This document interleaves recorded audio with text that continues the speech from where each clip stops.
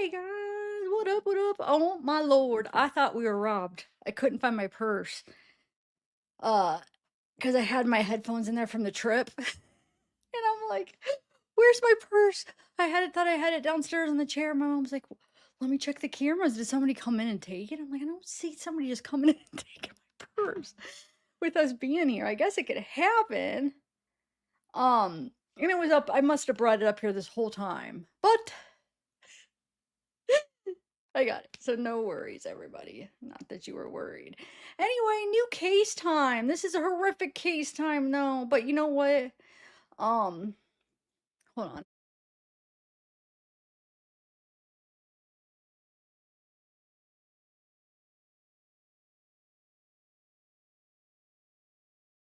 Um, I was at the hospital waiting to see Noah when this case, they were having the press conference. My new nephew. I posted pictures if you guys want to see him. But anyway, my mom's like, you ever cover something like that? And I look up because I'm all like anxious to see Noah. And I see it up on the screen like 16 kids in one home. What? It's like, is this local? Because it seemed like it was like local. I'm like, yeah, I think it's local. And we looked it up and it was like near Columbus. Um, I think it was near Columbus in Vinton County. I'm thinking it was when I looked it up. But anyway, and I was like, huh, I'll have to look into it. Holy mackerel, guys. I've been watching a bunch of stuff um the last couple days and gathering some stuff, watching some stuff, going on Facebook, just checking out some stuff to cover it. Um, Anxious to hear, what really, if there's more to the story than what we know. There's a lot of the Joey, which we're gonna go over his live stream. Hold on, now I'm looking up where Vinton County is. If it's near Columbus, I swear when I looked it up because I was in Columbus that it was somewhere close. But let me just see, because then as I said it, I'm like, wait, did I remember that right? Um, it's an hour and 15 minutes from Columbus. Okay, so that's not. Yeah, so I mean, yeah, I would consider it nearer. It's like how Cleveland is to us, and if I would always say like, oh yeah, Cleveland's close to us because it's like an hour away. So yeah, okay. Oh, thank you, Jennifer. Hey, Tracy. Zeke's right here on the side. That's why I have the camera up. He's in here, but he's just choosing. Zeke, will you say hi to everybody? Will you sit up? Zeke, I'm kind of cautious because he fell. We took him with us and he fell, and I think he has a little bruise. And we're gonna try to call the vet and see if I don't know. Right after it happened, like when I try to like pick him up, he's like, you could tell it was hurting. That's why I was like cautious. He hasn't done it in a couple days. So I think he's okay, but I haven't really tried to pick him up. I think he's okay now. I think it was just a little bruise, so we're keeping an eye on it. But Mac, my brother's dog, kind of like tripped on him, and Zeke kind of like fell over like this. It was so sad. I was worried about him all week too. I was like, but he seems to be doing okay. But if for some reason I pick him up and he yelps, that's what people are like, why is he doing that's why. But I don't think he didn't just there. And like I said, I haven't he has it in a couple of days, so I think he's okay. I think he had a little bruise on his hip. It was the hip that was bothering him. Hi babies. Oh, I love you. I hope he's okay. I worry about him. Anyway, hi Steph. I've been out of town. I have too. I just got back like what couple days ago. Not yesterday, but the day before. Um, it is unreal, Madonna. Hey, DB Bentley. All right, I missed you guys. I missed you guys. Yeah, I hope he's okay. He seems to be, but of course, I'm always worried about him. Wait, it was that side. Yeah, I think he's okay because that side, like before when I would touch it, he like, look at me and you could tell it was bothering him. And I think he's okay. I think you're okay, babies. Okay, so let's get into this. Let me get my earphones on. How many of you guys have seen the brothers live stream on TikTok? Unfortunately, you know how TikTok doesn't save, it doesn't upload. So unfortunately, there's my boy. There's my bubba boy, baby boy. Oh, do you guys like should I put oh, guess what? I'm allowed remember I've been complaining about the vertical compared to the thing where if you change one, you can't it changes both, you can't do them separately. StreamYard updated it. They read my mind. They probably had other requests. So you could do each one separately. Do you guys like this or this better for just me and him? Because I don't know how. Let me see how it looks on the vertical. Um, how many? Tell me if you've put a one if you've seen if you saw the TikTok live stream that Joey Elizabeth's brother did yet last night, and put a two if not. I'm just curious how many people have seen it. I guess I should have asked another question first, but do that one first, and then I want to ask one more. Hold on, I want to see how it looks on vertical. 1 second, guys. Uh, well, let me put the other one on and see.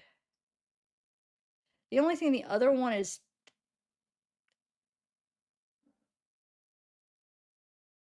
it takes where the chat is.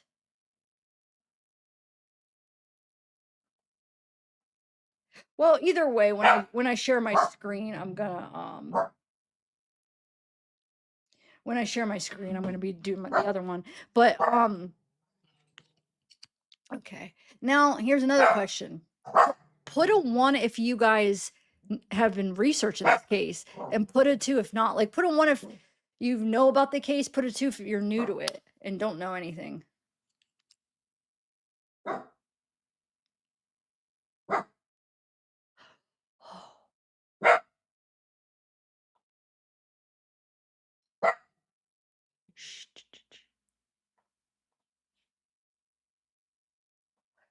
If you're wondering my face, because I heard my echo and I thought you guys were hearing an echo the whole time, but it connected to my phone.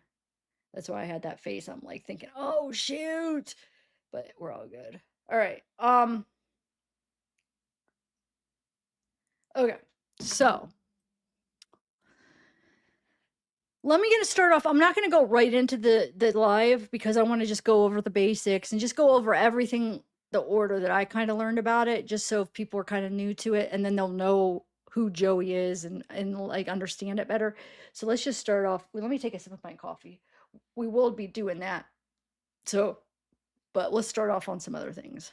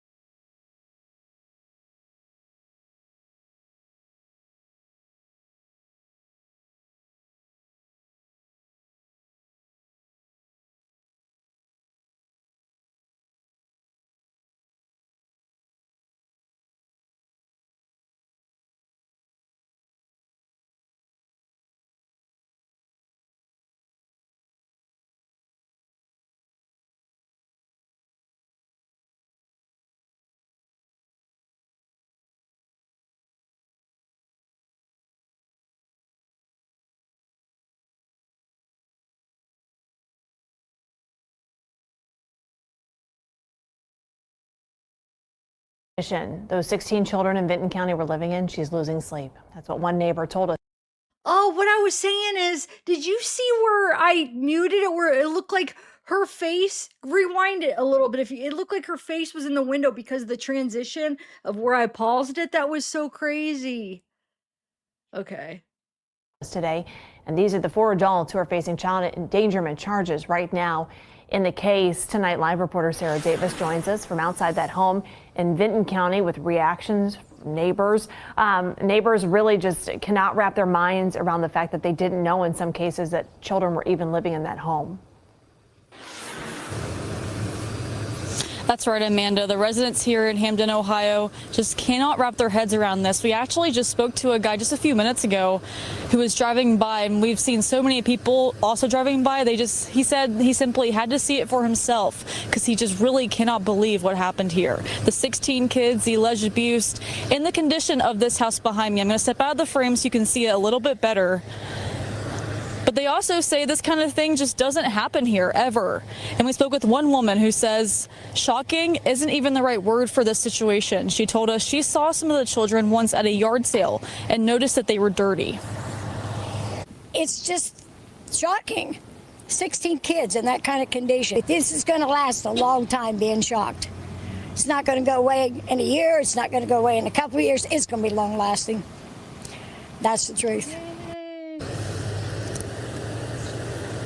Kessler told us that interaction has kept her upset and up at night. She's been losing sleep over this since it happened. And she hasn't stopped thinking about those 16 kids and her community that's going to be affected by this for years to come. And I can tell you, out of all the days we've been here, I can actually smell a little bit of an odor coming from the house, even from the street. And we also saw 2 cats earlier taking cover under one of the cars on the property, Amanda. All right, Sarah Davis, thank you so much for your reporting. You can follow more on your local network. So if you're new to this case, 16 kids, 1 room, they were all in. Now you'll learn, we'll go through how a lot of people are saying 21 kids, and I can't confirm that, but there's some things that people have been saying where I think I know where they're getting the 21 kids, which we'll go through all that. But when the cops went there, they went there for 4 indecency, basically a public indecency charge for Gary Sider Jr. And so it was a warrant, and that's when they found the kids. 16 kids in 1 room, not even a big room, of all ages. The oldest is 18, okay? So, yeah, we'll get into all the specifics. I'm just going to play a couple news clips so people could kind of get a look at what's going on, and then I'm going to go through some screenshots. All right, so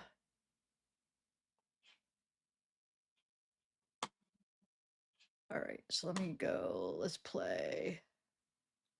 I think this is the one where here.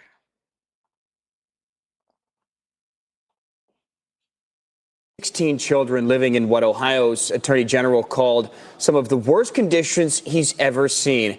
Candace Hare joins us live now with some new developments in this heartbreaking case. And Candace, heartbreaking to say the least. That's exactly right, David. Good morning. And investigators say that the children in that home range from just 18 months old all the way to 18 years old. And they were living in conditions that Ohio Attorney General Andy Wilson described as deplorable. Most of the children all living in 1 room inside of that home. And several of those children were in need of immediate medical attention. And what we've learned from our sister station in Columbus, WBNS, is that the investigation began Tuesday evening when officers served a search warrant at the home in the village of Hamden that was not related to those children. But when they found them, they immediately took action. 16 children were removed and 4 family members were arrested. Investigators say 7 children are hospitalized in Columbus, including 2 who had to be flown to those hospitals. All 4 suspects were arraigned in court and remain in jail on 17 felony child endangerment charges, with bond set at $300,000 each. Attorney General Andy Wilson says the smell inside the home is still lingering with him, comparing the conditions to those in a third world country.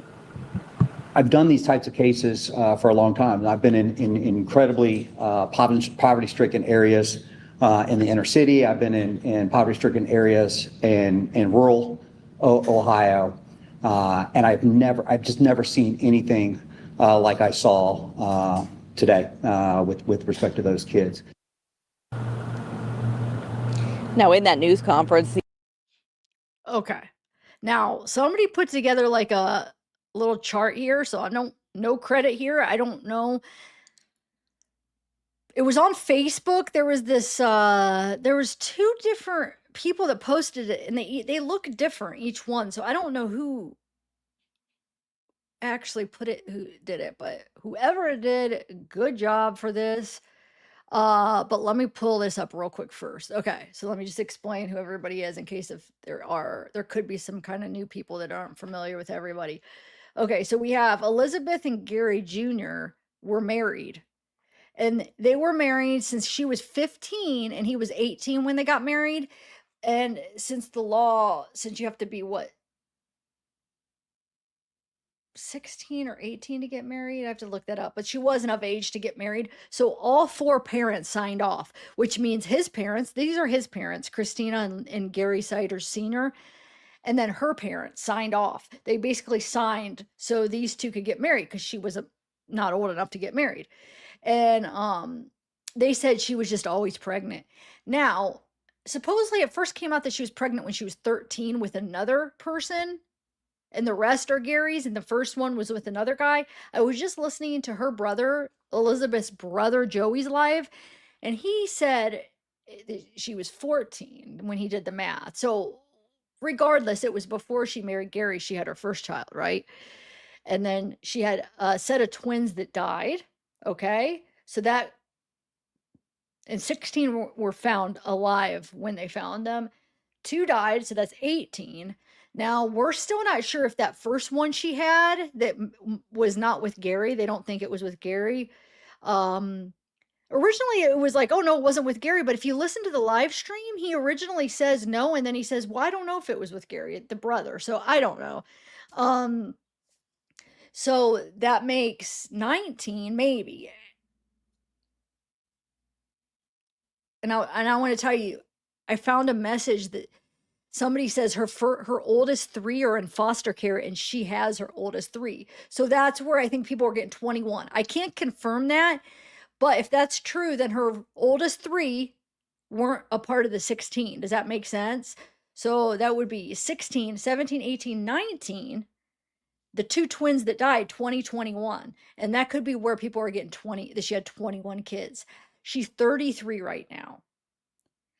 Potentially may have had 21 kids. For sure had 18 kids. Potentially 21 if this stuff's all get confirmed. How crazy is that? Okay, so Gary Siders Sr., they say he had a stroke. Somebody said he had a stroke. I don't know if that's been confirmed, but he's just not right mentally, which we'll watch some clips of their arraignment. Doesn't even know what the heck's going on, it seems like. Christine Siders, like I said, you could see, look, she's barefoot. But yeah, Christine, these are his parents, okay? Which we'll go through her parents, we'll go through all the family, but I just want to kind of just slowly go through everything. Okay, so the next thing when I want to show you this right here. So somebody put together this birth family timeline, which it's just amazing here. But it goes through all of them, and they have the initials because in some of the court documents it gives initials of everybody, I'm pretty sure. So that's where Siders would be their last name, but it'll show date of birth, how old they are now. So you could see date of birth. Well, let's see. So if she had, hold on a second. I want to do some, I want to see something. So if she's 33,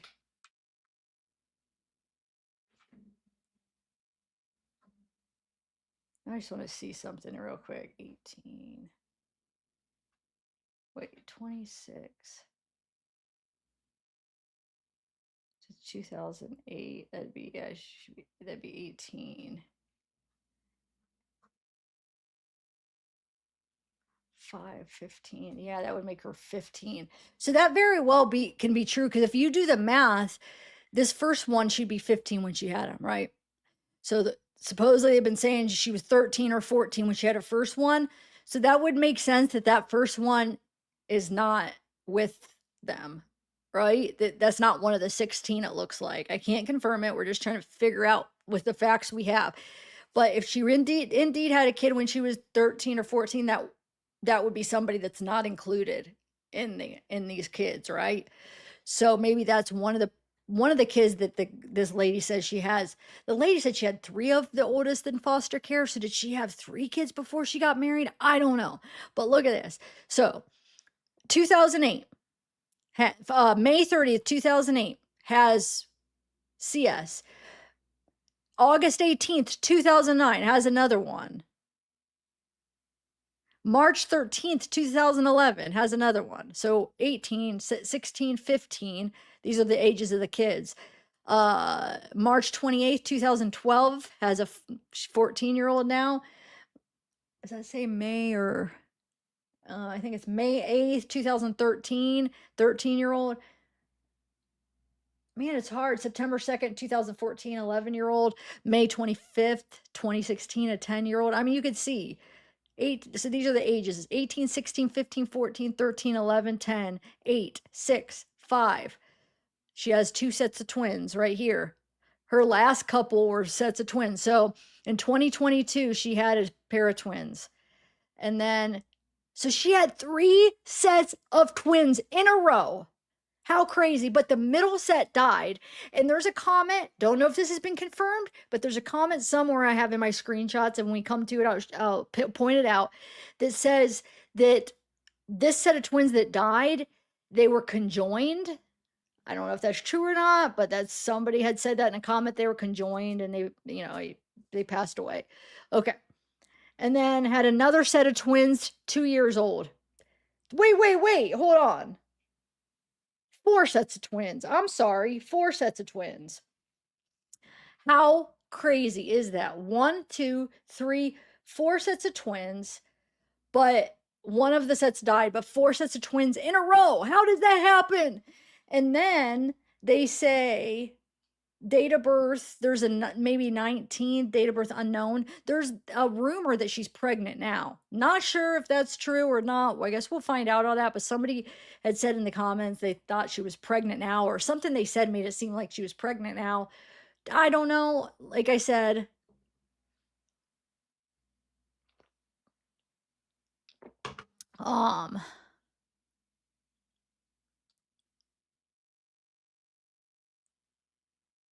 no, 2 passed. Oh, you're saying 3. I don't know, Christina. Okay, so then we have,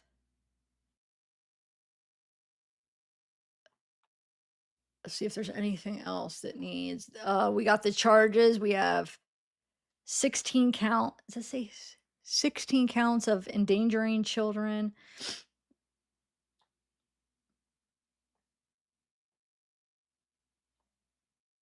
Okay, so I wanted to show you that. I'll show you a couple other pics here. So let's go down. Here is 2 of them that are charged right now. This is Gary's parents, but they were living in that house. Okay. This is kind of an older picture. I mean, I don't know how much older. As you could see what they look like now when they were arrested by their mugshot. I'll show you again. Where's their mugshot? So you could kind of see it's these 2 right here. He looks a lot better here than he did here. But it doesn't look like this is that old of a picture up here. But look, do you see how, like, look, this is a picture supposedly when she was 15. That's Elizabeth, supposedly. It is Elizabeth, but why I'm saying supposedly is because I don't know if that was when that was her age, but it's going around that this picture is when she was 15, which probably makes sense. I mean, I think, yeah, that would make sense maybe. Look how different. Look how much healthier she looks here. Look how red her eyes are, dude. Like that. Oh, this case is crazy. And here's a couple other pictures of her when she was younger. Which way I'll go? Right here. That's her. There's not many, but I'm sure more will come out. That's her when she was younger. Here is this thing that was in a comment. Like I don't know if it's legit, but about this person raising her oldest three. Okay, so you could see somebody says, how could she have so many sets of twins? That's really unusual. And this person says, Hannah, I have her three oldest daughters. I'm a foster parent. Mom is 33-ish and currently pregnant with a baby girl. The girls have told me that mom has had 5 sets of twins, and 1 set died as they were conjoined. All the kids are full sibs, so full siblings. You know what I was just thinking of? I'm an idiot. I'm a really idiot. She probably just means she has the 3 oldest now after they all I don't know. Would they have fostered them out that quick? I just thought of that. Originally, I thought she meant she had them from before. But now I'm like, oh, she probably just has them right now when they took them in. That's probably what she meant. So I apologize. I don't know what she means. But anyway, so I'm a foster parent. Mom is 33-ish and currently pregnant with a baby girl. So I don't know. Is that for real? Is she really pregnant right now? Did anybody else see anything? Okay, so that's probably what it is. But it says the girls have told me that mom has had 5 sets of twins. So that's crazy. Like the 3 oldest, which I'm guessing she means all 3 of the oldest are girls then maybe. Told her she has 5 sets of 5 sets of twins. I just wonder what they're telling this person that's fostering him. I mean, can you imagine, like, or are they scared to say anything yet? I mean, who knows what went on in that. Anyway, she's saying all the kids are full siblings, and somebody says, and you all knew nothing was up. Somebody says, did she birth any of these kids at the hospital? Well, they don't answer, so this person's just, I mean, I have those questions too. Did she birth any of them at the hospital? Do they have birth certificates and social security cards? Have any of them ever gone to school? First, find it astonishing that anyone knew these poor babies existed. Thank God at least her oldest 3 were able to get out of that hell. The 3 older girls probably have siblings. They have never met them, I'm guessing. When they lost custody of the oldest girl. See, even this person is thinking what I was thinking originally, that she had fostered him from before. So I'm not that, I guess other people think that too. So I don't know. Because this person's like, oh, she probably has siblings she never met when they lost custody of the girls. But I'm thinking now it's recent. She had to have been pregnant already, right? And the CPS allowed them to have custody. I'm sorry, I have so many questions. I do, now that I'm really thinking about this, and the fact that she says she's currently pregnant does make me think that they were just fostered. It means it's current, because it's probably the oldest girls telling them that, like, oh yeah, my mom's pregnant now. Because how else would they know that? You know, how else would she know that? That's crazy, dude. Oh my God, these poor kids. Okay, so then we have, yeah, I'm gonna go through some more screenshots. I'm gonna take these out for a minute so I could not be screaming. I feel like I scream when I have those in. Might as well just go through all these now. Okay, so here's another screenshot of the 2 that are charged. They were living in the house, so there's 4 of them. Like I said, these 2, their son and their daughter-in-law, which I do believe that Elizabeth was probably a victim too, in a way. You know what I'm saying? Because I don't know. People were like saying they think it was Gary Jr. that was really the culprit. So look at this. And people pointed this out, which we'll watch some of this in a little bit. So their arraignment, people pointed out how, look at those, it looks like she a restraint, right? Look. And you know, you could say, well, that's handcuffs. The handcuffs would have been around her wrist. They wouldn't have put handcuffs way up on her arm like that, right? If she had bruises because the handcuffs, it'd be right here. Even if, I mean, I don't even know if she would have bruises because the handcuffs, but they would be around her wrist. So yeah, it says, you see those marks on her wrists? Even though it's not her wrist, it's up here. Could they have been keeping her restrained? Okay.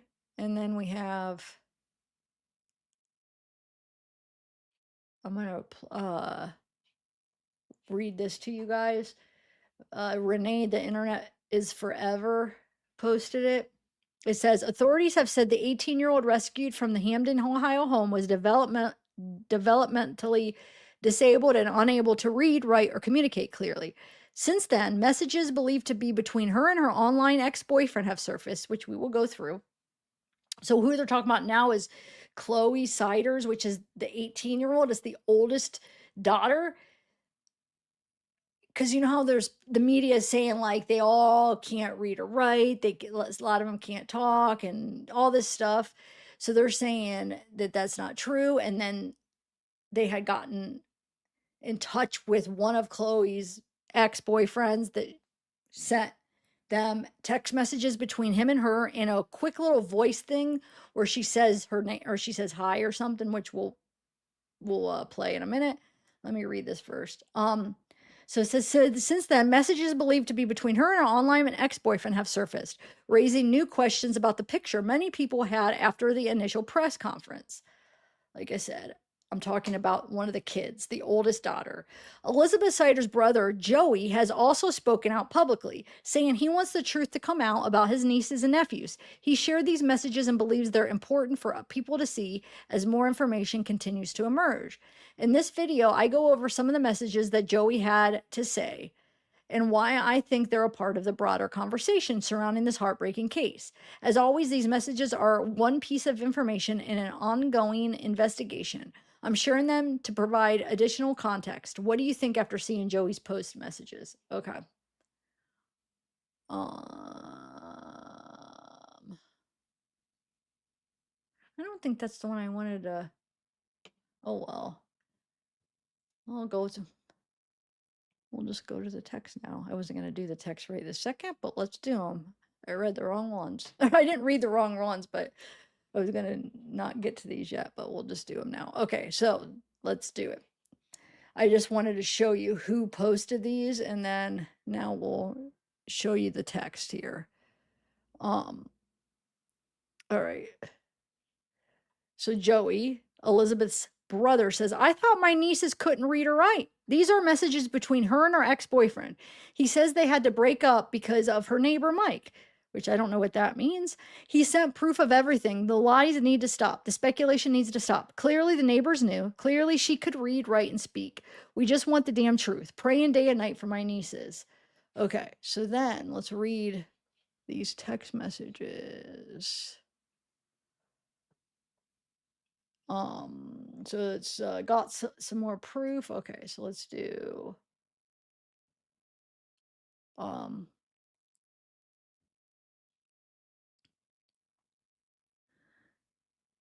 now this I'm not even sure. This one I'm confused about. So let me start off with the ones I understand. Because there's some I'm like, what the heck? I think it starts here. Okay. So they say she can speak clearly. You have it where I can hear her. And somebody says, you have it to where I can hear her. Can you send me the voice? And they say it's on Instagram.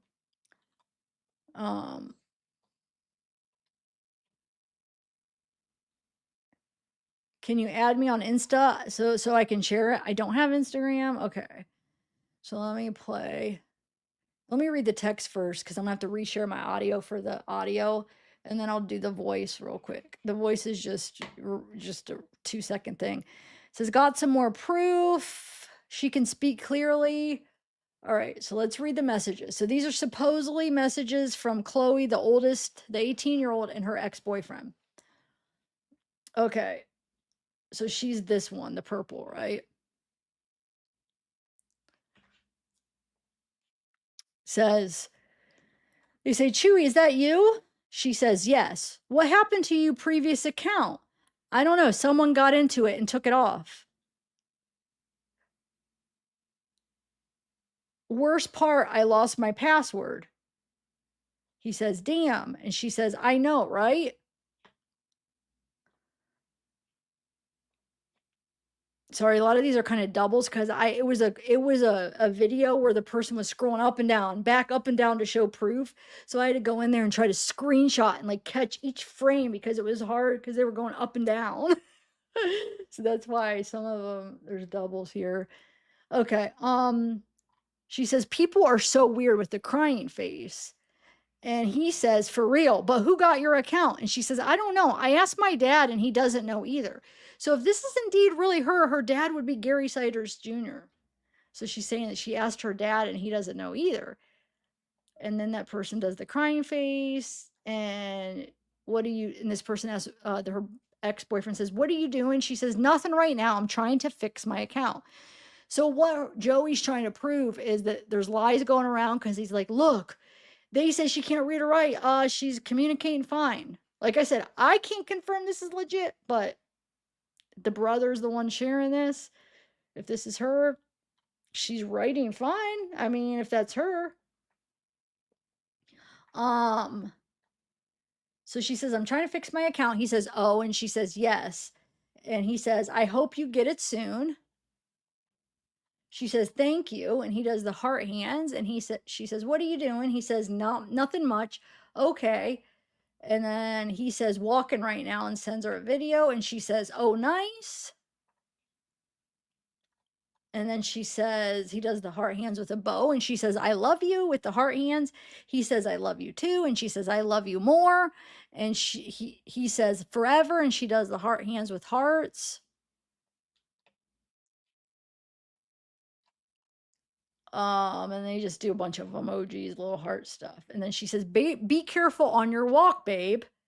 And he says, I'm at home right now. Yeah, this is supposedly one of the victims, the oldest daughter and her boyfriend, supposedly, or ex. They're not together. They weren't together still, but and then when she says, be careful on your walk, he says, I'm at home right now, and sends another video and says, this area is just 2 minutes away. She says, oh, okay, with heart hands and hearts.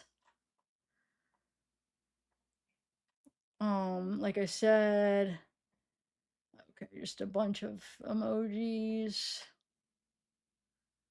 I think that's, oh yeah, there's more. Okay. Just a bunch of little, little cute emojis. And then he says, sorry, by mistake. I'm sure it's my mistake. Oh, and you could get a date. This is date right here, January 25th. Or sorry, January 2025. So at 5:42 p.m. So it's, not that long ago.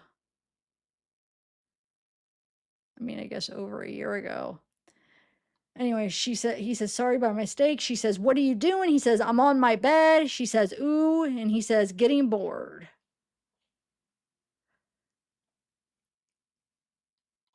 And you could see this January 2025. So it's the same. Yeah. He says, getting bored. She says, same. Then he says, what are you doing? She says, just got back in my room, LOL, sitting. And he says, oh, she says, and texting you. And he says, I changed my keyboard theme. And she says, oh, for real? Question mark. And then he shows a picture of a screenshot, I guess, of the keyboard theme. You could see right here. And he says, how is it? She says, oh, it's cute. He gives her heart hands. She gives heart hands back. She says, I love you. And he says, I love you too. She says, I love you more. And he sends that little emoji. And she says, oh, he sends this emoji. He says, I think I should keep my phone on side. She says, oh, for real? He says, let me show you sometime. And she says, oh, okay. And he shows her his usage, his data usage. And he says, for real, I don't use internet like this before. And she says, for real. He says, I had limited data on previous SIM card. She says, do you like this one better? And he says, yes. She says, it's amazing. And he says, he does the heart hands. And he says, oh, wait. And then he sends these two hugging. And he says, something is wrong with this. She says, a little hee hee. I think he's talking about these because it is. It's like, what is going on? Like, something's wrong with those emojis. She says, a little hee hee.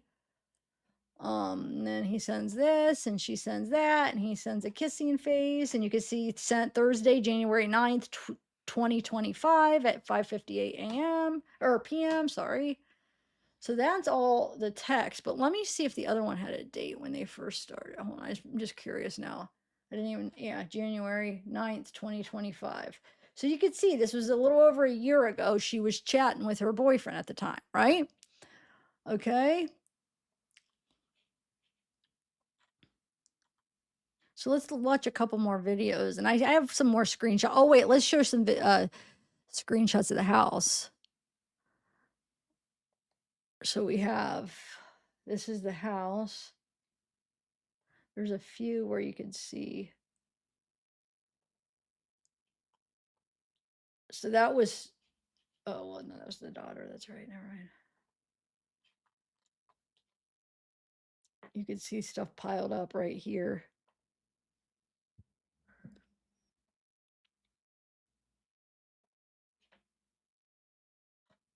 Look at all that. But there's some you could see inside the window. There's some pictures going around that are supposedly the inside of the house, but I can't confirm. And I've been seeing so much fake stuff of people posting different case pictures and videos that aren't even this case. So I'm leery. There's some I know for sure, like these ones I know for sure are the house that are in the pictures. Like this is because it came from a news source and you could see, you know, where they were zooming in and stuff. But I'll show you the ones I'm not sure of. This is for sure it. So you can see the boxes.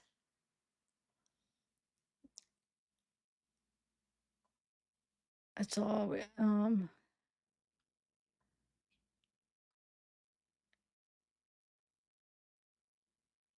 A cat.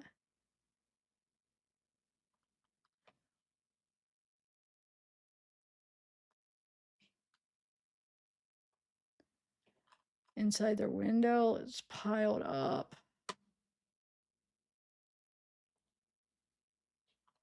Got some rice. Is that what that is? Or wait. I don't even know. Bug spray.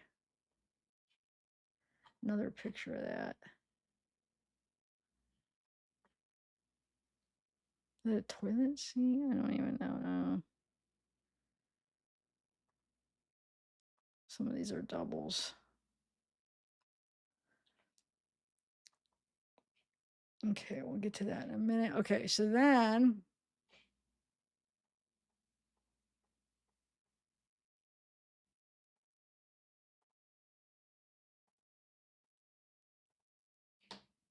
I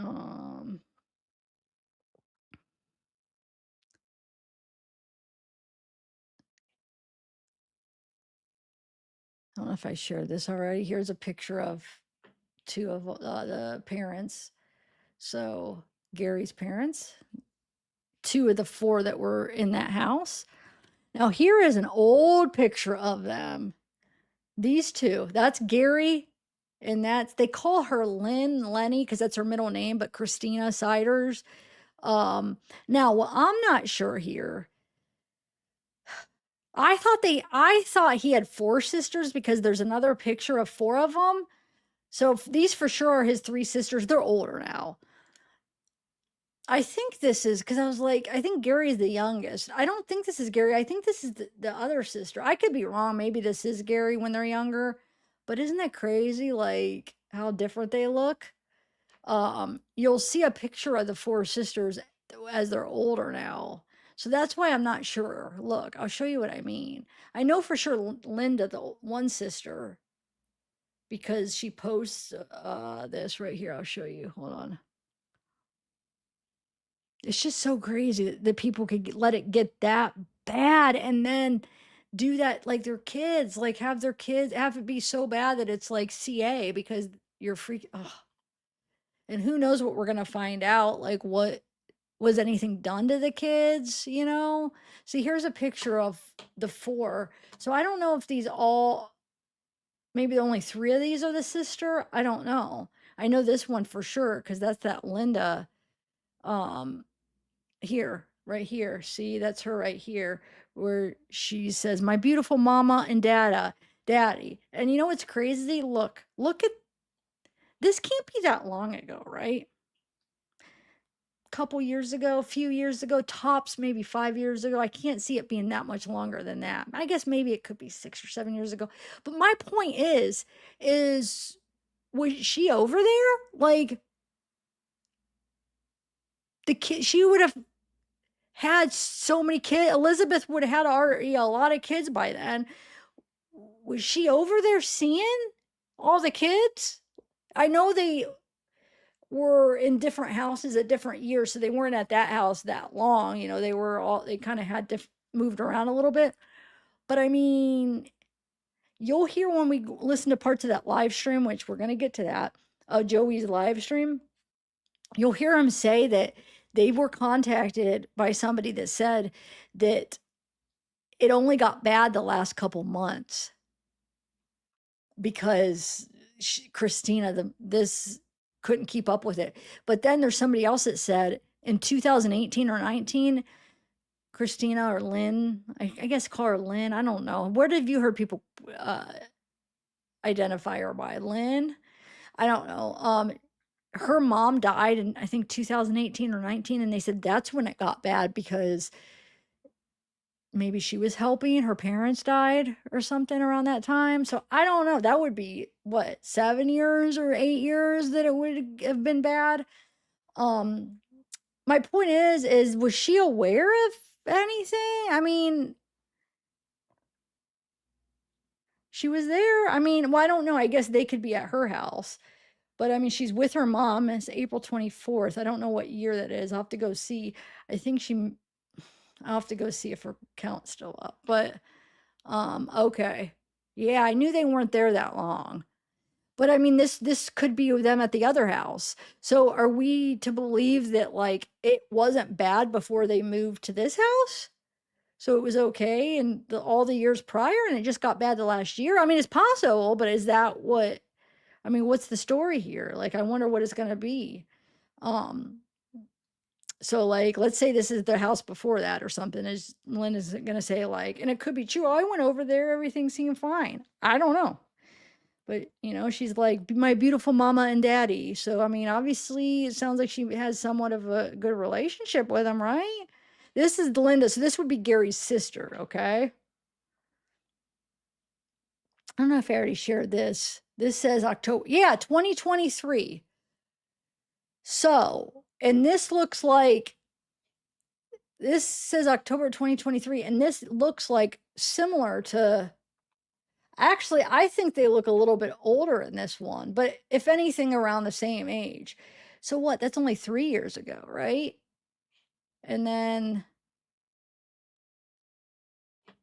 here's them in that same chair, same outfit too. So this is probably the same day. Yeah.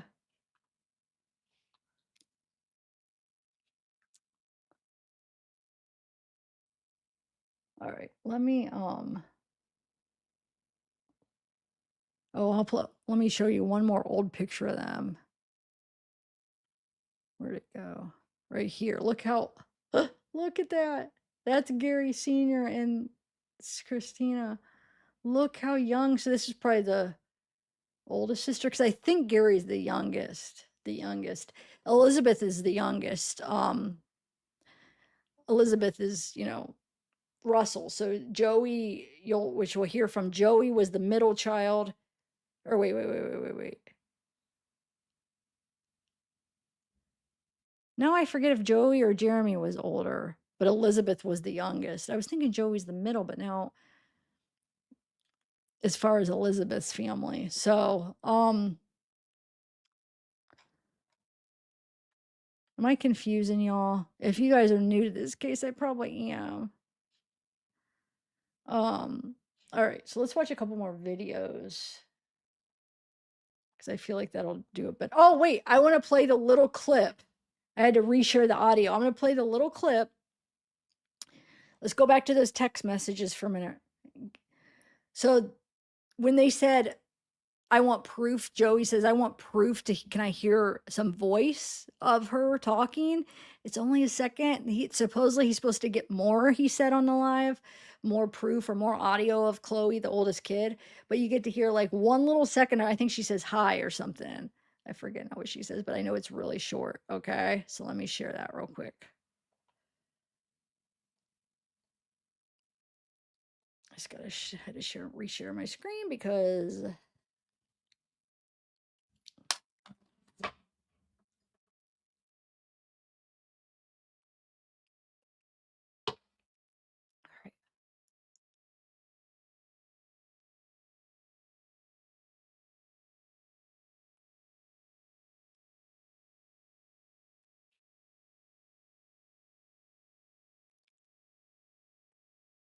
all right.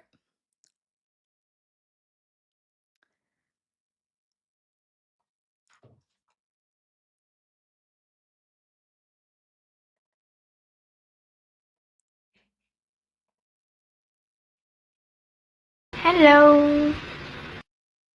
That's supposedly the oldest kid saying hello.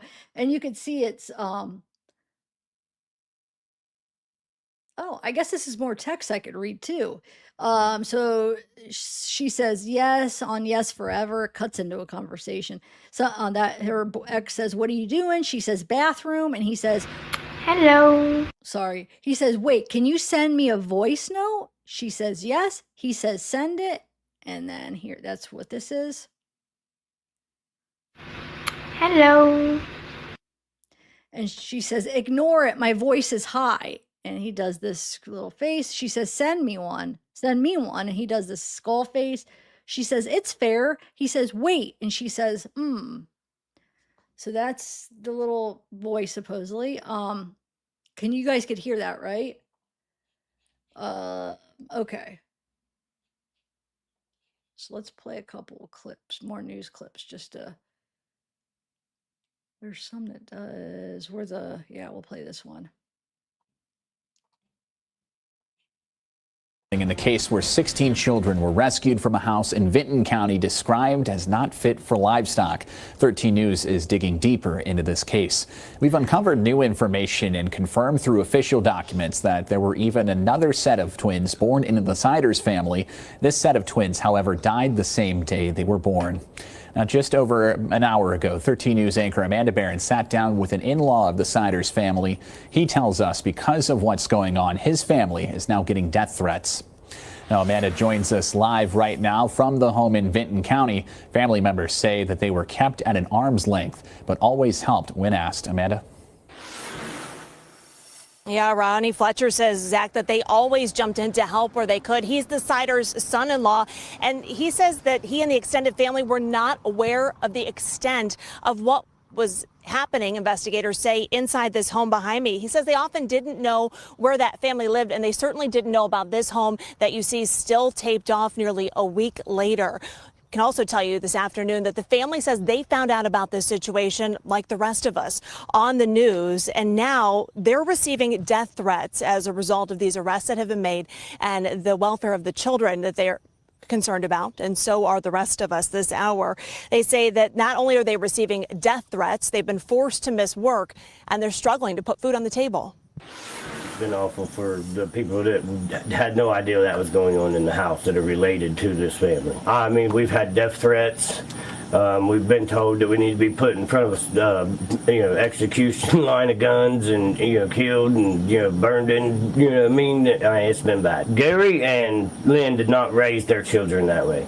They're the four daughters that got out are successful members of society. We've raised our children. Our children have, college degrees or, whatever, and for us to be put into all this, and there's generational incest and, this is going on generational. It's not true. This is all into that one home. The last time we heard from them, we gave him a car. And it's probably close to a year ago now. Other than them, Lynn calling us and asking for money, or, they needed help with the water bill, or, whatever. And if we had it, we sent it. If we didn't, one of the other daughters did. So we've done what we could for that family at the arm's length that they was keeping us at.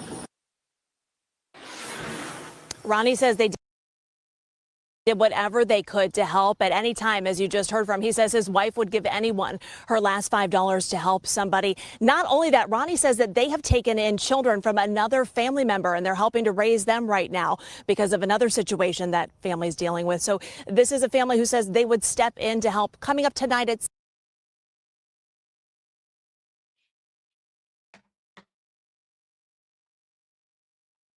This is part of their arraignment here. And you will be required to wear a GPS monitor at the state's expense. You would also be required to be a law-abiding citizen, keep the court informed of any address or telephone number changes, appear at all hearings, and have DNA and fingerprinting done if you've not done so already.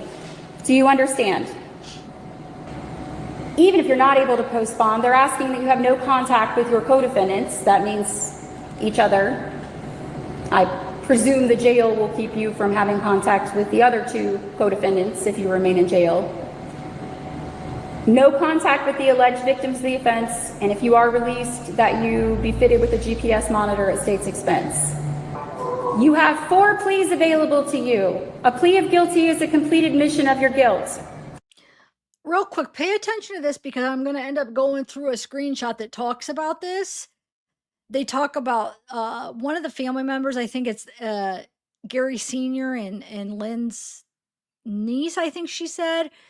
She thinks that there's like elder abuse going on too, and that in her opinion, she's thinking that it could be all him doing everything, Gary Jr. This is just her opinion, because she said that there's bruises on his wrist. Now, I try to look. I mean, I guess I could kind of see a little bit right there, but that could be from handcuffs. I don't know. It's not as prevalent as hers because she has, Elizabeth has like a mark right here up on her arm like this. I don't know. I do think he's out of it. He probably, I don't know if he would have knew much going on.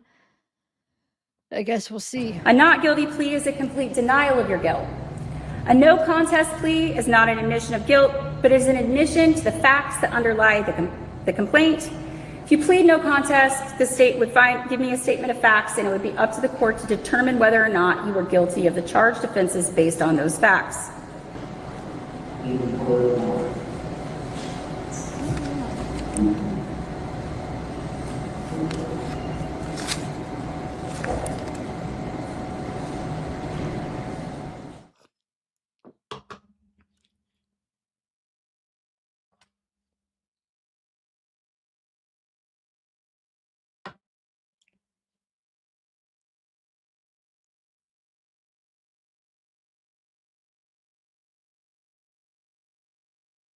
Okay, sorry. I don't know about if I think that, but I do think he seems out of it. Well, I do want to watch more of the arraignment, and you'll be able to see like he can't even answer yes, it seems like. All right, so let's look at her family. So we have, I think I could be wrong, but I think, hold on, let me see something real quick.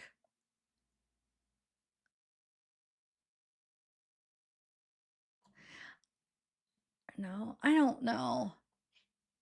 Shoot. See, originally I was thinking that that was them when they were younger, but then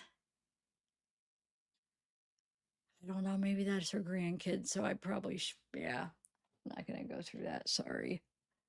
I wanted to show you hold on. So this is her dad. Elizabeth's dad.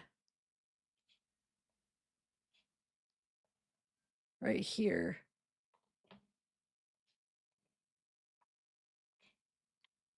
Like I said, I'm trying to get you familiar with everybody and everything, so then when we listen to the live stream that Joey does, you guys will be able to follow and understand, who everybody is or what he's talking about.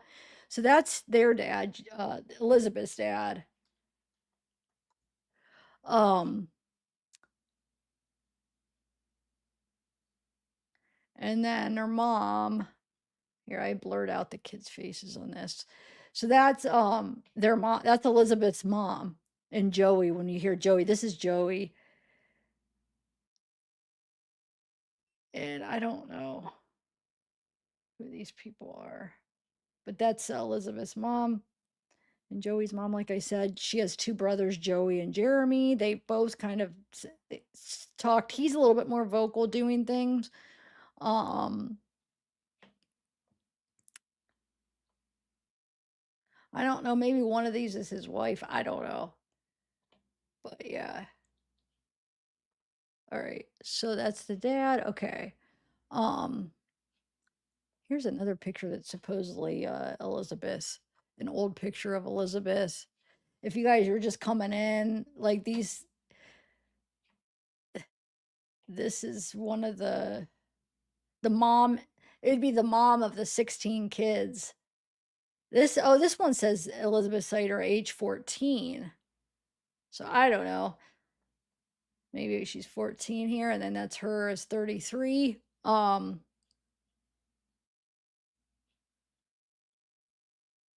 If you look here, I want to show you something else really quick. Hold on one second. Yeah.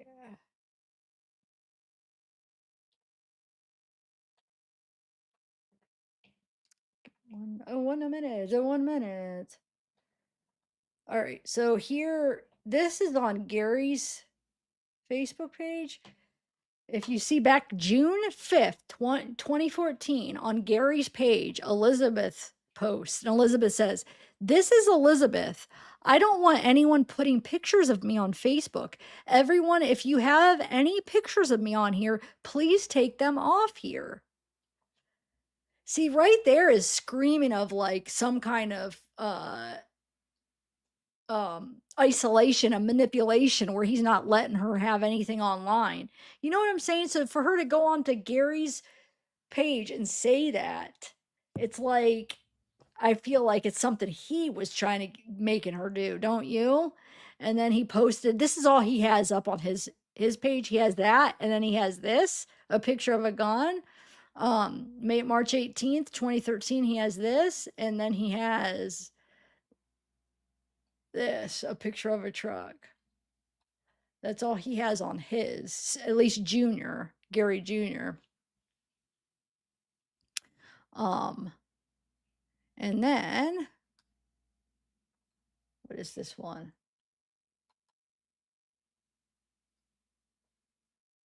Okay, let's read this. So this says, my opinion, Gary Jr. isn't the only POS them kids' mommy knew, and so did my aunt and uncle, Gary Sr. and Christina.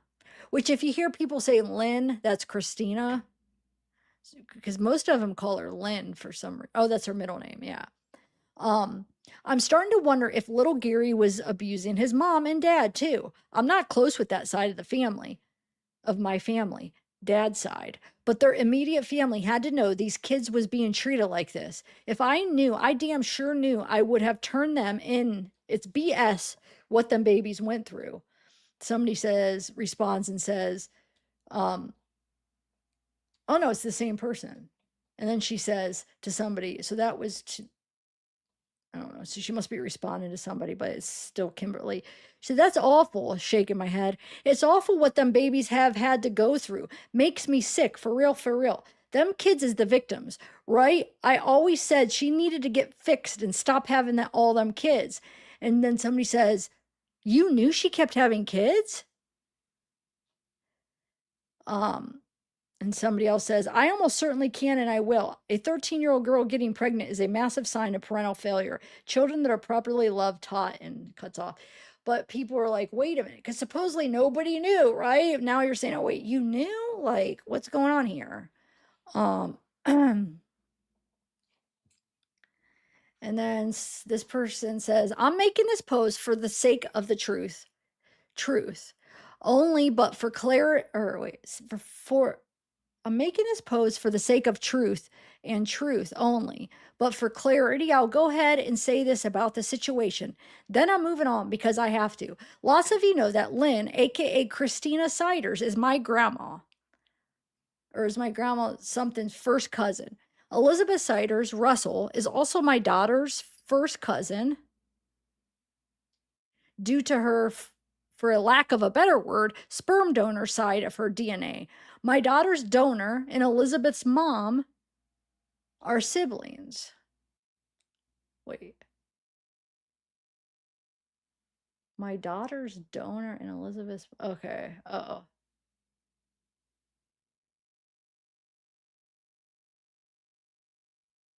Okay. These are some pictures of Elizabeth that I took right before or right around the time her and Gary Jr. met when she had her whole life ahead of her. While part of me wonders if she wasn't mentally conditioned to think this way, to think this was okay, the mom in me knows it doesn't matter because there's absolutely no excuse for dragging your kids or any human through your BS to this degree. In my opinion, she's guilty to an extent simply because she is an adult. The justice system will handle the situation however it sees fit. I'm cool with that. But I feel like this also needs to be said. Lots of people failed those babies and they continue to fail lots of others all over and keep the pattern continuing by not intervening when things aren't quite right. Kind of like seeing something, say something, or even, see something, do something. Oh, shoot, wrong one. I didn't mean to play that, but we could play this. Elizabeth had some type of bruise. Just pointing out that bruise. I scrolled the wrong way though. Hold on. We'll watch more of that arraignment later. Okay. People all over the USA right now keep saying, oh my God, how does this even happen? Most people can't fathom. And I really wish I couldn't either. But here's my idea. Generational poverty, deeply embedded trauma, mental illness, and systemic failure by other family and community members, all mixed into one big horrible mess. Maybe I'm wrong to believe this, but I think with only a couple exceptions in this particular case, like the tremendous amount of kids they had, actually living conditions these poor kids were in, and the fact that children were basically hidden away in a 12 by 12 room. Yeah, that's the size of it. 16 kids in 12 by 12 room. All the rest of the story, there are very similar situations all over the area. Most people turn a blind eye to it. From the child marriage to incest relationships, being entirely uneducated, living in total filth and in extreme poverty. It's all pretty much normal to a lot of people. I personally think it's almost like it's deeply embedded in the culture down there, and not just in that particular area, but in lots of Appalachia and in other places all over the country. Y'all, it's definitely not okay or normal, and I'm not condoning any of this anyway, just stating facts here. My own personal experience, for instance, in that same area, my mom was 13-year-old child when she got pregnant with me, a 14-year-old bride, and by 17, she was a single mom of 3. Her mom married at 17, and her mom a teenage mother and wife as well. I myself was allowed to marry a 25-year-old man 4 days after my 16th birthday. It's sad, but it's in a lot of cracks and corners all over America. I for real think it's from several generations of extreme poverty and deeply embedded trauma. Oh, wait. I guess it is the same. Combined with mental illness and systemic failure from other family members and people in the community. It's horribly sad to think it still can happen in today's age, but I personally think it does because of these things coming together. Am I reading that same? Did it overlap? That's why I'm like, it seems in most situations, all too often, people are quick to laugh and talk shit, but always slow to step up and say or do something in an uncomfortable situation. And that's what has to stop. Normalizing horrible situations and truly bizarre behavior has to stop. Turning the other cheek because we all got problems has got to stop. That's the only way to truly help prevent things like these from continuing to happen. I believe not all of us are lucky or strong or smart enough to even start to find the tools that are needed in order to break free from the generations old curses inflicted on our family by our own family and community. The ones of us who do are extremely rare. Okay, so here's the ones where she said it was right around the time she met Gary. Or here's the pictures, okay? Um, and the other ones that were the ones I shared. I think that's where a lot of the, like this one was a part of it, and this. So supposedly that was like around that time. Very sure that, yeah. All right, hold on. I want to share Jeremy. Hold on, give me 1 second.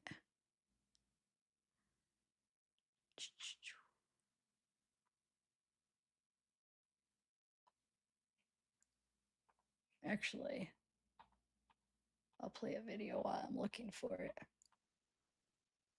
Let's play the next one. I want to find the one where, hold on. Trying to find one I want to play next. This one, this is the one. Okay. Yeah, y'all. Investigators have laid out in this case. Now, we did speak with a local store employee who says that she served the ciders the night before they were arrested. More than a day after 16 children were removed from a home in the small village of Hamden, people are still coming to Omer Street trying to understand how something like this could have happened. It's absolutely heartbreaking, especially since I've got a 20-year-old and a 14-year-old daughter, and I've heard that some of these kids never saw the light of day. The shock comes after these 4 people were charged with 17 counts of child endangerment. The Vinton County Sheriff described the conditions inside the home as horrific. It was mind blown once I saw the mugshot, like, oh, I spoke to them. I just seen them on Monday. They were my last customers on Monday.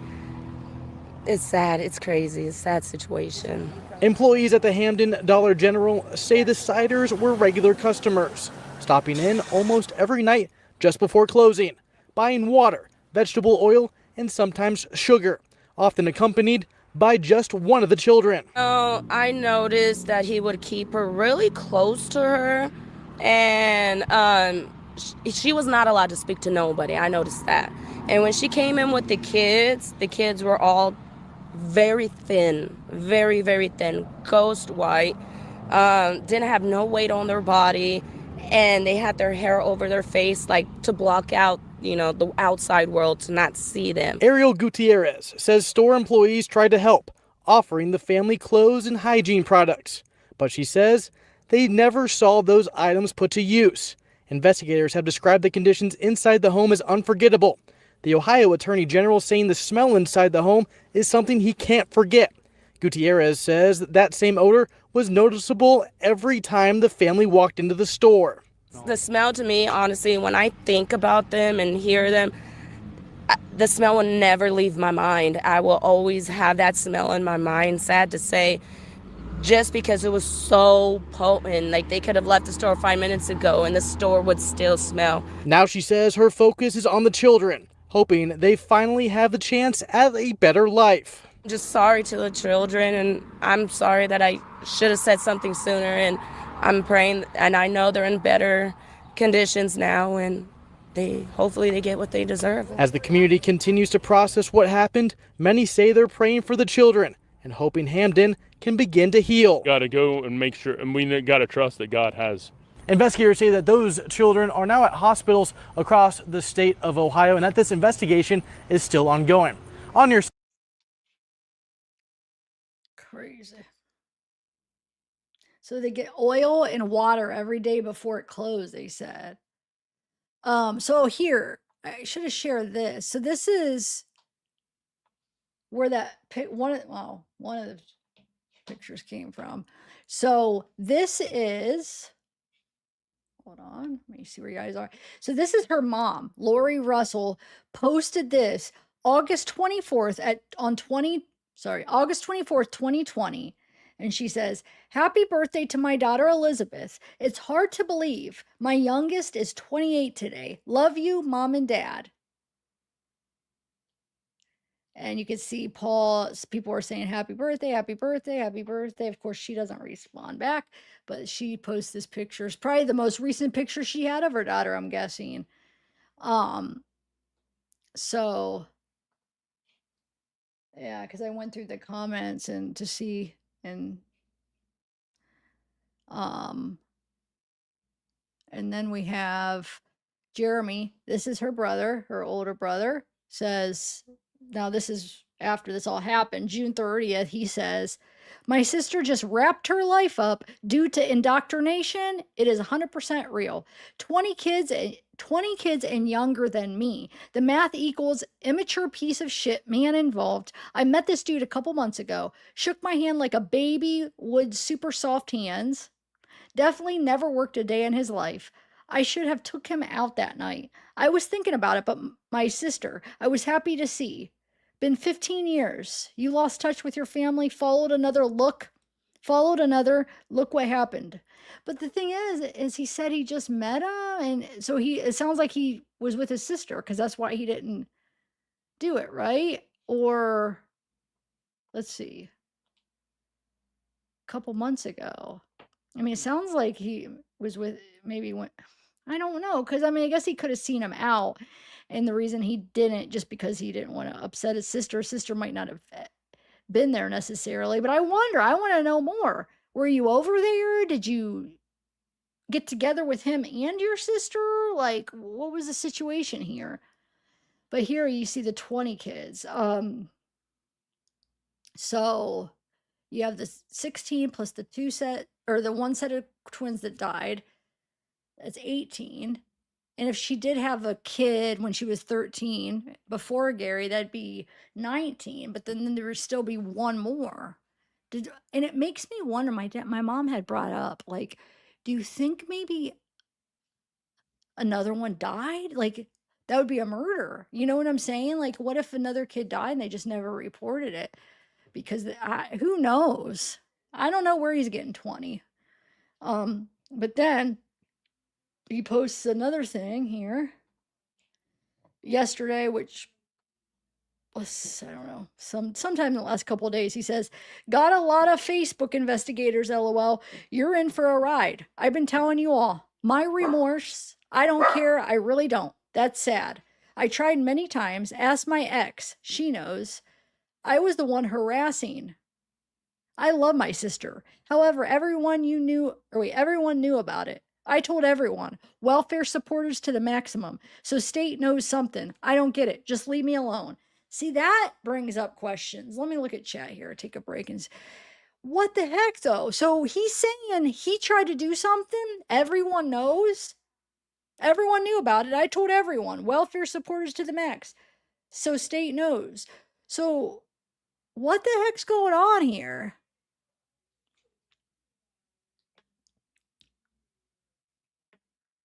Yeah, this is Elizabeth's brother, you guys.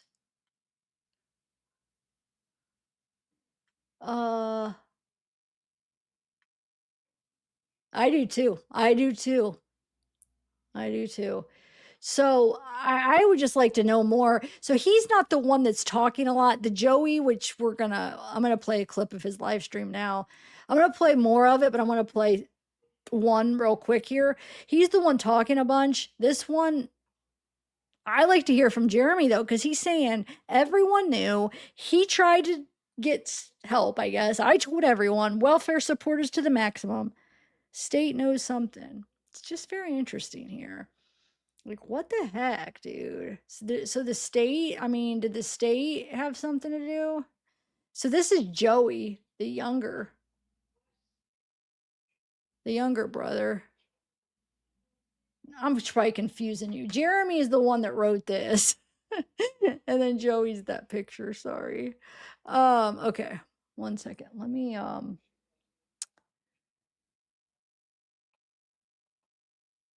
put some of these over here. Okay, so let me play.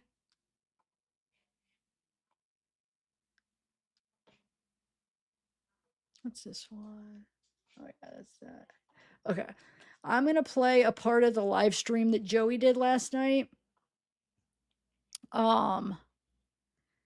Right now I'll do that first. All right. So, okay, so most of it I only have the audio because you know how TikToks don't replay it, so somebody reposted just the audio, but there was a couple people that reposted like a clip. So the first one I want to play is this TikToker reposted like it's a shorter clip where you could see his face talking. Let me play that first.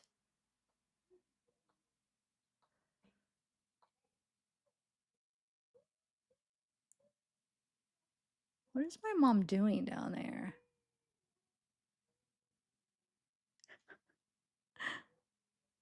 Okay, hold on.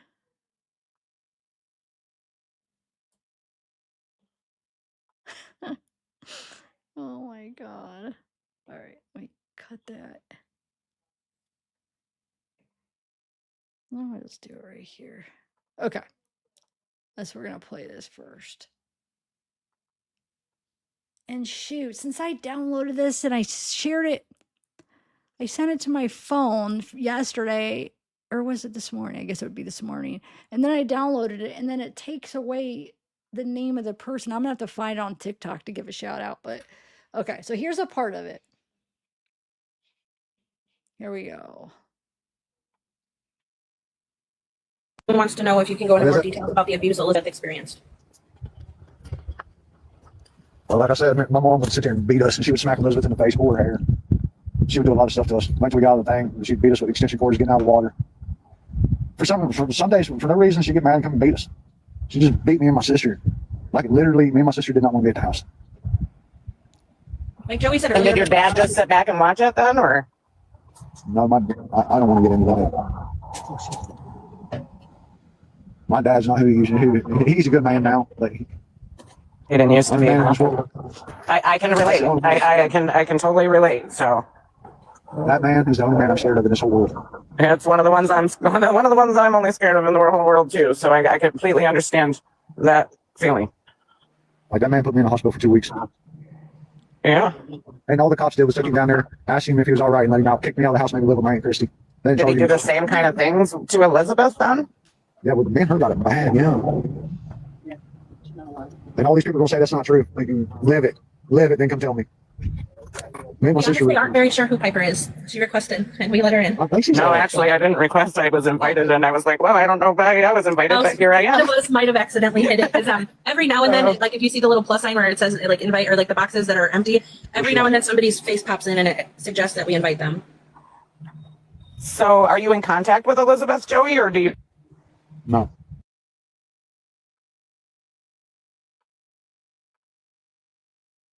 Okay, so that was what part of that, and then I have more here. But before I play anymore, I want to go through a few other things here. I'll play more. I want to show you a picture. Hold on a second.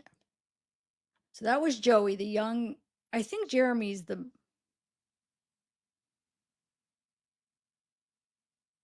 Wait.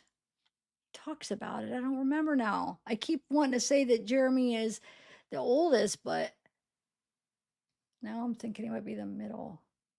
Elizabeth's for sure the youngest. This is Jeremy, the other brother.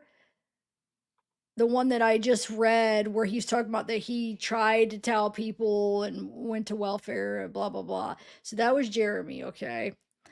The live stream we're going to watch clips of here and there. That's Joey, the other one, okay? All right. So let's get into, hold on a second.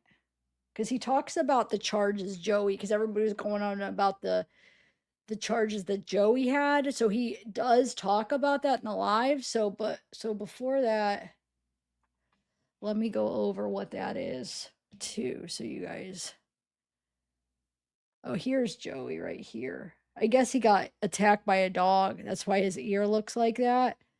All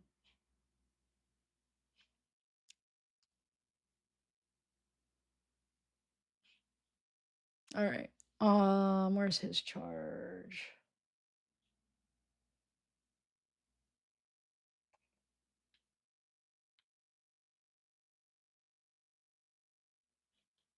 Here, I'm looking for that. Let me play another video real quick.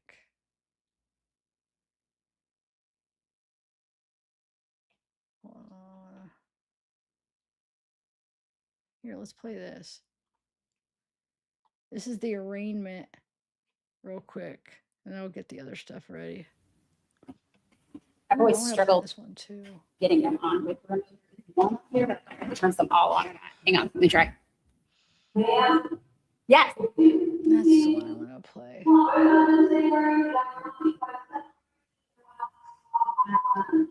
Might be easier to do them both at the same time. Thank you. Did they come on? Yeah. So you could see Okay. them right here. There's Gary Sr. There are separate remotes to move them, but there's only one to turn them on. So I wanted to make sure that it in fact turned them all on.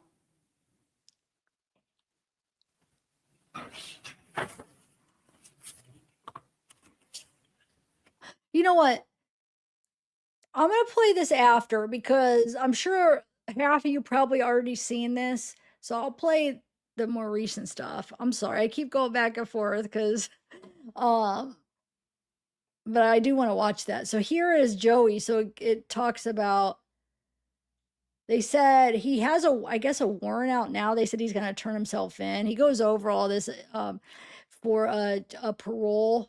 He was supposed to go to a halfway house or whatever. And he says he didn't want to go because of all the drugs there. But anyway, he has this charge. Oh, right here. This individual is wanted by the Ohio Department of Rehabilitation and Corrections Adult Parole Authority for violating the conditions of his or her supervision. This individual should be considered dangerous and possibly armed. Do not attempt to apprehend. Okay. Expected to release. They said he only has a few months left. So, like I said, I'm trying to find, he had like an endangered charge. In 2018, Russell was convicted of child endangerment resulting in serious physical harm to a child, a third-degree felony. He was sentenced to the maximum penalty for that, 36 months. Okay. All right.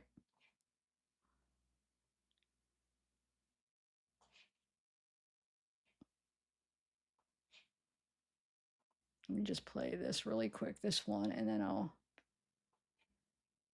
get it. It's horrific. That's just nasty. It's horrific, really is. It's stupid this happened close to Wellston and Benton County. Benton County, I mean, you don't know what's going on in this world anymore. Shock, disbelief, and heartbreak. That's how neighbors in the small village of Hamden are describing what they've learned. I've heard there were a lot of animals in the home as well, so I can just imagine what the kids lived in. It all follows a horrible find at this small home. 16 children living in terrible conditions. I come up down there all the time. I never seen a kid out here. Neighbors coming down Omer Street to see this house for themselves, and they're asking the simple question, how was this able to happen? Or did they know the kids were there? I mean, that's just where it kind of bothers me. If they knew the kids were there, they should have been removed, I think. Tuesday night, people who live here say they're still struggling to make sense of what happened just down the street. But it's not, I mean, it's not Vinton County per se, it's just where they chose to bring their chaos, because I was told that they weren't from here. Absolutely. I mean, I was born and raised in Columbus, and this here, for down here, is very sad and shocking, because you wouldn't expect to hear it in a village of 200. In Vinton County, Nick Veland on your side.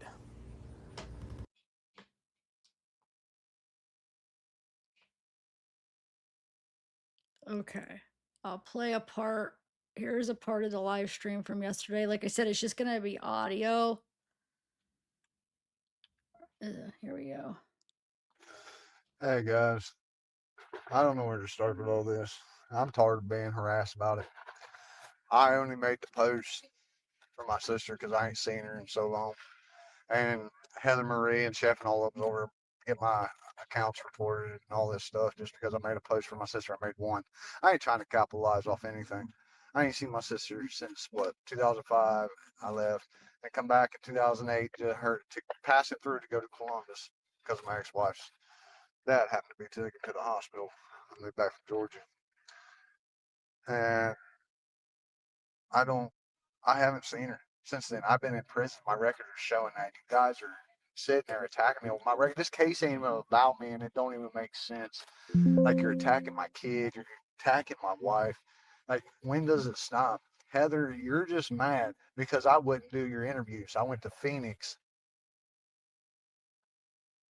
Sorry, I'm making it a little bit louder because I don't know if it's loud enough. Instead, and Dora, you all got mad because I told him about himself, because he's sitting there downing my sister. Yes, she did wrong. If she's wrong, then I get it. She deserves capital punishment. I get it. Please accept. Since there's no pictures or visuals on this, I'm going to just post some pictures. So this part right here, he posted this just with a black screen. And then I'm going to play this. And then there's another, and then I'm going to play some timestamps of another person that recorded it and played it, which I'll show you when we get to this point. But this is a little part that he actually uploaded. That's what I'm saying. I am not taking up for her any which way, shape, or form, but she is my sister and I love her. I will wash my hands of her but I still love her. That is my sister no matter what. Yes, she did evil. If it comes out. The other three, for sure.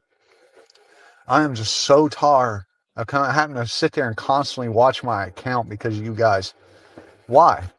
You got my exes up in there. Everybody knows about my record. This stuff's been put out since my ex-wife, Jennifer. I don't care that you all see it. I don't hide it. But the child endangerment that y'all reading, but you didn't read, I guess, didn't find it, the transcripts, Marie, Heather, and Chef, when she admitted to Children's Services what she did to our child. My child, not Elizabeth's child. This is between me and Brittany. I've seen y'all talking about it. It's fine. I've seen the pictures and everything. And one of them pictures ain't even my kid. That's someone else's kid. Jennifer's giving you a bunch of stuff. I get it. I got it. Sealed, delivered. But I'm not going to sit here and put my account on private. And I'm going to go live when I want to. You all can come over. I got everything of you all, recording everything of you all sitting there, just telling everybody that you're going to report my life. And Heather, you're sitting there and your kids are in the background asking you for attention and food and stuff. And you're saying, oh, give me a minute. I got to deal with this. Them are your kids. And you're sitting here bitching about other people doing their kids wrong. Heather Marie, the crime person. I don't know how to say her name. But she literally, I have recordings of her sitting there ignoring her kids when they're asking her for stuff. And she wants to sit here and talk about, I mean, I get it. Talk about my sister's kids. I get it. But you brought my kid out of your mouth. Now, Heather, I don't care if you got police watching your stuff. I don't care. I gave up caring a long time ago. Like what y'all are doing, that's your fault. I'm not chasing clout. You're coming over to me. I'm not telling you to come over. I didn't tell nobody to come to my page. You all are saying I'm monetizing off this, monetizing whatever the fuck that word is, off this. I don't care about it. I made one video. I ain't made nothing ever since. I'm going to keep doing my TikToks whether you all like it or not. That is my way of grieving over this and for my mental health. You can sit here and put this on your live like you did the other day with me and my wife. You can do that, Heather. There you go. You have permission, but what you didn't do, when my wife had to call the authorities today, you didn't get permission last time. You are in trouble. That's why you're being nice here lately in your lives. And then I found out, I have someone over there watching right now. I'm not going to give their names. If you are taking up for me or you're not gifting Heather Marie, she said that she will not have you hanging around in her lobby. They made a page on Facebook. If you defend me in any which way, shape, or form, or the Siders family, which I understand, you shouldn't be defending them at all. I get what I did's wrong. You shouldn't defend me. I get it. But if you do, you get kicked out of that group of 7,000 people on Facebook. It's called the Siders Secrets, something like that. Yeah. I mean, I got everything. So I don't know what's going on with my sister. I have never known one thing that has ever went on with my sister past the last time I seen her, which is actually 2008 when I was passing through. After that, there has been no contact. None. If I would have known that them kids were like that, I would have called CPS no matter how bad it would have made me look. I'd have called him. I am not condoning what she did. So guys, please, please, leave me alone. I'm going to keep smiling and doing what I'm doing. I'm grieving for my nephews and nieces, yes, because that is a horrible situation they was in. Horrible, 4 years. 4 years. I get it. And I'm so sorry they went through that. If I would have known, I would have taken care of it. I'm so sorry that you all got mixed up in all this and it's getting all twisted and turned and everything. Me sleeping with my sister and stuff, that's gross. My prison records show that I have not been around my sister. Guys, stop. I have done nothing to deserve this. Why? I am a very nice guy on here. I don't bother nobody. My wife don't bother nobody. We run a little tight family on here. This ain't about clout. It was me showing my feelings for my sister in one video, and you all took it and ran with it. Now you're threatening my daughter, threatening to pull up at my house. Talk to God. You're gonna meet him. Please stay off my page if you're gonna talk shit. Please.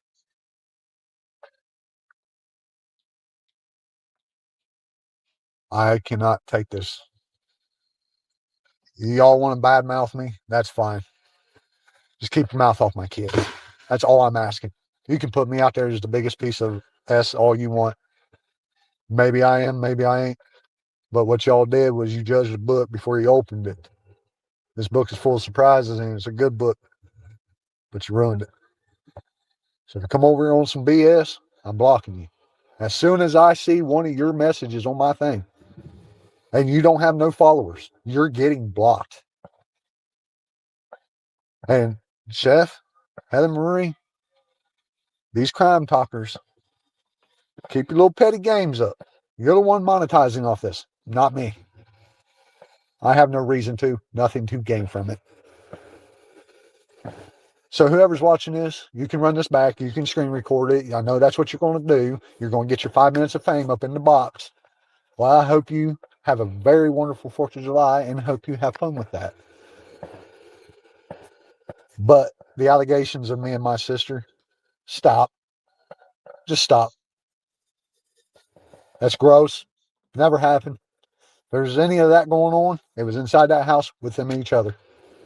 That's all I got to say about it. Thank you. And please be respectful on my page or you will be gone. I hate to be like that. You guys turned a good man, and this is what I'm saying about no matter how much a past is a past, you all won't let it go. I understand it's horrible. I get it. But you need to read into it deeper. You never let a man's past go. You'll never let that man change. Never. Y'all have a good 4th of July. Okay, so there's a lot more to go over. I have timestamps. We're gonna listen to some, but I'm gonna kind of do it where I'm gonna read a couple screenshots and then play a little bit. So keep it fair use wise. The rest that I play are more answering questions about people have come up and they have questions. Like people come up on panel and have questions. Like I said, it's only audio though, but I timestamped a bunch of like the important stuff that I feel like that, because I don't want to play the whole thing. Just because, you know, fair use. I'm just going to play a couple highlights and then show you where you can watch it all if you want to watch the rest. But let me read a couple things really quick here. Let me go over these really quick. Okay. So I want to read this. So this has to do with supposedly where they were living. So somebody says that was my grandmother who passed and owned it. So that was like what I was talking about, I think in 2018 or 19 when Lynn Christina, which is Gary Sr.'s wife, the older ones, her mother, they said when she died, that's when the rumor has it, that's when it all got really bad, which would have still been like 8 years ago. So they're saying that that was my grandma who passed and owned it. Now it's in a trust. They pay to my aunt. None of them lived with or knew them prior to renting to them. Oh, never mind.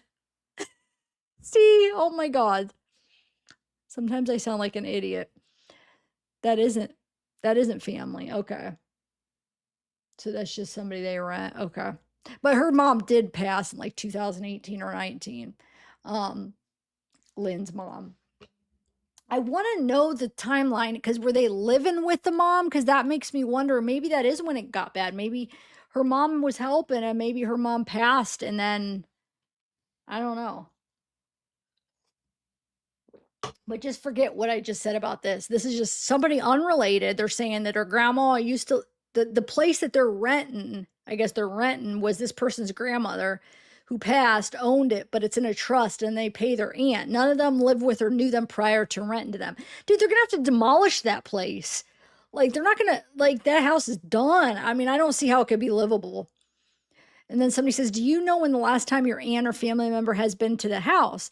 And this person says, I would say if at all was before they moved in. Let me say my family would have reported them if she knew. She would have evicted if they didn't pay. As long as they pay, she won't bother them. They pay at a drop box to her house. And this person says, any idea what the rent was or if your aunt did a background check? And she says, I couldn't say. She takes care of all that. Said, thanks for the reply. Wow. Okay, so South Central Ohio Job and Family Services says the outpouring of love and support for the situation in Vinton County community has been truly overwhelming. We're incredibly grateful to our community and individuals from across the state for wanting to help. We recently became aware that an Amazon wish list is being shared. However, we are unable to verify who created or manages that list. To ensure donations are coordinated appropriately and transparently, all monetary and other donations are organized through our director's office.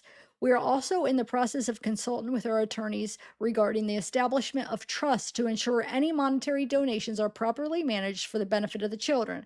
If you would like to make a donation, or please contact Shannon Kello at, take this down if anybody wants to make a donation, 740-772-7451 or at shannon.kello@jfs.ohio.gov and let us know that you would like to make a donation. Shannon can provide information on the next steps and available donation options. In addition, we have received several inquiries on how to become a foster parent. If you would like additional information, please email Jessica Benner at jessica.benner@jfs.ohio.gov or Brianna Campbell at brianna.campbell@jfs.ohio.gov, because they were talking about like how are they gonna, like, it's gonna be hard to get, you know, these kids taking care of 16 kids. So they're always, I mean, I feel like every state seems like they're short on foster care anyway. I hope. So they're saying if you want to become a foster parent, the kindness and compassion shown by our community and across the state remind us that even in difficult circumstances, people come together to make a difference. Thank you for your continued support. Okay, so then this one here, this is that Kimberly again. The one that's is their nephew, is Aunt the Gary Sr. and Lynn's nephew. Or niece, niece. Y'all, I just know my Aunt Lenny and Uncle Gary can't be in their right state of mind because they would have never allowed them kids to live like that. And I'm starting to believe they both do have dementia. I keep watching the court videos and it's like they have no clue what's going on. Like, I agree with Uncle Gary's lawyer. They need to check them too and make sure they aren't victims too. I just feel in my heart that Bub, Gary Jr., so they call Gary Jr. Bub, was abusing them. I just feel it. And to them all, Bub's life, he could do no wrong. So basically saying he was like the spoiled kid that could do no wrong. He was their baby. And I feel in my heart something is wrong with them. And that's why they was living like that. And I think the marks on Uncle Gary's wrist is he was tied down.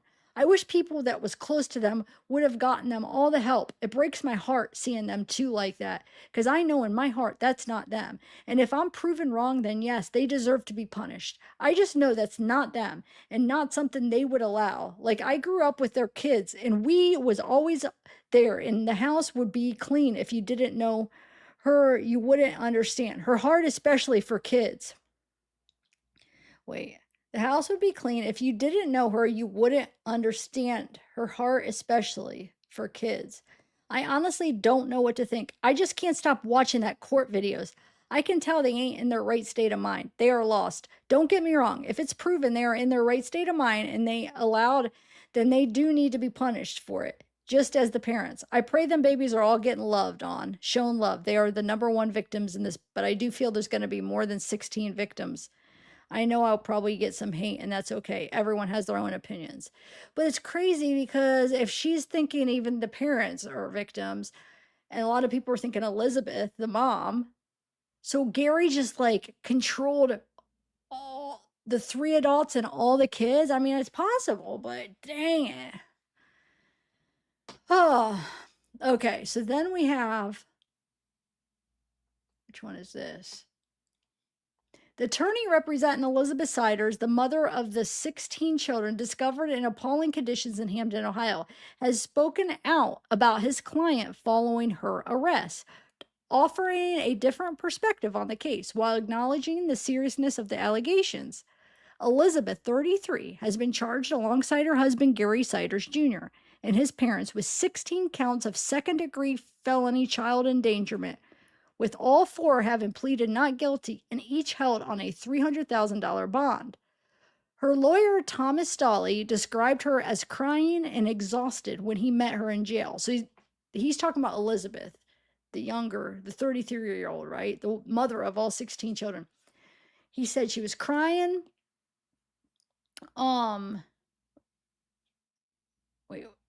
Described her as crying and exhausted when he met her in jail, and suggested the case is more complex than the headlines suggest, arguing that evil requires malice and that he saw no malice in Elizabeth. He noted she married Gary Siders Jr. at age 15 and has spent the last 17 to 18 years shaped by that environment, saying this was a case of isolation rather than evil, and that someone who became a wife and a mother at 15 may not have known any different way of life. Stolley said the first thing Elizabeth asked when he met her in jail was not about her charges or when she might be released, but about her children. As he described it, my client's first question to me when I walked into the jail and introduced myself was about her kids. She asked if her children were okay. She asked if I knew where they were, and she asked when she'd be able to see them again. I thought it was telling that her first concern was not when can I get out of jail, but was, are my children okay? That is kind of crazy, right?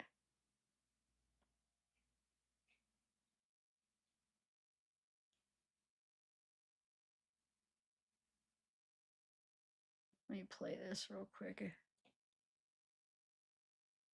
I don't remember.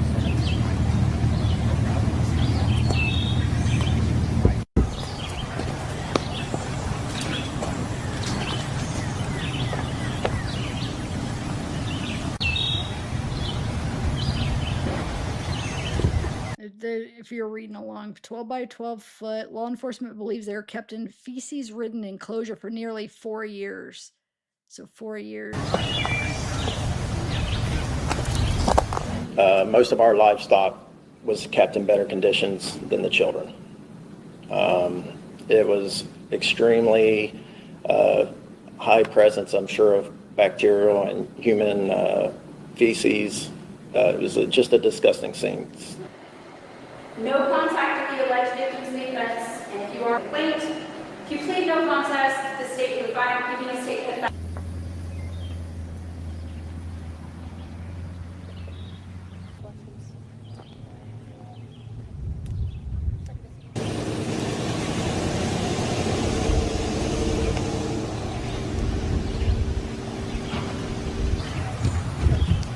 Was it?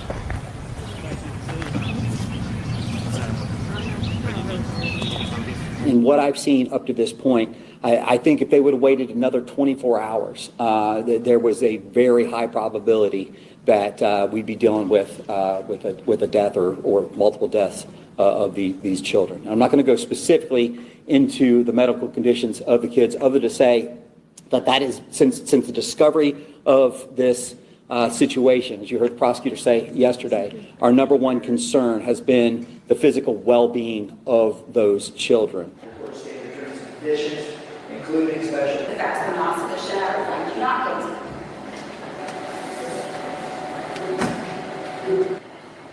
No contact with the alleged victims of the offense, and if you are. I didn't actually go into the room where the kids were. I just looked through the door.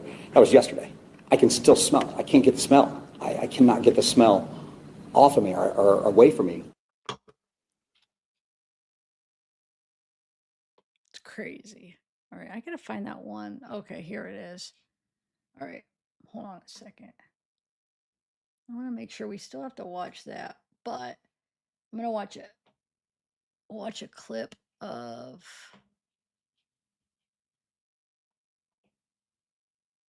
Yeah, I'm gonna wait. Hold on one second. We are definitely gonna watch that, but let's watch. How's everybody doing, by the way? Okay. It's crazy. This case is it's hard. Let me just finish reading some of these. Okay. That one I'll read last. Okay, hold on. Let me just finish this. Let me read this post. So this I'm not sure these pictures. So this says Sider's House of Horrors update. It's going around that these pictures were supposedly taken by somebody that broke into the house where officials rescued 16 kids. I have no further knowledge of these pictures. A breakdown of what's okay. So here's the pictures, and well, let's do this first. Before anyone else comments, please read what I actually wrote. I did not state these photos were confirmed to be from the inside of Sider's home. I specifically said they were supposedly taken there and that I have no further knowledge of these photos. They were shared because they are circulating publicly, not because I was presenting them as verified evidence. Please don't confuse supposedly with confirmed. That's what I'm saying. I've seen these on videos. I didn't see anywhere where it said that supposedly was somebody broke into the house, but she saw somebody post and said they got him by breaking into the house. There are multiple videos of these pictures going around, but the thing is with all this AI and fake crap, I've already found so many fake ones where there's other cases of like kids being taken out where they're pretending that it's this case. I swear, I wish that I know YouTube can't really, I mean, they could crack down, but then they would falsely get good people's channels down because they would use AI. I don't know. It's tough, but it's just, can't people be responsible? Can't people that use these AIs like not put up fake stuff? I hate that. Anyway, and that's why I want to make sure, I don't even know if I should share these. They are going around. I mean, I'll share them. I don't think, if I were to guess, I almost don't think that they are, but maybe somebody broke in and took them. I don't know. So don't take, I mean, don't pass these along as for sure.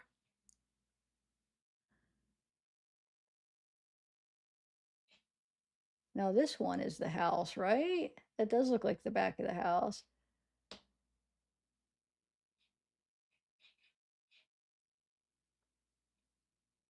I don't know. I almost think, I don't know if this one is really, maybe. I mean, they did say it was worse, that they wouldn't even keep livestock or have better living conditions than this. So I don't know. Maybe somebody did break in and get these pictures.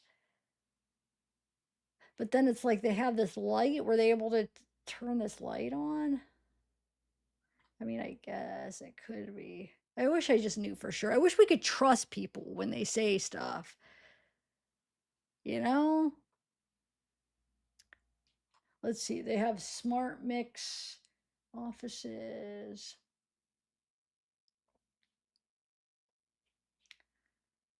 So I don't know. What do you guys think? Wait, which one is this? I wanted to finish reading. Okay, that's just.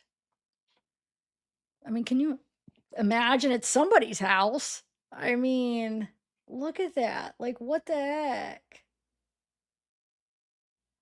like this. Oh my gosh. Like, what if this was the room that the 16 kids lay? Oh, I can't. Can you imagine?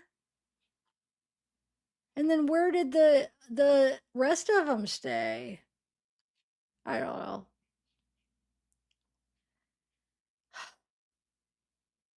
What is wrong with people? Even if it's like, even if this isn't their house, I feel like it's from some case. It might be from a different case. I don't know. But anyway, I guess we'll see when the official pictures come out. We'll see if they match. Dang it. Okay, let me read the rest of this where she posts like a breakdown.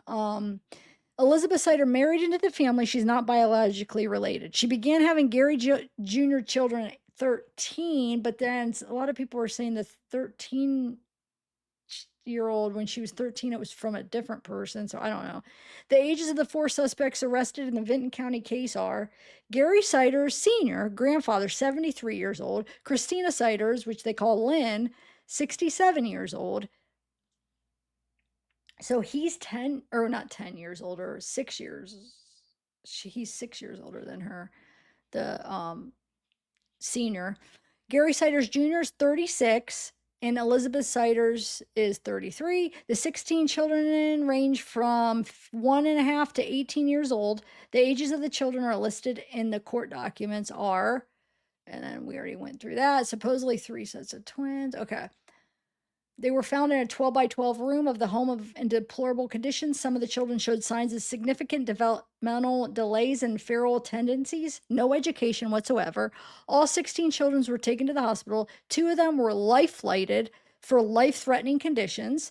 The discovery of the children was coincidental. While law enforcement was investigating Gary Jr. for 4 separate indecent exposure cases last month, all 4 pled not guilty. The bail amount of each of the 4 individuals arrested in the Vinton County, Hampden, Ohio, child endangerment case is $300,000. The 4 suspects, Gary, Siders, they all 4 were charged with 17 counts of felony child endangerment after 16 children were rescued from deplorable living conditions.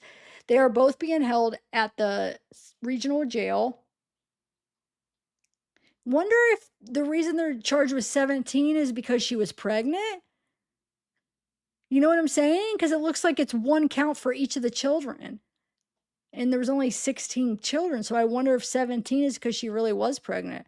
While the official court records note the oldest child rescued from the home is 18, making Elizabeth 15 at the specific child's birth, statements from her own brother and other family members have revealed that she actually began having children at 13. The family shared the following additional details with investigators and media outlets. Total pregnancies. Relatives state that Elizabeth has actually given birth to 21 children in total, rather than just 16 found at the home. They said at least 2 of her children, including a set of twins, tragically died at birth. The investigators are still looking into family history, as some of the older children she has had as a teenager are no longer in the household or unaccounted for, which I wonder if there was other deaths that they never reported, which would be murders. And if they never got a birth certificate and did it legally, they could just say no and they would never know. You know what I'm saying? They never existed. It's just crazy. All right, I'm going to play parts of this, the Joey's live stream. I'm going to play a couple more, and then we will watch the arraignment too, because I do want to watch that with you guys too. But all right, so here we go. Like I said, there's no audio, or there's no video. It's just all audio. All right, hold on 1 second. I have timestamps that I want to play. So, hold on. All right.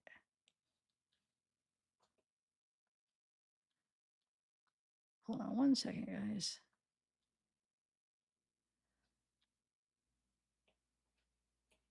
All right. All right. So the first timestamp I'm going to play, hold on, let me get it here. I'll just try to share some pictures, pictures I got. And I'll try to find new pictures because I won't be able to talk because we'll be listening. And I'll just try to put some pictures up and then be in chat because I haven't been in chat. Okay, so we're going to start on 20 minutes in. Like I said, I didn't want to play it all. And then I'm definitely leave a link to the whole thing so you guys could check it out. Okay, 2020. So we're going to start. I don't have this one labeled. A lot of them I labeled what it was about on each timestamp. This one I didn't. This timestamp, I don't know why I forgot to label what it was about, but I guess we'll see. I'll just start at 10 seconds early. All right, hold on 1 second.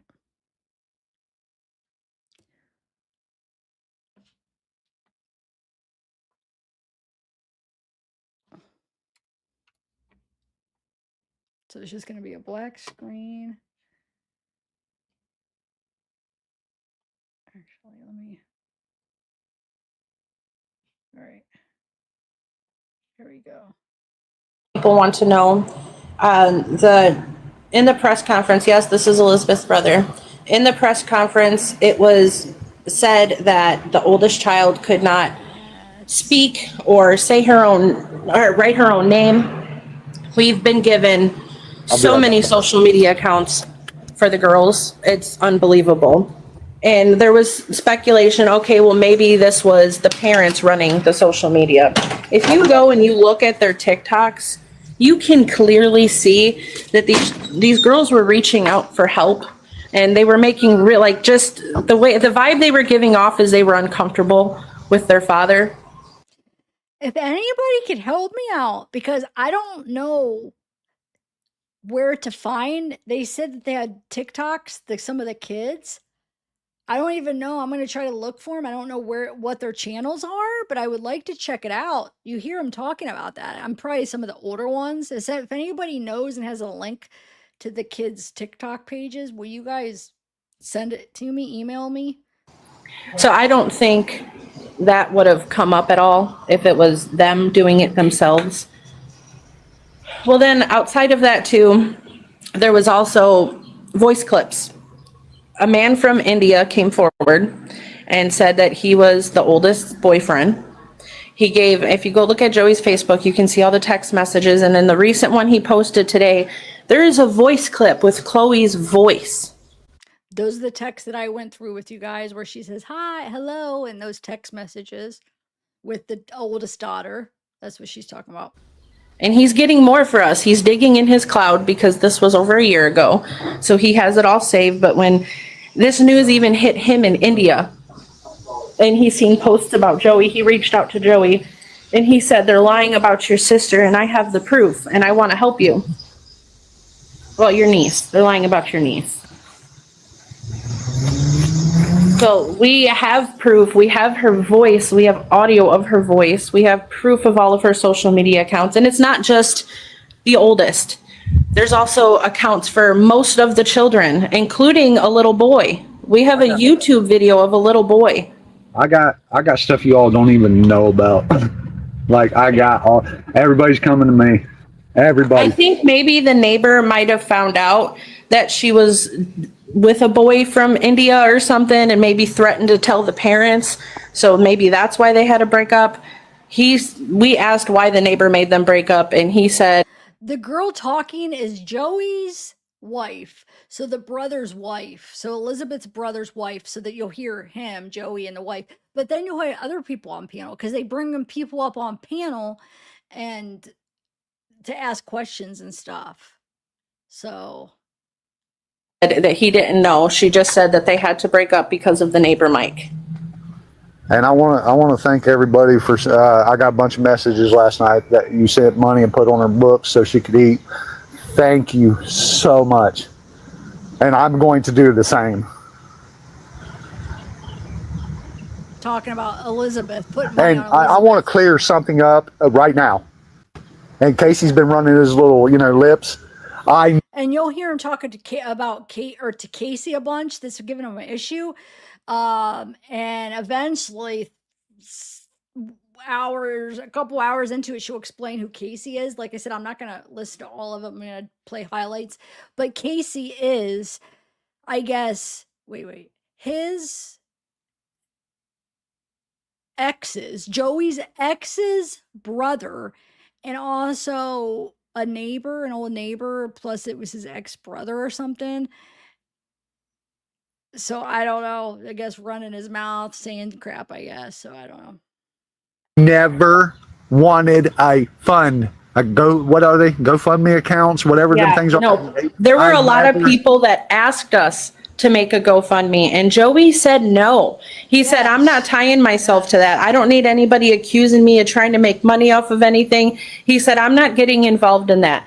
And we even said that we would figure out where the donations could go to, and we'd share that information. I personally shared where you can donate on my Facebook. It's one of my only public posts right now. Oh yeah, I want to say something too. Everybody's running a mile saying I'm gonna monetize off this. I've had Netflix, Paramount, True Crime. I've had ABC. I've had all of them come to me, and I can send you the screenshot. I said I am not involving myself on that. I'm not making my sister look bad. I am not taking no money. I can make all kinds of money off of it. I don't want it. I don't want it. My sister's suffering. I'm not going to make money off of it like these people were sitting over on the podcast. You know what? You over and make fun of me all you want. I don't care. At least I'm standing up for what I believe in. I believe in my sister. I don't believe in you. Okay, so I'm going to skip to a part where he talks about the abuse that him and his sister went through. Hold on. Where's the time? Oh, it's over here. All right, I might cut in a little bit before it, but The woman is my wife. And that woman knows a lot. I think everybody in the chat is wanting to know if you could go into a little bit more detail on Elizabeth having a hard life growing up. Joey, you're breaking up pretty bad, but everybody wants to know if you can go into more details about the abuse Elizabeth experienced. Well, like I said, my mom would sit there and beat us, and she would smack Elizabeth in the face, pull her hair. She would do a lot of stuff to us. Wait until we got out of the thing, and she'd beat us with extension cords getting out of the water. For some days, for no reason, she'd get mad and come and beat us. She just beat me and my sister. Like it literally, me and my sister did not want to be at the house. Like Joey said earlier. And did your dad just sit back and watch it then, or? No, I don't want to get into that. My dad's not who he used to. He's a good man now, but he didn't used to be. I can relate. I can totally relate. So that man is the only man I'm scared of in this whole world. It's one of the ones I'm only scared of in the whole world too. So I completely understand that feeling. That's his dad. Like that man put me in the hospital for 2 weeks. Yeah. And all the cops did was took him down there, asked him if he was all right, and let him out. Kicked me out of the house, made me live with my Aunt Christy. Did he do the same kind of things to Elizabeth then? Yeah, well, me and her got it bad, yeah. And all these people will say that's not true. Like, live it, then come tell me. Me and my We sister honestly aren't very sure who Piper is. She requested, and we let her in. No, actually, I didn't request. I was invited, and I was like, well, I don't know why I was invited, but here I am. One of us might have accidentally hit it, because every now and then, like if you see the little plus sign where it says like invite, or like the boxes that are empty, every now and then somebody's face pops in and it suggests that we. Dang it. It looks like he, hold on a second. Looks like he made his Facebook private. Just, it wasn't all day and now it's gone. Huh. He's probably getting, you know how people could be awful with, Anyway, okay, so like I said, I'm only gonna play highlights. So now I'm gonna play a part where he talks about what his parents did for work. So basically, what him and Elizabeth's parents did for work. 101. 101:20. The parents, like, did they do any type of work at all? No, none. None. No. They traded cars here and there and made money off that. And I think they were getting SSI because he couldn't read. I'm pretty sure he was getting SSI because he couldn't read and write. I'm pretty sure. Oh, talking about. Okay. Let me take that back. He's talking about Gary's parents. So Gary Sr. and Lynn, and then he's I don't know if he's talking about Gary couldn't read too. I don't know, or the dad couldn't read, but That's what I was curious about. I'm going to jump down and let somebody else come up. Thank you so much. Oh, you're welcome. I am as well. And if I could request that you give She's Country my box, I would really appreciate that. She's a great woman. You'll love her. Hey guys, can you get She's Country up here? And please? same here. I would like to give my box up to Ivory Rose. Okay, you all heard that. You all do that. Ivory Rose knows. I will put them in. I do just want to say one more thing to the person. Multiple people that are saying in the comments she's no victim. I just ask that you please research Stockholm Syndrome and battered woman syndrome. They are very real. I personally stayed in a relationship for 13 years where I had my back broke, my hip broke, my eye socket broke, my ankle, my wrist. And I was too scared to leave at first, and then it just became part of normal life. Hey, Joey. Hey, buddy. I don't. I just wanted to clarify for everybody in here.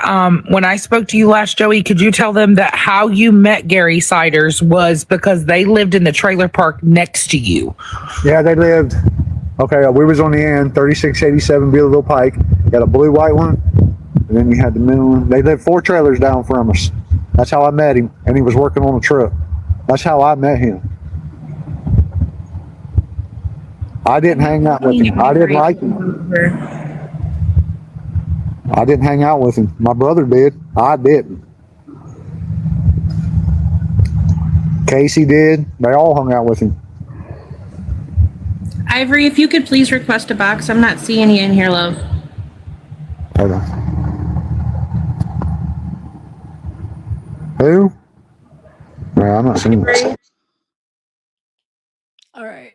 So now I'm gonna play 139:56. I can't remember what they talk about here, but I'll play a little early. It's true. Like it's very difficult, and for you guys being incarcerated, you can't show any vulnerability either. So you have to hide any of your mental health issues, or you're seen as a weakness, and not it's just your survival that you have to go through while you're in there makes a whole nother realm of a whole nother layer of what's going on in your life. And it takes years to come out of that. Yeah. Can I ask a question? And I know that it was brought up earlier, but I just wanted to see if we could get any confirmation on it. So you said that you had heard that the condition of the house really just got like that in the past couple of years. We were told that it happened.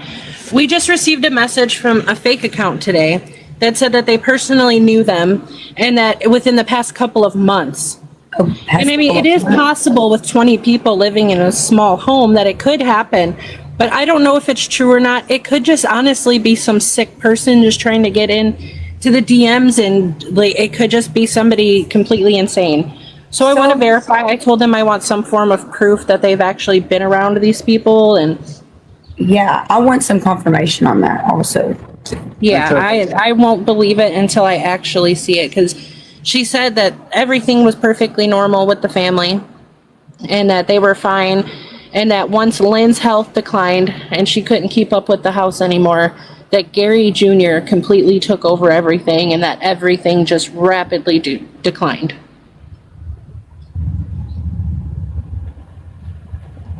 So another thing, they're saying that the Dollar General store person said that was years. Well, the thing is this, if someone is coming in every single night, only buying those 3 items every single night, why didn't they say something? Instead of getting on TikTok years later and saying, oh, well, they were only buying this. Well, why didn't you ever question that? I think they need to release the footage, like the camera footage from Dollar General, because when situations like this happen, people want to get their 5 minutes of fame. So I feel like they need to release some kind of footage of at least Elizabeth and Gary Jr. in that store and purchasing these things. We don't know if this is true. This is just somebody that worked in a store saying that this is what happened. And I'm not calling her a liar. We just don't know. I'd like to see too, like her demeanor, because in the arraignment, that was my immediate thing with her. Her demeanor, she comes off to me as somebody who's been in a situation where she's been manipulated and held, like, and I pointed out the bruise on her arm to Joey, because I had seen that like almost immediately. I saw it and I was like, that's odd. Like, that looks like to me like a restraint type of a thing. And she was just so broken. Yeah. Okay. So this next part is where they go on to say that so it'd be Elizabeth's parents too. Joey's parents won't talk to him anymore, and they kind of talk about that here. I can't watch it when she comes in and sits down and moves the chair and looks up, and then that just shock. It's like she's not there. Oh, hold on. His parents. I'll rewind it a little bit because that sounded interesting. Maybe I'll just play that through. Very anxious and nervous. She was like that when she would come around mom and dad too. And a lot of times. Here, I'll do it a little bit more. I thought that's where we picked up though. Okay, here we So go. I feel like they need to release some kind of footage of at least Elizabeth and Gary Jr. in that store and purchasing these things. We don't know if this is true. This is just somebody that worked in a store saying that this is what happened. And I'm not calling her a liar. We just don't know. I'd like to see too, like her demeanor, because in the arraignment, that was my immediate thing with her. Her demeanor, she comes off to me as somebody who's been in a situation where she's been manipulated and held, like, and I pointed out the bruise on her arm to Joey, because I had seen that like almost immediately. I saw it and I was like, that's odd. Like, that looks like to me like a restraint type of a thing. And she was just so broken. Yeah, she was. Sorry. Yeah, it just, no, you're good. Yeah, I would like to see the video, just if they were in there, like, was he keeping her from talking to people? Was he standing, did she have to walk behind him? Was she super quiet and meek? Like, No, that woman has said that. The woman did say that Elizabeth never spoke and she always looked nervous and anxious. And so did the people from the food bank. They also said she always looked very anxious and nervous. She was like that when she would come around mom and dad too. And a lot of times too, a lot of people are like, well, if they went out in public, why didn't she? So I'm gonna put up. Here is Elizabeth and Joey's mom. Now remember, when Elizabeth was 15, all 4 parents signed off and let Gary, being 18, marry Elizabeth. So Elizabeth's mom and Elizabeth's dad, that's Elizabeth's and Joey's dad, they both signed off, and so did Gary's parents, Gary Sr. and Lynn. So this is Elizabeth's dad.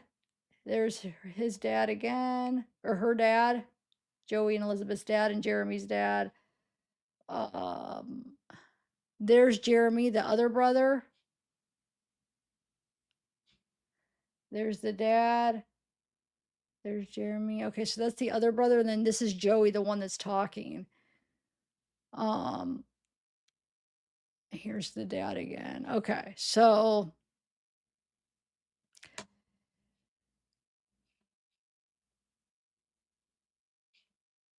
Say something. Well, because she knows if she said something when she got back, even if they didn't make any reaction or do something right then, if she had done something, passed a note or a signal or something, and they come to the house later and start questioning the situation. The parents, if they had, which I'm sure they probably had some control in this situation, Gary Jr., they're well versed in how to manipulate situations. So she would be thinking, okay, if I try to get help, they're going to come out, they're going to question, they're going to spin the story to fit their narrative, and then I'm going to get in even deeper trouble because I was the reason that they got called out there. So that's why a lot of people, when, well, she was out in public, why didn't she say anything? Like, that gets asked about victims all the time. And that's why, because they're going to get in trouble worse if the person that's abusing them thinks that they're the reason that they got called out. And the amount of police and stuff that will listen to a DV victim half the time is another issue. Very much so. A good time. Babe, there's a lot of people, I'm sorry, everybody in the comments. I was trying to let her finish talking. There's a lot of people in the comments that would like you to say some good memories you have of Elizabeth, so you can try and humanize her a little bit for the world. Oh, yeah. We used to go on railroad tracks and play a lot. And go climb trees together. We used to do a lot together, everything. Me and my sister would do everything. We'd walk down roads. We'd do everything. Me and my sister was inseparable.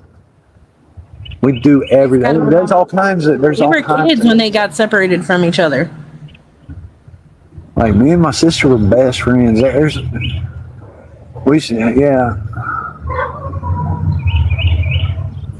Made her go fishing. I know when I saw that picture of her from her younger years, like, you could see the light in her eyes, and like that she was just a fun, happy person. You could see that, and you could see the change in it. At that picture right there, she was an all-star cheerleader. She was an all-star cheerleader for Adaville, Tiger Creek, and she was going into River Valley, but she never made it to River Valley. She made it to Tiger Creek, 8th grade, and that was it. And I seen somebody else ask about the trailer that they were living in. When they speak of the trailer they lived in, that was where they lived as children. That's where Joey and his sister and brother and parents lived as children prior to his parents getting the house that they live in now. Yeah, their house was clean at that time. Like, when I first met them, and I did go over the few times I did go over, they were clean people. They were actually clean people.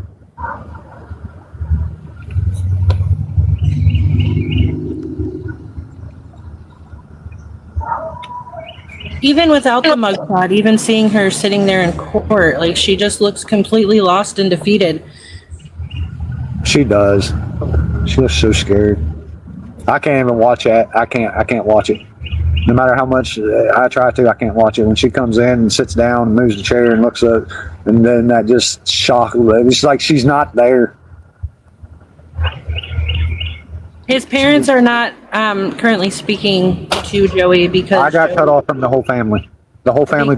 He is being too public about this, and they don't like it. They want it to all just kind of go away. They want everyone to leave them alone, and they feel like he's bringing too much attention on them. But in the beginning, he was just trying to defend them and not necessarily defend his sister. I'm not going to say he was defending his sister. He wasn't by any means. He just wants to get to the bottom of what happened. And he has said if she goes through all of the psychological evaluations and it is proven that she was completely capable and she is completely competent, then he is going to cut all ties too. He wants her to receive the maximum sentence possible because of what happened to those kids.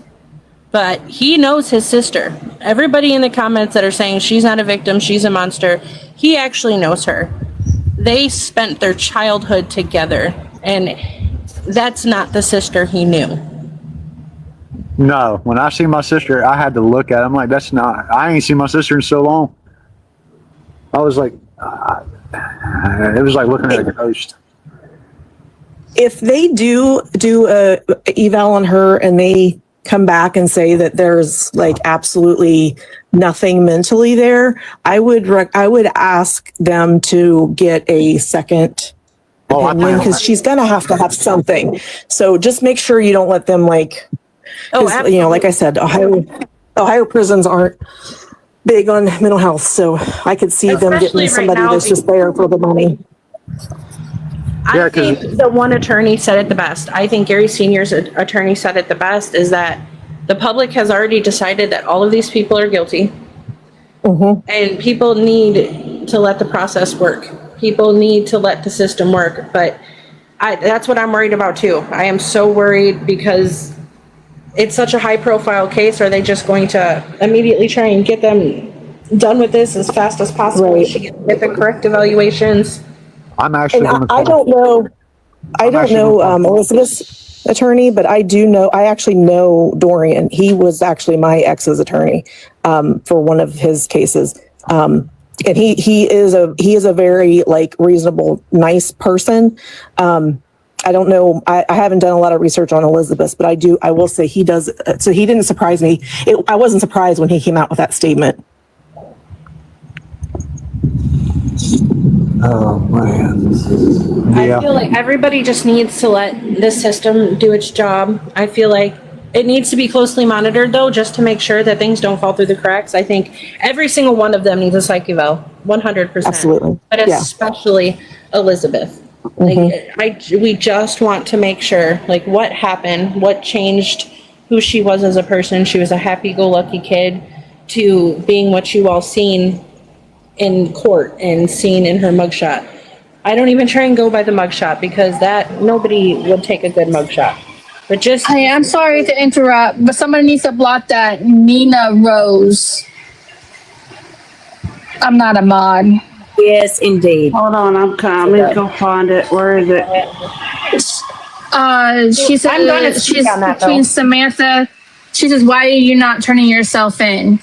I am going to Oh, I speak didn't on see that. it. So Joey does have a very minor parole violation, and it I didn't is see because he had to come help me take care of my dying father. I absolutely needed his help.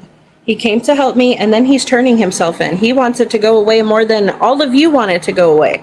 He doesn't want to have a parole violation warrant. Like, everybody's saying he's like this big, super huge wanted fugitive. Joey's only got 3 more months left on his, and then he's completely done. And I can attest that he openly admitted that to me as well. Yeah, I did. Yes, I did. he didn't hold it back at all. Joey has every intention to turn himself in, but my father just had 2 massive strokes. He went from being heavy machine operator to not even able to walk, to not able to go to the bathroom on his own, not able to feed himself. He can't even give himself medication. And I can only do so much when it comes to lifting my father because, like I said earlier, I've had my back and my hip broken, and there's permanent nerve damage and everything there. So I am very limited to what I can do. So Joey is here to help me so that I don't have to bring in people from outside. And once Joey goes, I'm going to still have to bring people from outside, but just until my dad gets through this initial, like, this all just happened. It had just happened right before he got out of jail. This Joey just got out of jail on May 9th. And he also does not, and Joey asked them to keep him in prison. They wanted him to go to a halfway house that's more of like a prison setting. And if you look into this place, it's filled with drugs. It's filled with all kinds of horrible things. He didn't want to go there. He wanted to stay in jail. So he wants to just get the jail time over with. And that's the same thing with Ohio's halfway houses. They're horrible. I would rather my patients also be. Yeah. Okay, it is. Yeah, Ohio's horrible. Their halfway houses have more rugs in it than. He was supposed to go to Elvis House, and Elvis House. Oh God! Oh, that's the worst one. That's the worst one. Right there in Ross. That's right behind the prison. Even the COs told him, "Oh my goodness, that place is horrible. It's horrible. You're not cut out for that kind of place." The one here in Columbus, they literally just like redid the whole thing. It's beautiful, but it doesn't matter. They're still like doing rugs in the bathroom every single day, every night. Yeah, that's how it is there. And Joey is very anti-drug. If you ask any of the COs, Joey just did 9 months in prison for this same case.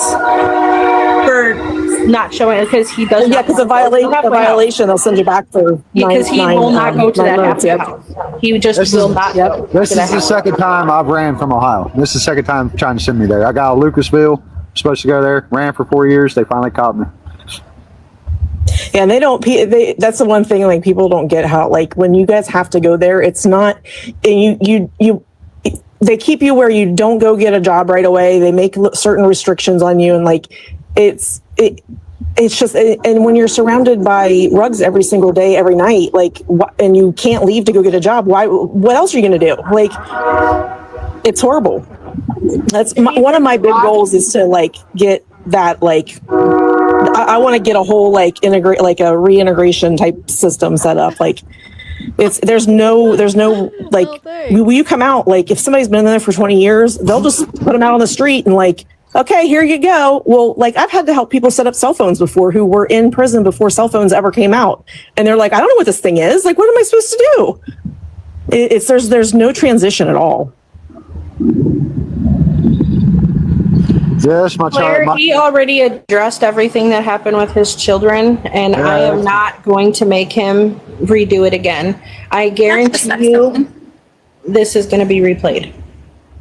I just want to say one thing. What he did in his past, it has nothing to do with this case. It literally has nothing to do with it. And why people are so interested in what he did, find out what you did, because it ain't had nothing to do with that. It's just leave that alone. Why are y'all bringing that up anyways? Thank you. Thank you, because they're nothing but a bunch of morons. That's Joey's why. not out there committing more crimes and getting himself locked up repeatedly. Joey's case is almost 9 years old. Joey's case is very old. He did not want to go to the halfway house. And it is really saying something when somebody would rather go to prison than go to the place they're trying to send them to. Like, honestly, that place needs to get shut down. People are dying there constantly. And it's attitudes like that like people can't change from their past behavior, that like keep people from having to go back into the system, because they get looked at like, oh, that's what you did 20 years ago. Oh, well, I'm sure you're still the same person. No, some of the nicest guys I've met in my practices have been in prison for some really bad things, and they just were in a bad place in their life. They did something stupid and wrong, and they've grown from it. And there's so much like, oh yeah, sorry, I get it. That's my little soapbox. We have been live for 2 hours. We've gone over so many things. If people want to ask specific questions, I'm not going to have him repeat everything he's talked about. If anybody has any specific questions, please feel free to ask.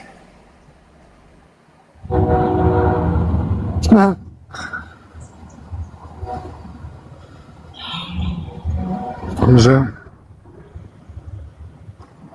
Yeah, there's a couple people that's able to take the kids, but they're not going to take the kids. They wouldn't even take my kids when they were offered. When I went to prison, they wouldn't even take my kids. But they took my brother's kids, but they won't take me and my sister's kids. But they took my brother's kids.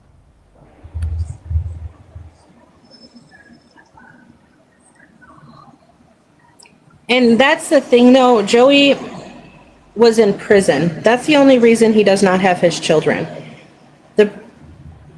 The CPS workers went to the prison and said, because you're doing more than 11 months, we have no choice but to terminate your rights, and asked him to sign off willingly. His ex willingly signed the children over because she got into a new relationship. Am I right, babe? That's your story to tell. You go ahead and tell them that part. That's why I was sitting in Lancaster prison, and they put the thing down. No, and they came and got me. Garage, please.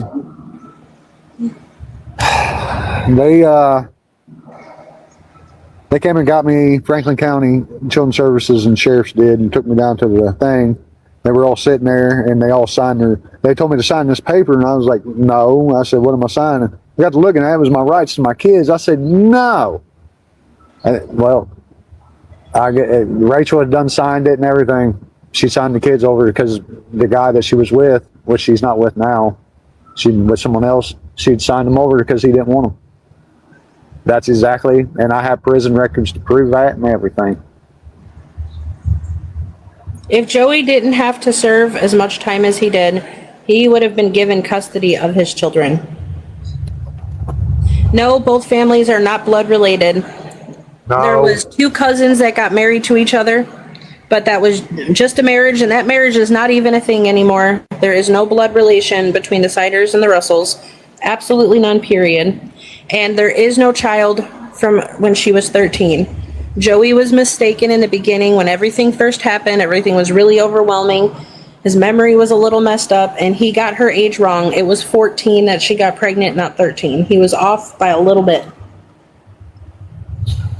Yeah, I admit that. I was off a little bit. I'm trying to keep up with it, but the chat is going fast.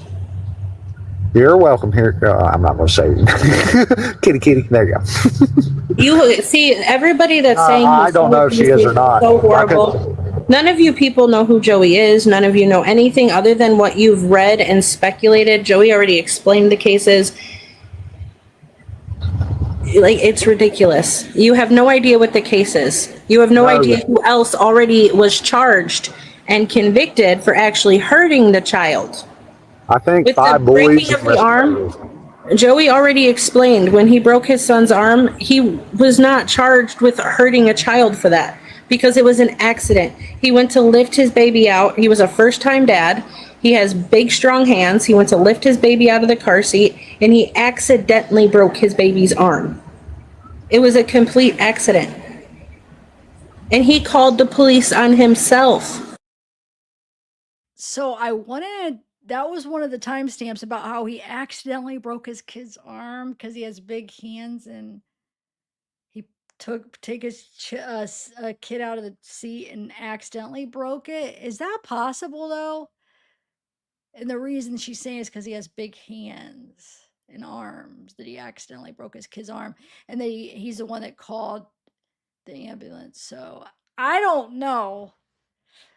I don't know though. I mean, are kids that fragile that can you accidentally break their arm just by taking them out of the seat? I don't know. I'm not a mother. I don't have kids of my own.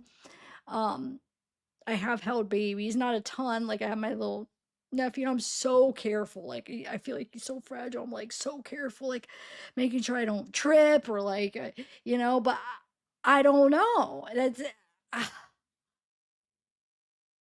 And that's something different than the other one where the skull, uh, the brain like swelling and the skull hitting his head or whatever that he said was the mother. Did you guys hear that? I'm pretty sure I had that time stamped. I hope I had that. Did you guys hear that? Maybe I didn't have. I don't know. I tried to highlight some of them. I didn't want to play the whole thing. So there's a couple instances. One the arm broke, and one the. I don't know. I mean, he said he's allowed to see his kids because that one he got an endangerment charge, but they fostered him out. But because his mother's the one that did that one where his head injury or whatever, they said he's allowed to see him though if he wanted to, but the mom isn't. So I don't know. Not gonna judge. I just until I learn more. But I did. Joey is not out here just abusing kids and hurting women and kids. He's not the monster that the internet is trying to paint him out to be. All of this happened. The reason Joey is getting outed as much as he is because when everything first happened, emotions were really high. He just found out about his sister. He just found out about his nieces and nephews.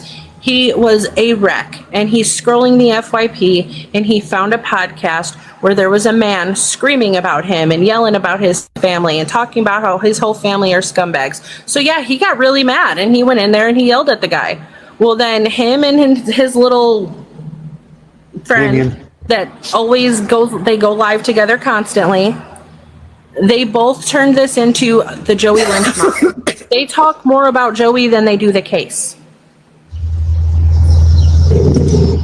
It's all right. okay, so I just turned it on. But I'm not gonna be able to watch it now, and I can't live stream it while he's live streaming. I'll screen record it so I could see if there's anything interesting. I'm gonna put it in that room, and then I'll go. And what I feel though is I feel like, hold on 1 second, give me 1 minute. Actually, while I'm doing that, hold on, I'll play this other video real quick, and then I'm gonna get that set up. I'm gonna play parts of the arraignment, and then I'll explain what I was gonna say. Here, let's play this. be right back. I'll be right back, Zeke. I'll be right back, baby. Good morning. Am I correct in saying that both of you are named Gary Siders? And you are Mr. Siders the second? You're junior and you're senior? Sir, you're Mr. Siders senior?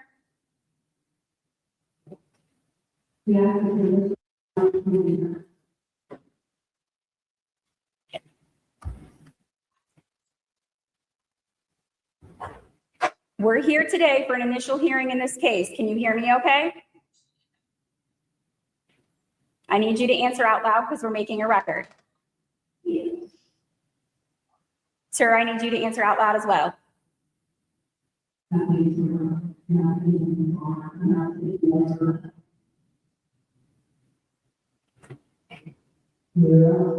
All right. The purpose of today's hearing is to advise you of the charges against you, to advise you of your rights, and to set a bond. Do you understand? All right. Come on, Bubba. Come back. Have you been served with copies of the complaints against you? Did you read them?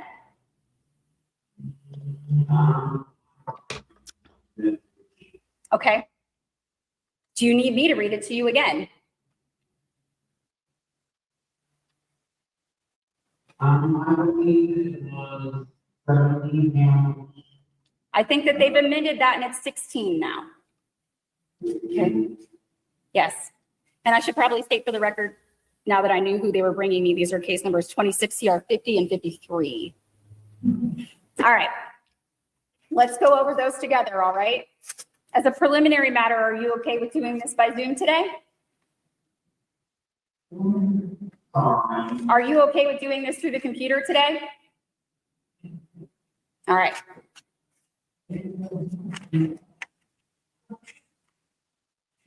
So, actually, there are 17 here. I apologize, there are 17 counts on one of these.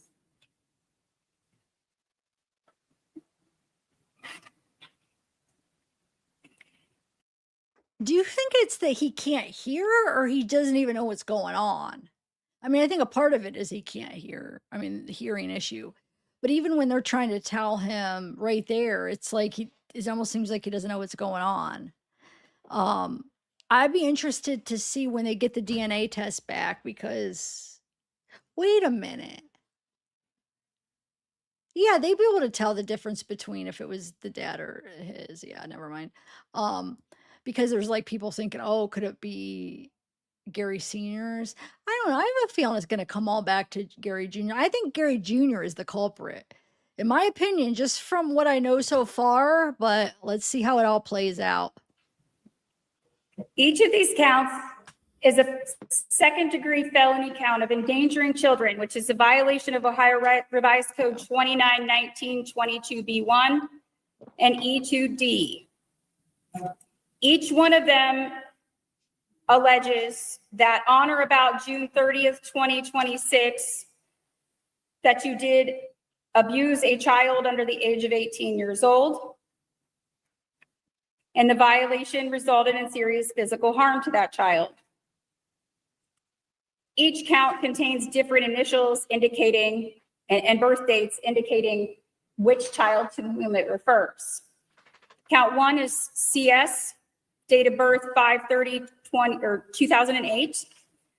Count 2 is ZS, date of birth 8/17/2009. Count 3 is CS, date of birth 3/13/2011. Count 4 is KS, date of birth 3/28/2012. Count 5 is BS, date of birth 5/8/2013. Count 6 is GS3, date of birth 9/2/2014. Count 7 is LS, date of birth 5/25/2016. Count 8 is VS, date of birth 10/26/2017.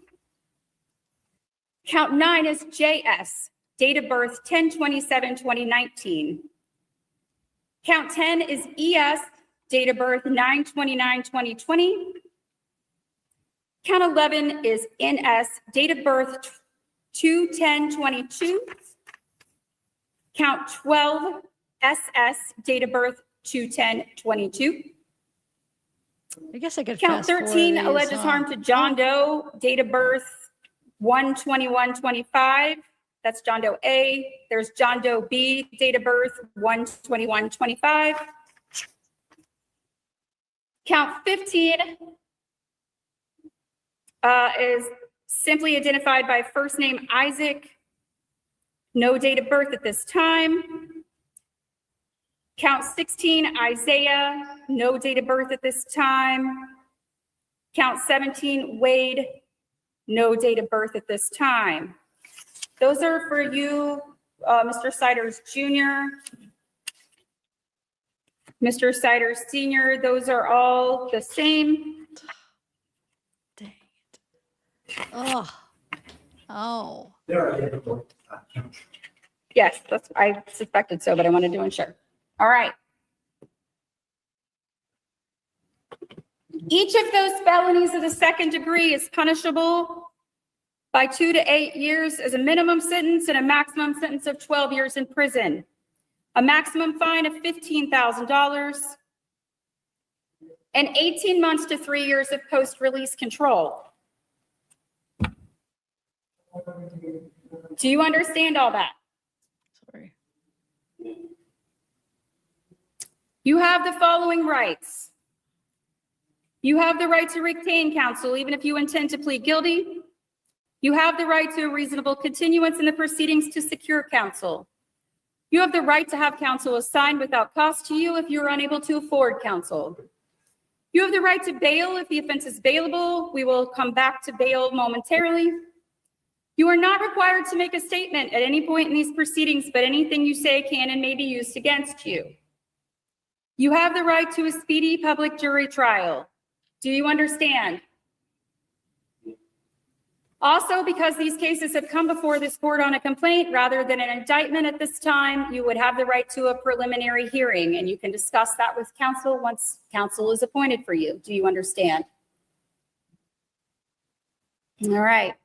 The JO has applications for court-appointed counsel there. You can fill those out and they'll submit them back to the court. You have 4 pleas available to you. A plea of guilty is a complete admission of your guilt. A not guilty plea is a complete denial of your guilt. A no contest plea is not an admission of guilt, but is an admission to the facts that underlie the complaint. If you plead no contest, the state would give me a statement of facts, and it would be up to the court to determine whether or not you were guilty of the charged offenses based on those facts. If the facts were not sufficient, I would find you not guilty. A plea of no contest cannot be used against you in any subsequent civil or criminal case, but you would have a criminal record if you were found guilty pursuant to a plea of no contest. A not guilty by reason of insanity plea must be made in writing. Do you understand those pleas? How do you plead?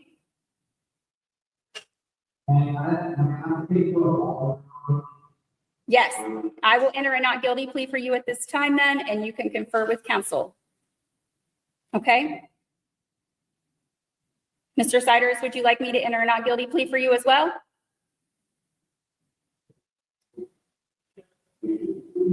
Until you have the chance to speak with an attorney?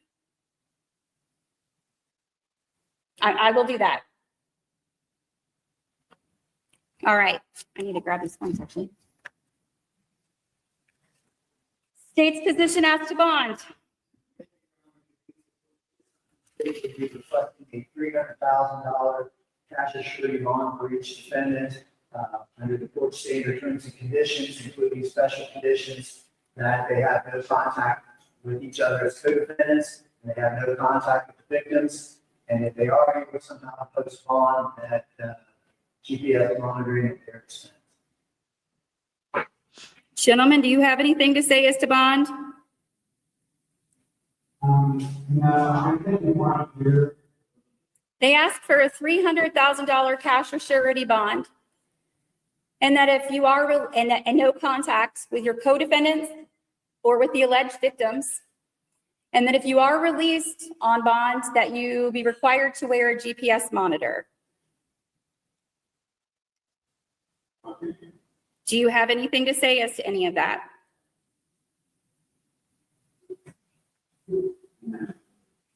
All right, I will grant the state's request then. It will be a $300,000 cash or surety bond.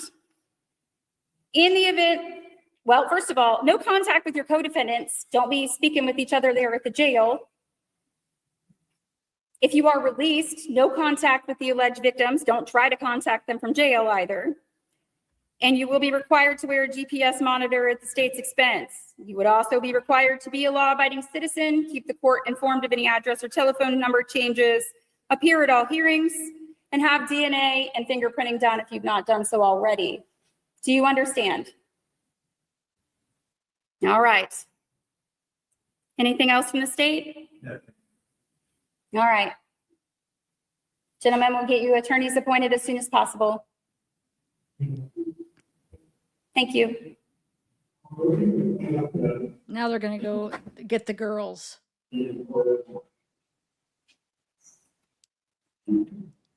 Yeah, I have it from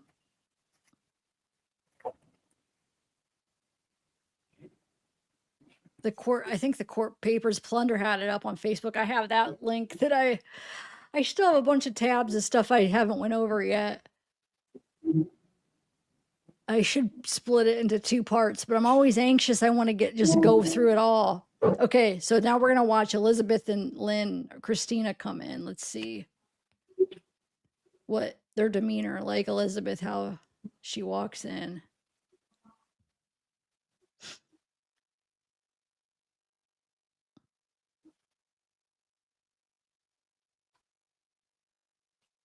But you could send a mail us because maybe you have more court docs than because I haven't been on the site to get them or anything. But if you have them, that would be helpful. I have Plunder's link pulled up where she has some of the court docs, but maybe you have more.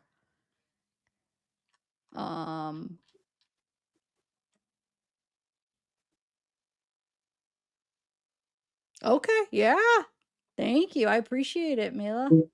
You are awesome. Oh wait, I missed her walking in. I just want to watch the whole time. Hold on. Just to kind of okay. Wait, so this is hold on. Okay, so that's Christina. Wonder who that lady is. Like just somebody that works at the jail, maybe. All right. Oh, she's coming in from up there. Okay. Let's see if that was really a bruise and not a shadow or anything. It looks like she washed her hair in jail because you I'll see be right with you. how greasy it was in the mug shot. I feel like it doesn't look as greasy now. She probably washed it. Because you know what? To be honest, they probably have way better living conditions in jail. They're probably almost like not even, you know what I'm saying? It's like, whoa, much cleaner, way better, sanitary and stuff compared to where they were at. Think about that. They took a step up, upgrade. Crazy. So here, right here, that bruise that people have been talking about. I don't know. And then she has, or does she have just something? Because look, she has something around her arm. Did they take like blood or something? Wonder if that's just like a Band-Aid. I don't know. Let's try to figure this out here. I thought that was what they put in here. It's the original. What changed? It's 16 counts, and we identified the kids with their actual dates of birth and removed so their names weren't listed on there. We used their initials then. Okay, I'll change it to initials. You ready to go get it?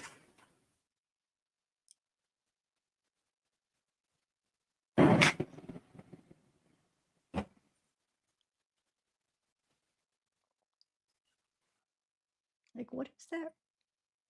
do you think it is like blood work? Because you remember how they I do apologize. The prosecutor went to get a piece of paper or some paperwork from the clerk's DNA. office. We will be ready to proceed in just one moment.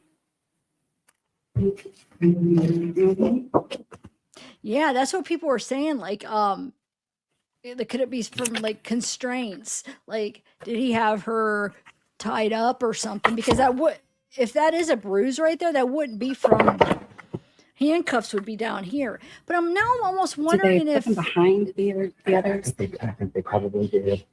if I she think has that's why I just, clicked through and found something different. Yeah, I'm sorry. It's Yeah, okay. they're if it's something like this she It's has no on big her deal. I knew arm. that they were filed. I just wasn't sure which one was the original and which one was the amended. You know what I'm saying? And it's not a bruise. I'm not I saying. thought I'm maybe they just just took the wondering. other one out. I'm wondering. All right. We are on the record in the Benton County Court of Common Pleas. These are case numbers 26 CR51 and 26 CR52. Yeah, I'm wondering because now I almost see where it looks like, you know, when you have something like on your arm where you can see the indent where it kind of comes out where the edges are. It almost looks like you could kind of see it raised up right here. I think it's something like this that she has on her arm for blood because they were doing a DNA test. So that might not be a bruise after all. Case 5-1 is the State of Ohio versus Christina Siders, and case 5-2 is the State of Ohio versus Elizabeth Siders. Is that the two of you? And ma'am, you on the left, you're Christina, and you're Elizabeth. Is that correct? All right. The purpose of today's hearing is to advise you of your rights and the charges against you and to set a bond. All right? Where'd he go? Have you received copies of the complaints against you?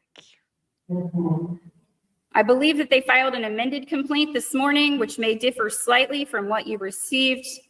They have gathered some additional information regarding dates of birth and initials for the children. So that would be the only difference. And also have revised the complaint from 17 counts to 16. Oh. Okay. Okay. Did you have the opportunity to read that complaint? Whoever posted that before, they didn't have the revised one. Because remember, I was like, wonder why they're 17. Is she pregnant? Because 16, is there one for each of the girls? Because they must have had it. I don't know. They revised it. So whoever posted that, they didn't correct it. Okay. I'm going to go over it with thank you. Because Yes, these are serious allegations, and I think it's important that you understand what we are talking about, all right?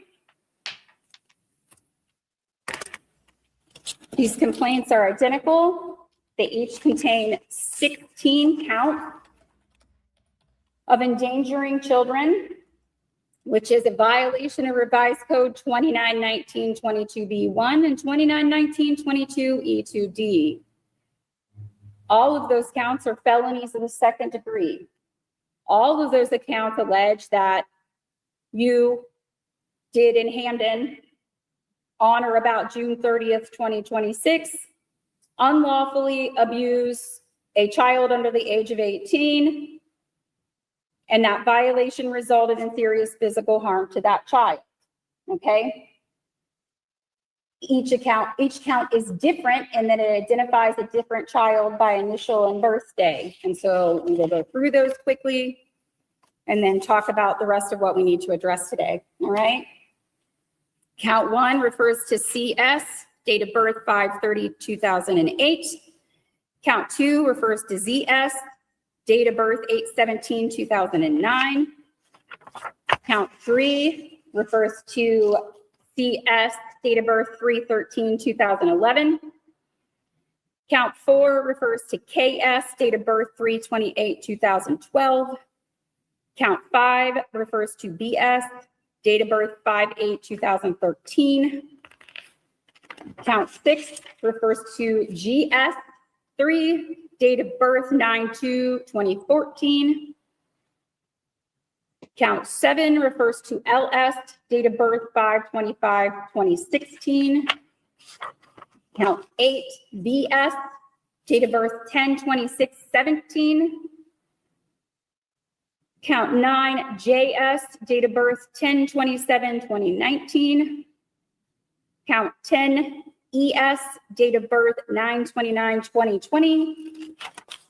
Count 11, NS, date of birth 2/10/22. Count 12, SS, date of birth 2/10/22. Count 13, IS, date of birth 1/21/25. Count 14, IS, date of birth 1/21/25. I assume that those are two separate children that are perhaps twins. Count 15, BS, date of birth 1/4/24. Count 16, WS 1/4/24. Felonies of the second degree are punishable by a minimum sentence of 2 to 8 years in prison, a maximum sentence of 12 years, and a $15,000 maximum possible fine. They also carry the possibility of 18 months to 3 years of post-release control. Do you understand the charges against you? I need you to answer out loud because we're keeping a record. All right. Doesn't mean you agree with them. I just need to know that you understand what they are. You have the following rights. You have the right to retain counsel even if you intend to plead guilty. You have the right to a reasonable continuance in these proceedings to secure counsel. You have the right to have counsel assigned without cost to you if you are unable to afford counsel. You have the right to bail if the offense is bailable, and we will discuss bail momentarily. You are not required to make a statement at any point in these proceedings, but anything you say can and may be used against you. You have the right to a speedy public jury trial. Do you understand those rights? All right. The jail has applications for court-appointed counsel. If you wish to fill them out, they will send them back to the court. You have 4 pleas available to you. A guilty plea is a complete admission of your guilt. A not guilty plea is a complete denial of your guilt. A no contest plea is not an admission of guilt, but it is an admission to the facts that underlie the indictment. If you plead no contest, the state would give me a statement of facts, and it would be up to the court to determine whether or not you were guilty based on those facts. If the facts were not sufficient, I would find you not guilty. A plea of no contest cannot be used against you in any subsequent civil or criminal proceeding, but you would have a criminal record if you were convicted under a no contest plea. A plea of not guilty by reason of insanity must be made in writing. Do you understand these pleas? And how do you plead? Stop. First of all, I want to remind you of your right to remain silent. This is not the time for you to argue your case. These are serious allegations, and if you are unsure on what to do, I will enter a not guilty plea for you until you can consult with counsel. Okay? I also need to advise you that because these cases came before this court on a complaint, as opposed to through an indictment by the grand jury, you have the right to a preliminary hearing.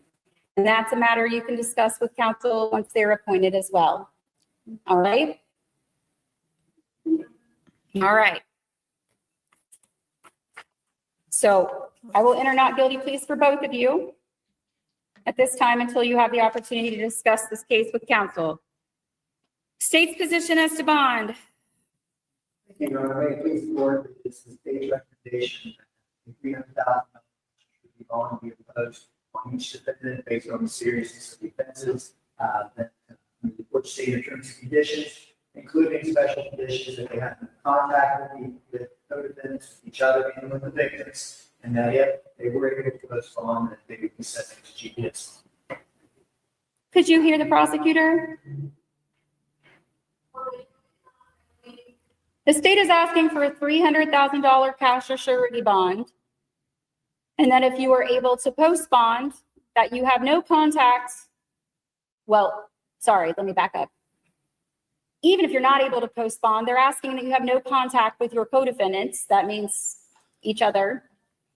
I presume the jail will keep you from having contact with the other two co-defendants if you remain in jail. No contact with the alleged victims of the offense, and if you are released, that you be fitted with a GPS monitor at state's expense.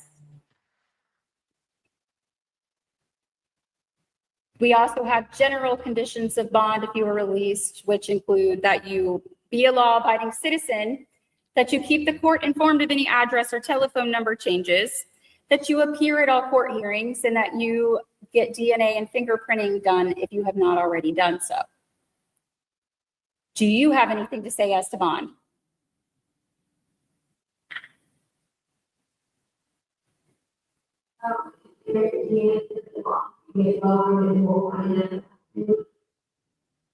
You can discuss with your attorney. They could file a motion to modify bond and the court will consider that at that time. Okay? Wait, let me rewind that because I wasn't paying it. Hold on, I just want to. She seems more with it than I thought. Do you have anything to say as to bond?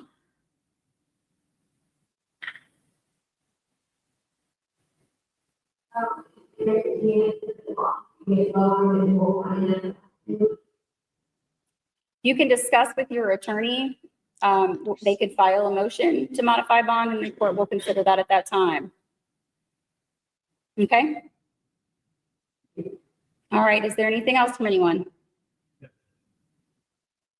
All right, we'll get someone appointed as soon as possible. Thank you. Me too. She seemed more coherent than I was imagining. I don't know what to think, guys. I'm kind of anxious in a way to see what they have to say about this. What did you guys think about it? Excuse me. Okay, I want to play. Wait, not that. I think this one just shows. Already played that.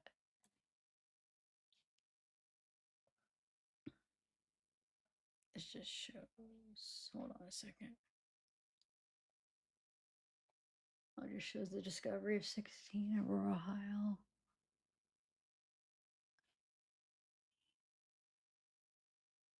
Seven were taken to the hospitals, including one who was critical condition when rushed to care Tuesday.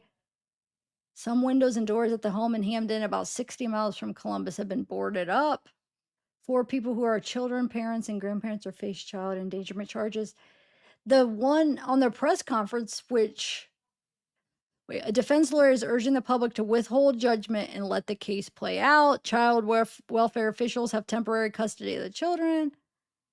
Wants to know if you can go into more details about. Oh, sorry, we gotta watch this. So, what was I gonna say now? Hold on a second. Put this on, put this.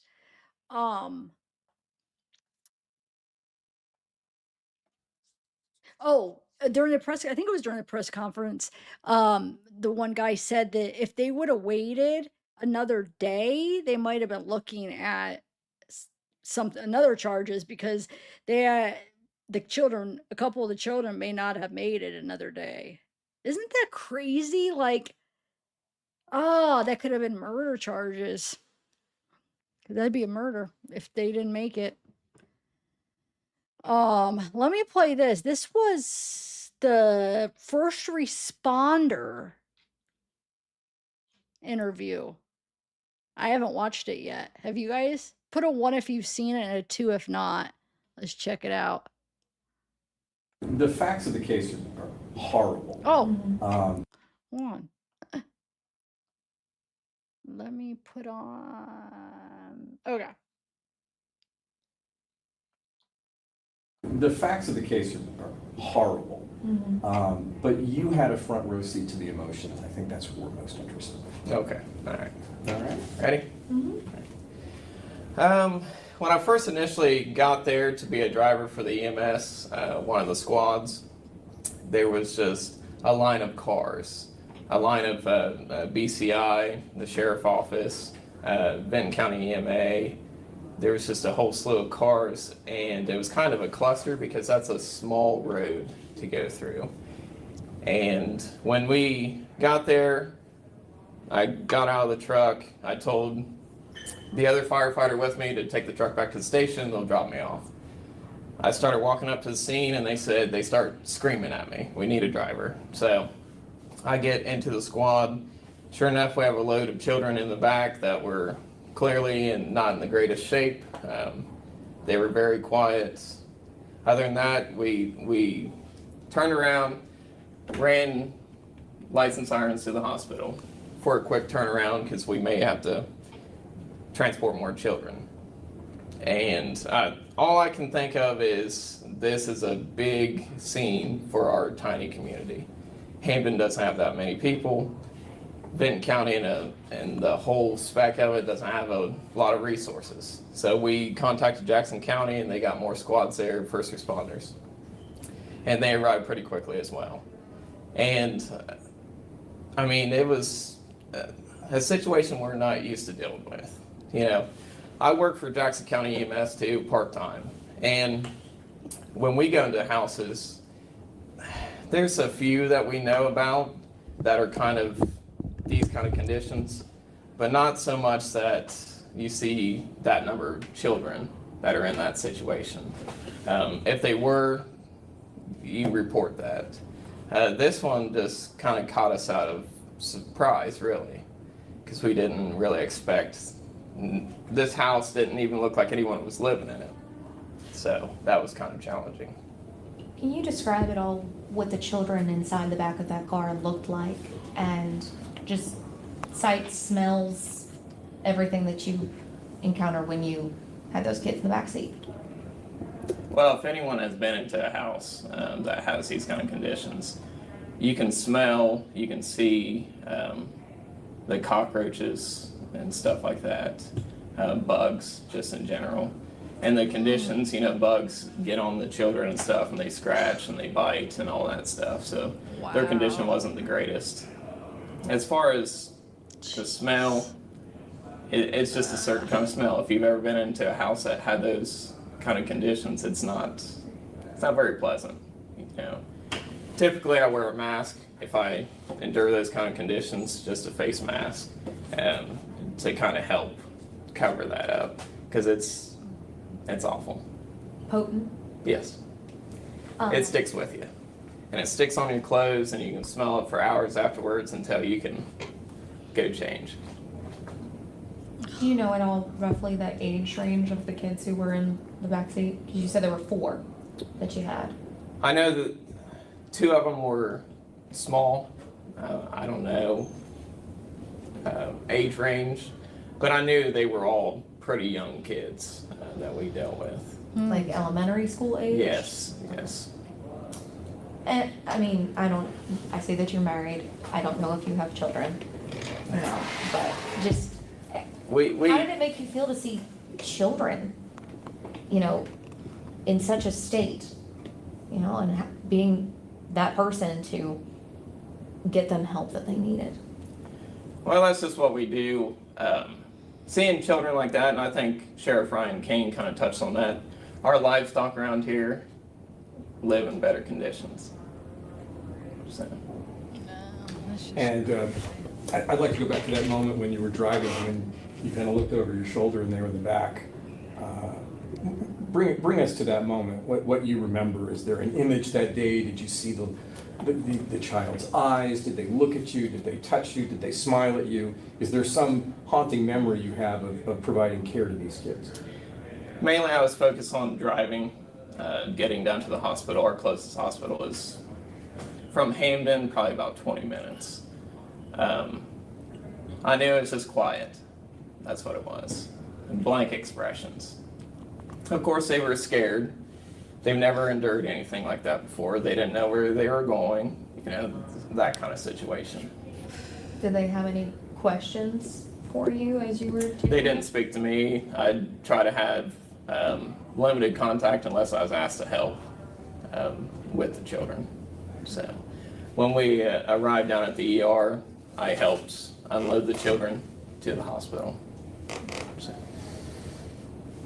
You said this sort of stuff doesn't really happen here. Do you think it'll ever happen again, or is this a once in a career emergency? Well, you just don't know.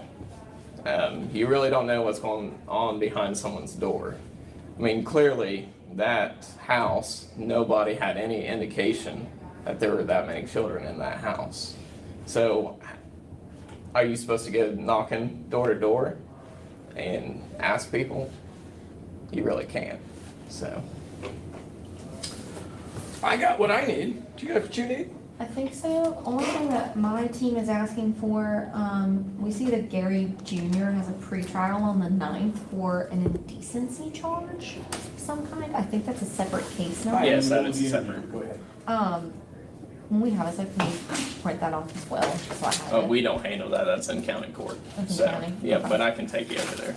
Perfect. Wow. Oh my lordy. Lordy, lordy, I can't. I'm just going through hold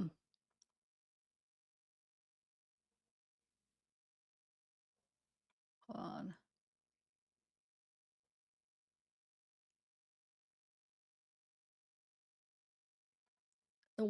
Just seeing what I haven't read yet. Okay, so let me do. I don't think I read this one here. This is Jeremy the brother, another post that he made. Remember, this is the brother that is more quiet. They say if you listen to all of Joey's live from last night, he talks about how Jeremy is like the golden child. He's like the favorite child. Um, so yeah. So he posts, I got a lot of friends now. So blessed. Anyone that knows me understands what I'm saying. LOL. My brother and everyone else with their immature self stay off Facebook. So ignorant. Arguing like children. She know what she did. End of story. I told her play victim. She said, you know, I would do anything for them children. Would ya? That's what I was thinking. Ended call. I'll see her when it's settled. So is he saying that he talked to her while she was in jail and told her to play victim? Am I understanding that right? Is that how you guys are taking it? But then in the same breath, he's saying, she knows what she did. I don't know.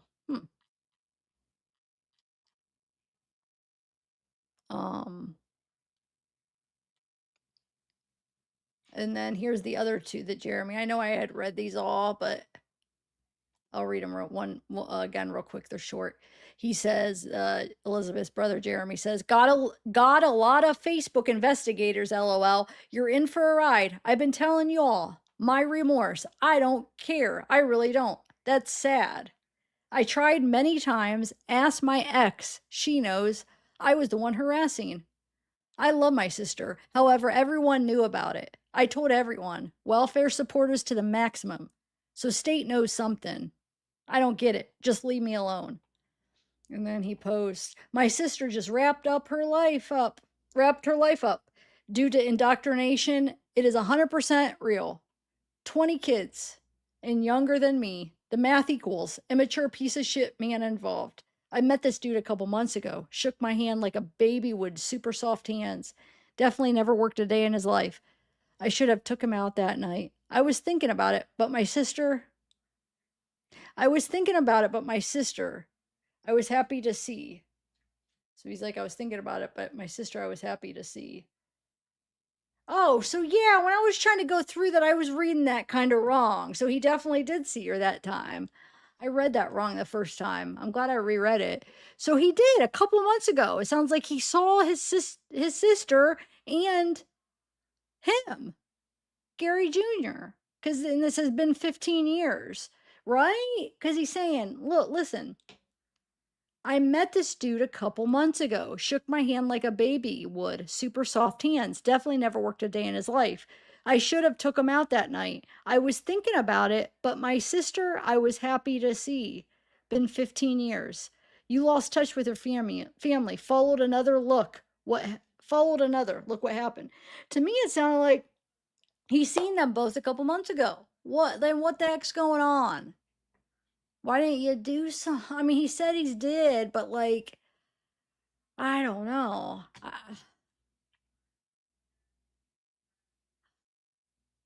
It's like, okay, he could call the cops or he called uh welfare. And I guess, I mean, I believe you go that route, you'll wait forever if you try to call uh the state, like try to do something with the CPS or whatever. I don't know. I think calling the cops would be the best thing. But I'm hearing two different stories. Okay, most people are saying, "Oh, it was the indecent exposure warrant." But if you listen to that arraignment, she had mentioned what did she say? A prior complaint about the kids or whatever. And I heard that somewhere else where it was a complaint about abuse with the kids. Somebody complained or something. I don't know if that's true or not, but what that judge said made me think that it was something like that too, maybe. But if that's the case, maybe it was him. Maybe their brother's complaint did get in. I don't know. I guess I should just wait till they release more stuff. And I don't know when that'll be. That might be a long time. Okay, so I also wanted to read this. I had put it up on screen earlier when I was playing Joey's live stream, but I didn't get to read it because I thought that was interesting. It says Elizabeth Siders was 15 when her parents and judge approved her marriage. By 33, she had given birth to 16 children. Okay, marriage records obtained from the Mason County Courthouse. Whoa, what was that? Dang it, I wish I would have looked quicker. I swear I saw like a light, but it was like flying. Like, you know, like you see a lightning bug, like a piece of light that went and flew back there, but I didn't look right away. Like I saw it out of the corner of my eye and I was just like, "Oh, I'll look in a minute." And then it was like by the time I looked it was gone. I know that doesn't make much sense, but I wish like as soon as I saw it I followed it. Cuz maybe did anybody else know? Wouldn't have got on camera. It was over here, dude. That was so weird. What the heck? I hope it goes again. You know when you see like orbs or whatever on the camera?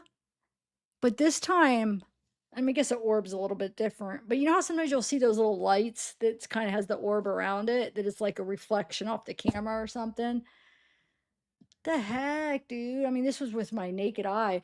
Um, Or you know how when you have a fire in the ember, like you could see, like it was like a light, a piece of light that just went. Dang it, that was cool though. Anyway, okay. Marriage records obtained from the Mason County Courthouse in West Virginia reportedly show that Elizabeth married Gary Siders on March 31st, 2008, because Elizabeth was only 15. The marriage required, did I already read this? Required approval from her parents and the judge. The records list consent from her parents, Brian Ray Russell and Lori Ann Rains, as well as then Circuit Court Judge David Nybert. At the time of their marriage, Gary had reportedly completed the 9th grade, while Elizabeth had completed the 8th grade. Records indicated that they lived, no, I haven't read this to you guys yet. Okay, they lived 2 houses apart in Gallia County, Ohio. I don't even know if I'm saying that right, and I live in Ohio. I never heard of that county. Gallia? Gaia? I don't know. So they lived 2 houses apart. Elizabeth's attorney had since said she continued her education for a time, but left high school after the 11th grade. See, Joey says 8th grade was the last grade she went to. This person, the attorney is saying that 11th grade. So who's, you know what I'm saying? Is Joey not remembering things and just saying things and or is the attorney not being, I don't know. I'm not saying that Joey would be saying it purposely, knowing that it's not true, but maybe he's not remembering it right and he's thinking, oh, 8th grade. because he's thinking that after she had her first kid, she would have dropped out and that would have been in 8th grade. You know what I'm saying? He could be thinking like that. I don't know. Or maybe the attorney's wrong, but 11th grade, so that means she would have had a couple kids while she was going to school? Would that be right?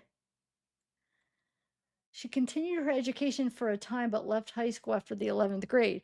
18 years later, Elizabeth is 33, Gary is 36, and the couple is at the center of a child endangerment case that has shocked both investigators in the small village of Hampton. I don't know. That would have been hard. I mean, I would guess that like as soon as she had her first kid, but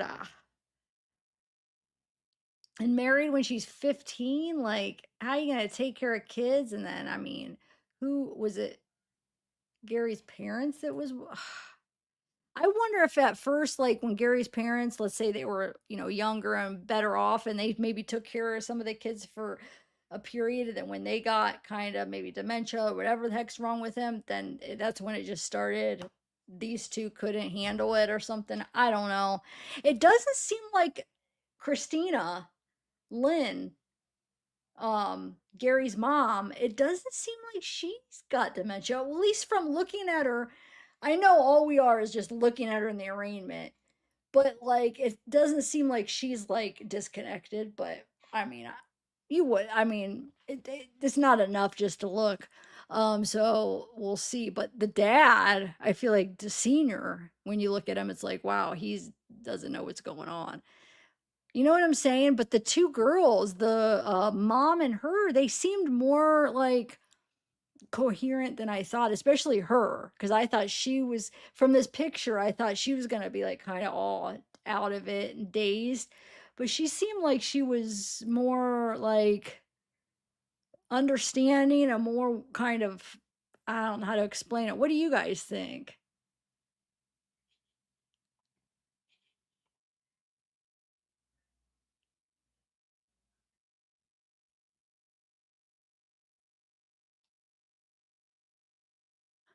Uh, okay, so, and then, what is this? Let me just scroll over. There is nothing the prison system can do to Elizabeth Sider that 16 live births and 5 fetal losses from ages 13 to 33 hasn't already done to her body, mind, and soul. Unimaginable horror. Free her. The thing is she's probably better off in jail. Her living conditions and everything is probably, it is better off there than she was. And if it is true, okay, so if it is true that she really did love her kids, but she just was manipulated and then couldn't mentally take care of them, then maybe, she isn't better off in jail because she misses her kids and the thought of not having them could drive her nuts. But if she could care less about them, she probably would be happier in jail, to be honest. Because I mean, either way, like living like that, like she should be happy that her kids are taken care of. But I know it's just it's the tough situation to be like, oh, you should be happy because look, well, yeah, because no, I could say that they would not have survived because we don't even know what we're gonna find out. Is there any essay going on? Like Gary, like the junior, was he doing anything with the kids? Who freaking knows what we're gonna find out? This might be worse than what we thought. I mean, how can it get any worse, I guess? I mean, once they release those pictures inside of the house, I have a feeling it's just gonna be like horrible. I mean, but we're all having these thoughts of how bad, so we might be making it worse in our head, but I feel like we're not. I feel like it's gonna be just as bad as what we're thinking, but I guess we'll see. Um, all right.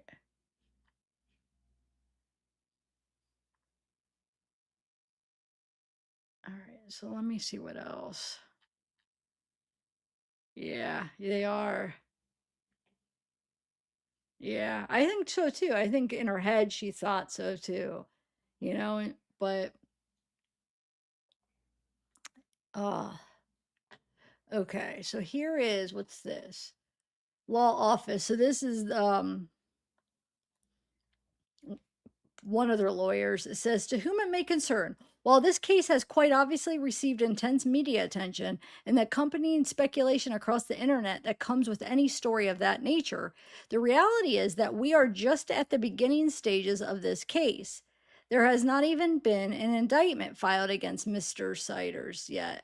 Merely a complaint, and then a day later, an amended complaint containing one fewer count than the complaint the previous day, which speaks to the extremely preliminary stage we are at. It has not escaped our notice that the state apparatus, from multiple state and local political figures to the interim state attorney general to the very prosecutor who is going to be presenting this case, have taken every opportunity to attempt to pre-try this case in the court of public opinion. However, it is also important to remember that Mr. Siders is entitled to the same presumption of innocence that every person charged in this county should and does enjoy. So while there is a little ability to stop all speculation, conjecture, or uncorroborated guesswork from taking place, I would ask that we all let the process play out, irrespective of the sensationalist underpinnings of the allegations against Mr. Siders, so that we, as his defense counsel, can be provided with whatever evidence the state allegedly has in order to give it a thorough review and determine if the state can meet their burden of proof, or alternatively, if Mr. Siders is actually not guilty of what is being alleged. And like I said, this is Gary's sister right here, Linda. The other ones, she's more on social media than the other ones from what I could find. What is this? This is a post she did. TikTok is great. Haha, so addicting. 2019. Wait, I have that video. Hold on. She does this video where this is taken from. I just screenshot it so I could have the date. But there's, okay, hold on a second. Here it is.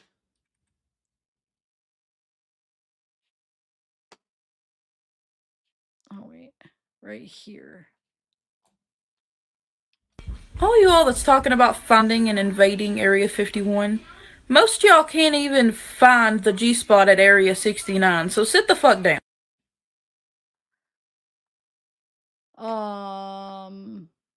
Okay, so maybe you guys could do a little homework for me. Okay, so let me see. Let me play everything I wanted to play at the end. I want to have you guys do something for me. Let me play a couple more videos though that I have. I might as well. I had some up. Might as well play them all. Okay. In that search yesterday, they were literally about to fall through the floor there. So who is this family? Well, 10 TV's Carla Rogner has spent the day reaching out to relatives and digging through records to learn more about the Siders family. She joins us now live from Gallia County. And Carla, you've been on top of this story since it first broke yesterday. Yeah, well, we learned through court records that a place they've spent a lot of time in is here in Gallipolis, Ohio. This is in Gallia County, but we spent the day going to some of their old addresses here and talking to neighbors, and no one recognized the family members, let alone knew there were children living inside those homes. This morning, the Vinton County prosecutor referred to Gary Sr. and Christina as the grandparents and said Elizabeth and Gary Jr. were parents, but would not say if Elizabeth was the mother of all 16 children. We learned through a marriage record from West Virginia that Gary Siders Jr. wed Elizabeth in 2008 when she was just 15 years old. That's the same year the first child was born.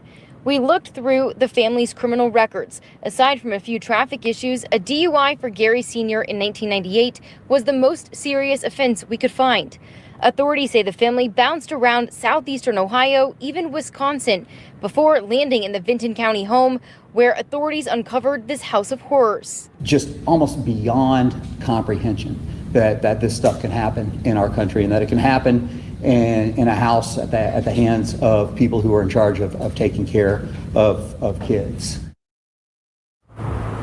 Yeah, right now, all 4 members of the Siders family are in jail on a $300,000 bond. Authorities said this morning the focus now turns towards getting justice for these 16 children. Reporting live in Gallia County, Carla Rogner, 10 TV News. It's so important that they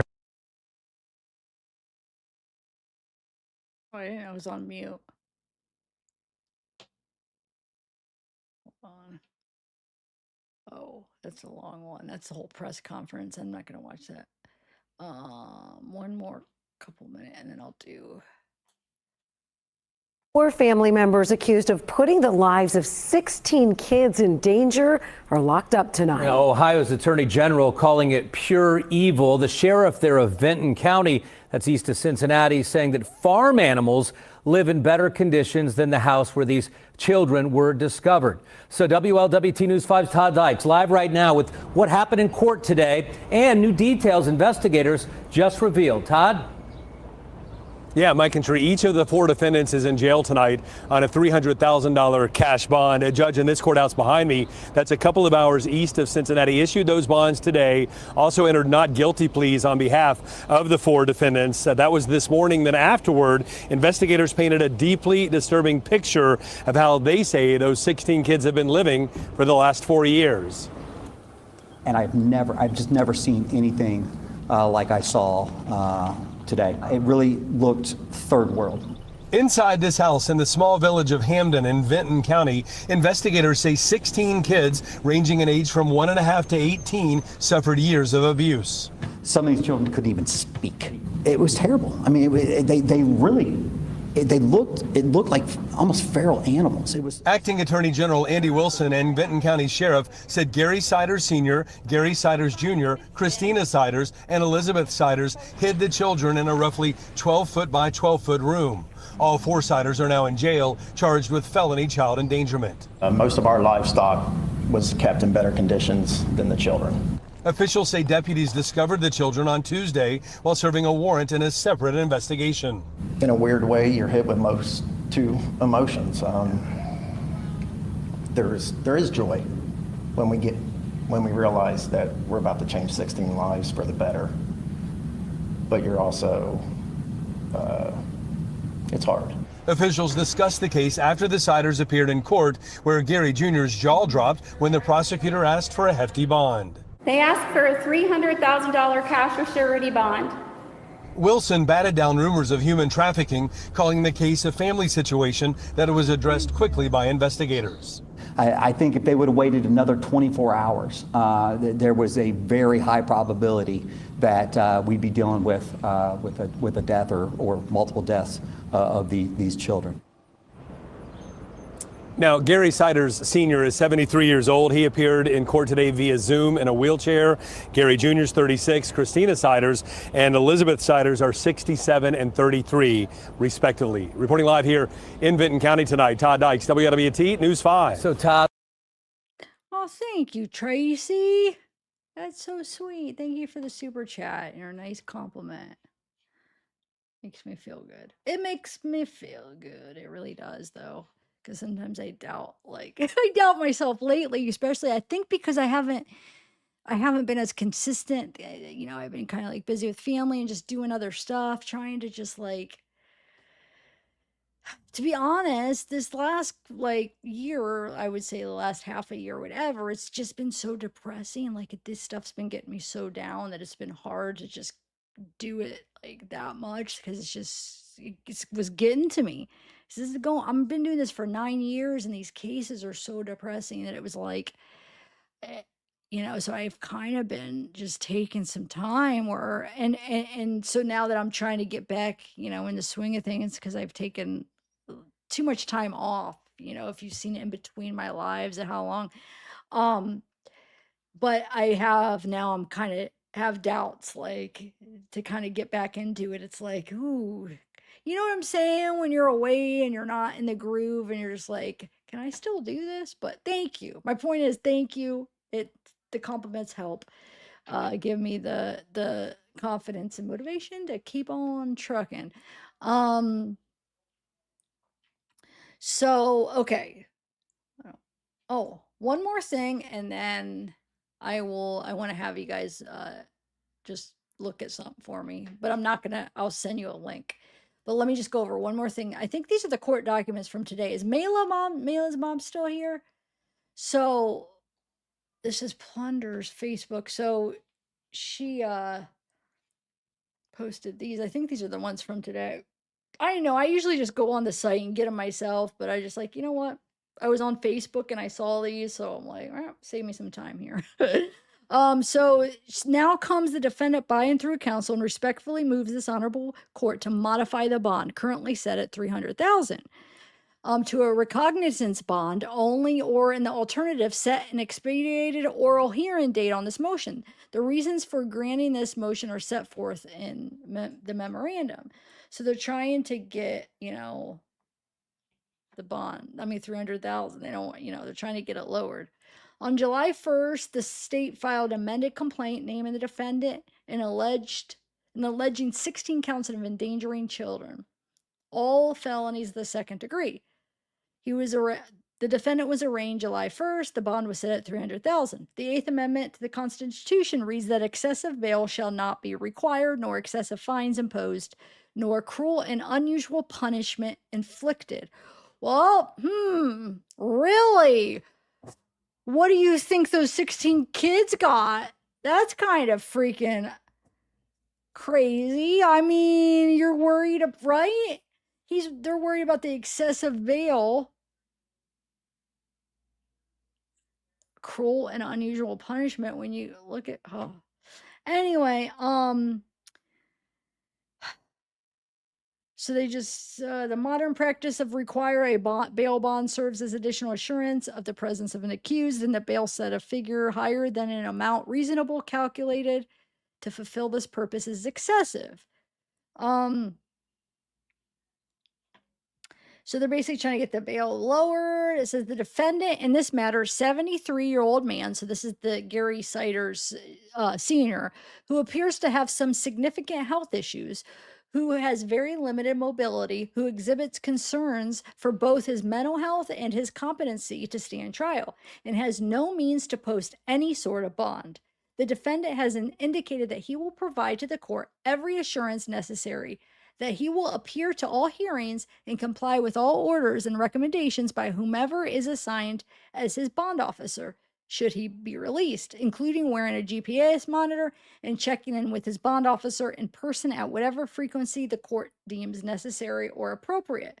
While the defendant understands the charges alleged in the indictment are serious, the defendant has denied any and all allegations made against him in the amended complaint, and more importantly, has a vested interest in appearing for any hearings to clear his name.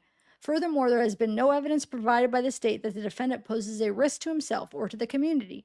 And given the nature of the charges and the actions undertaken by the state to remove all the children who are living in his home, there's no risk to any alleged victim of the charges that the defendant faces.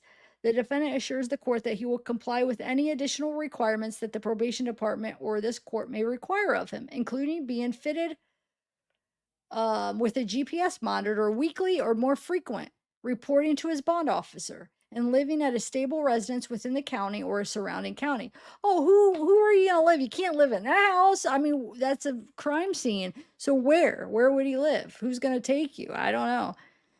I guess maybe one of his daughters. While it may be the case that in many cases some cash bond may be necessary to ensure the defendant appear as ordered, it is readily apparent that in this particular case, the defendant does not have the means to post any money as a bond, as the defendant is unemployed and indigent, and the very basis of the amended complaint was the defendant was living in a home that exhibited nothing short of extreme poverty. Given that, in the language of ORC, which clearly states that bond is only necessary to ensure defendant appears as ordered, maintaining only a recognizance bond should be more than sufficient to ensure that the defendant appears at all hearings. So they asked to reduce the bond, right? Now comes, I swear they give,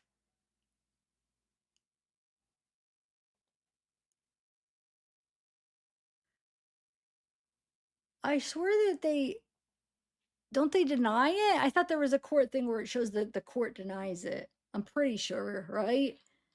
Maybe I should get on the court site, maybe for my next live. Okay, so what I want you guys to check, I'm going to give you the link to their daughter's channel, which is Gary Jr.'s sister, because I want you to look at a video and tell me what you make out of it. Could this be, I mean, she says it's her family, so I'm thinking it's maybe her kid, but it almost seems like the way, I don't even know if it's a guy or a girl, I can't tell, but it almost seems like the way he's at this person, her kid's acting like it almost seems like they were like isolated or something. They're out at a restaurant and they're singing happy birthday to him or her. And at first I was like, oh my God, is that one of Elizabeth's kids, maybe? But I was trying to look around to see if Elizabeth or Gary Jr. was there, which I don't think I see any of them. So I'm guessing it's one of her kids. But it seems like the kid almost seems like not able to be like social here. Let me show you. I mean, it might not be anything, but hold on one second. Let me bring it up. I'm just going to send you a link. And then next live, maybe you could tell me what you think about it and see if you find anything else interesting in our channel. Because I don't think it would be right to just, you know, play some of the videos with her family. Because I mean, it's not, the case isn't about her. And the rest of it, most of her channel is her drawing. Okay. So I guess she's an artist. It's her like just drawing pictures and stuff. So hold on one second. Let me get it real quick. Oh, actually, what I'll do is I'll link the actual video that I want you guys to take a look, and then you guys could check out her channel and see if you find anything interesting. Okay. Hold on a second.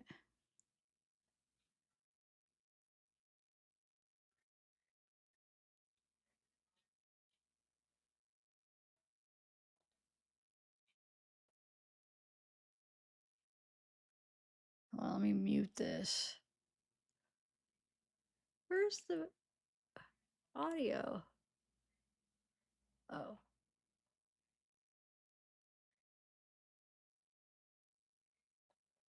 All right.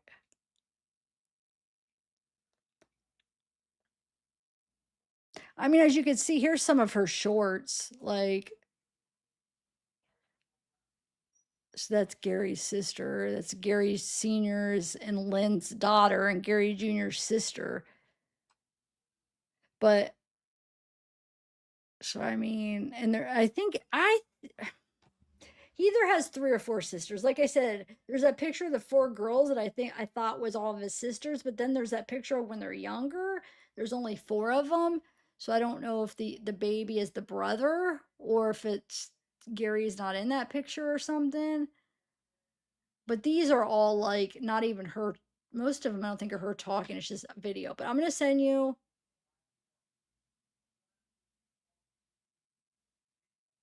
Oh, wait a second. Hold on a second. Somebody just sent me something. Hold on. This might be interesting. Oh, I don't even have it say. Oh my God. I didn't even have it playing. That's Gary's sister. Hold on a second though. Somebody just sent me a link. I gotta check this out. But here, hold on. Let me find. So yeah, I mean that's Gary's sister.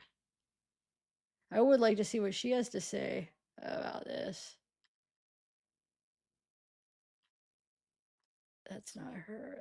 Okay, so, see, so she does a lot of drawing. A lot of her shorts are like drawing. I don't know. Okay, hold on. Don't leave yet. I might have something interesting here. Who sent me that? The emails. Is that the same person? Yeah, it is the same. So that's Mail. Is that that's your email then, Mail's mom? Because it's a different name. All right. Hold on, let me take this off. Let me send you the video. Actually, go watch it now while I'm looking at this links to these other channels. And let me know what you make out of this video. Hold on, let me show you. I'm going to send you the link to the one I'm talking about. Right here. Let me see if there's any more.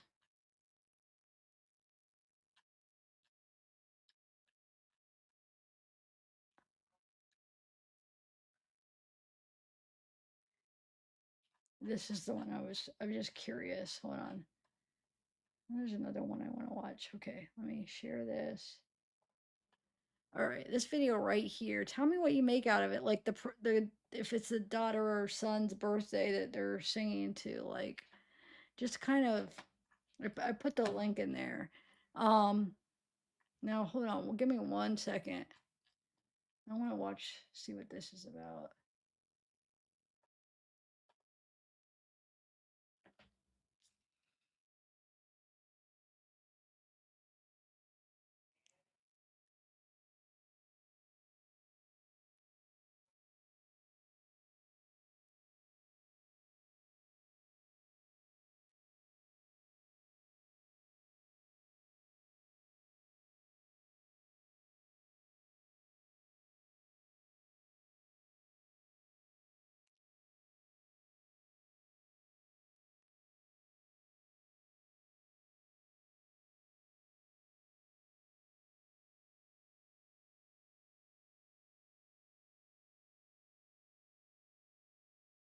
I just want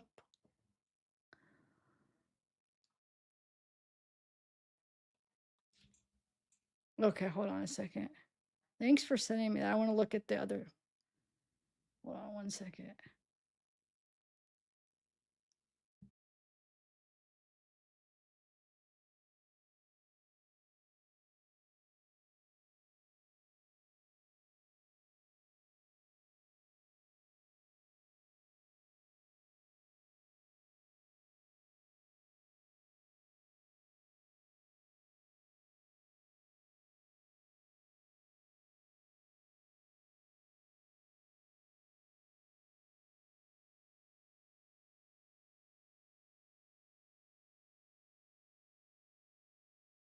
Mayla's mom, are you in here? Do you think that would be okay to play that video? What do you think? Oh, okay. I love that. All right. What do you think, though? That's interesting to see, like, so it makes me think that it wasn't like these kids, whatever happened the last few years in this house, that it wasn't like always like that. You know what I'm saying? This was 10 years ago, so that means he would be, wow, he'd be kind of old by now. But do you think that'd be okay to play? I don't know. Like, I'm so like wondering because, I'm extra doubtful on stuff because it's like, hold on, let me look at this real quick. Let me share this. Let's look at because does it show if they're sons? Well, these ones show the names that you could tell they're girls. So the 3 oldest are girls. The 1, 2, 3, 4, 5. The 5 oldest are girls. I bet you that's this one because, hold on, let me think here. 2014. Let me see what year that is. No. Well, wait, that don't even make sense.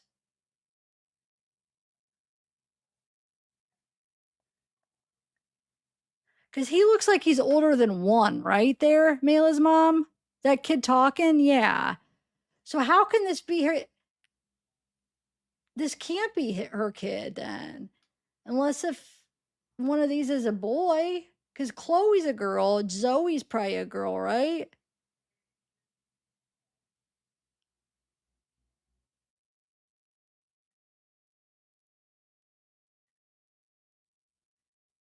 Oh, thank you for gifting that, Melody Kunkel. Thank you. I'm trying to figure this out. If that is maybe not one of her kids. This could be a different Elizabeth's. You know what I'm saying? Just because it's there. I mean, that's a common name. So I wonder if that's not even. You know what? I'm not gonna play it because that might be somebody else's son. That might not even be because it's not adding up. Because even if it's her firstborn,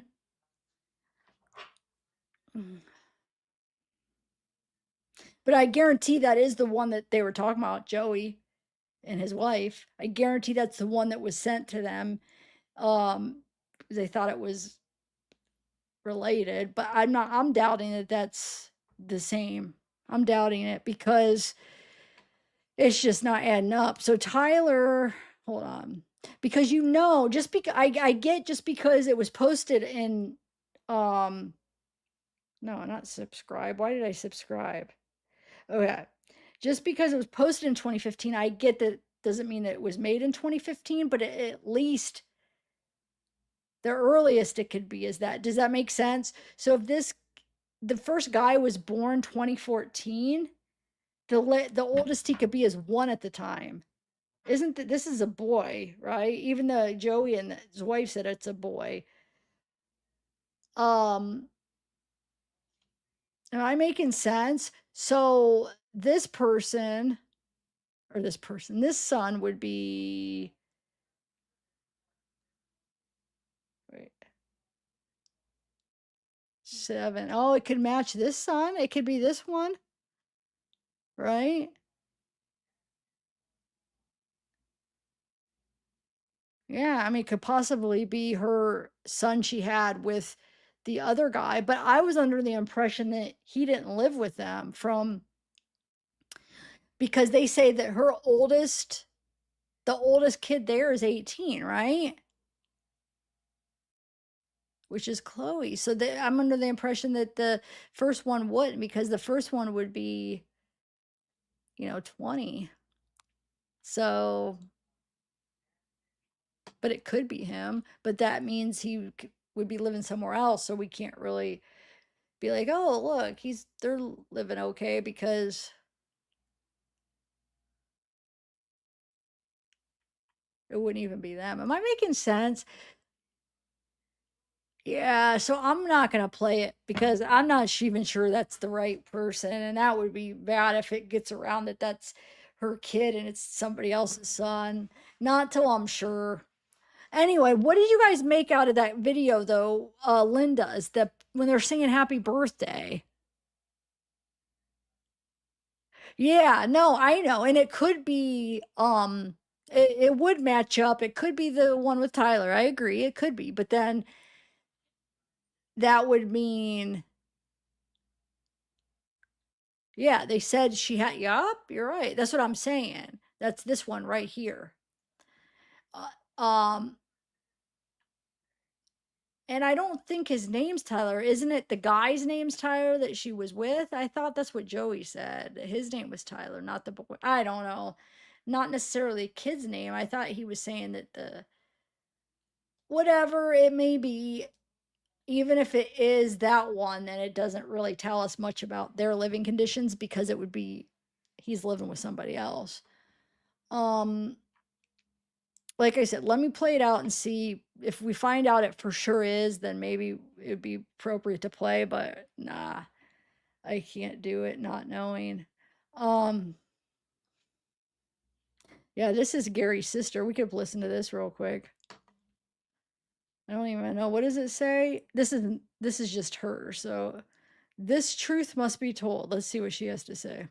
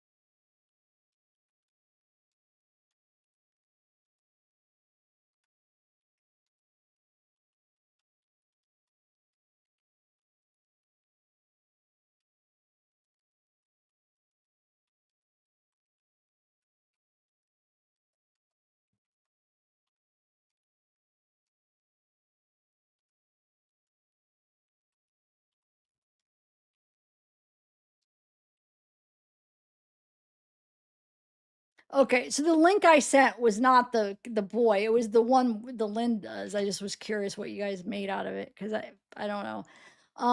But thank you, Mela. You're right. That is, I know that's the one that they were talking about, that somebody else sent them. So other people were finding this stuff. They probably put in her name and found it and sending it to them. And because they're not even aware of who Elizabeth's kids are, and I don't think they're putting a timeline to see that no, it doesn't match up with that one. You know what I'm saying? That they don't know. So that's, I guarantee that's what she was talking about though.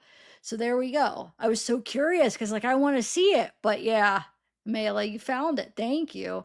Um, I'm muted. I'm not muted. You guys can't hear me? Nothing's muted though. Can you hear me? What the heck? Is everything okay?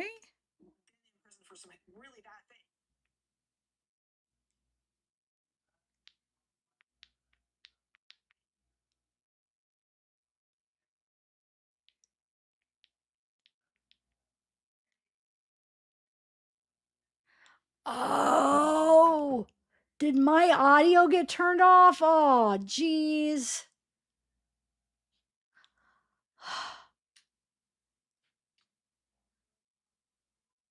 I think because I had, I don't know, I don't know what I did. Sorry. Dang it. Hold on. I could play. Do you guys even want to hear it? It was just, I don't even know what she was talking about, Trump or something, or not Trump. No, I don't even know. Here, I don't know if you guys want to hear it. It's really not. I don't even know why I played it, but now I feel bad because here, if you guys want to hear it. Hey guys. Gary's sister. Hold on. I have to use my back camera because Can you my hear it front now? one is busted. I was looking up some stuff, and there's a report called the Global 2000 Report wanting to get the population down to 100 million people by 2050. And if you actually look at that stuff, you know, that's happening now. All the drug overdoses and the fires, and you know, there's just a lot of different stuff going on that the public doesn't even really notice or want to notice. But yeah, guys, we need to band together and stick together and get everybody aware of the truth and what's really going on and what all the government's got hidden, everything. So yeah, if you have a channel that you want me to support, let me know what it is and I'll support you guys. But yeah, God, we really need to stand together and get the truth out. It's time. See you guys later. Bye.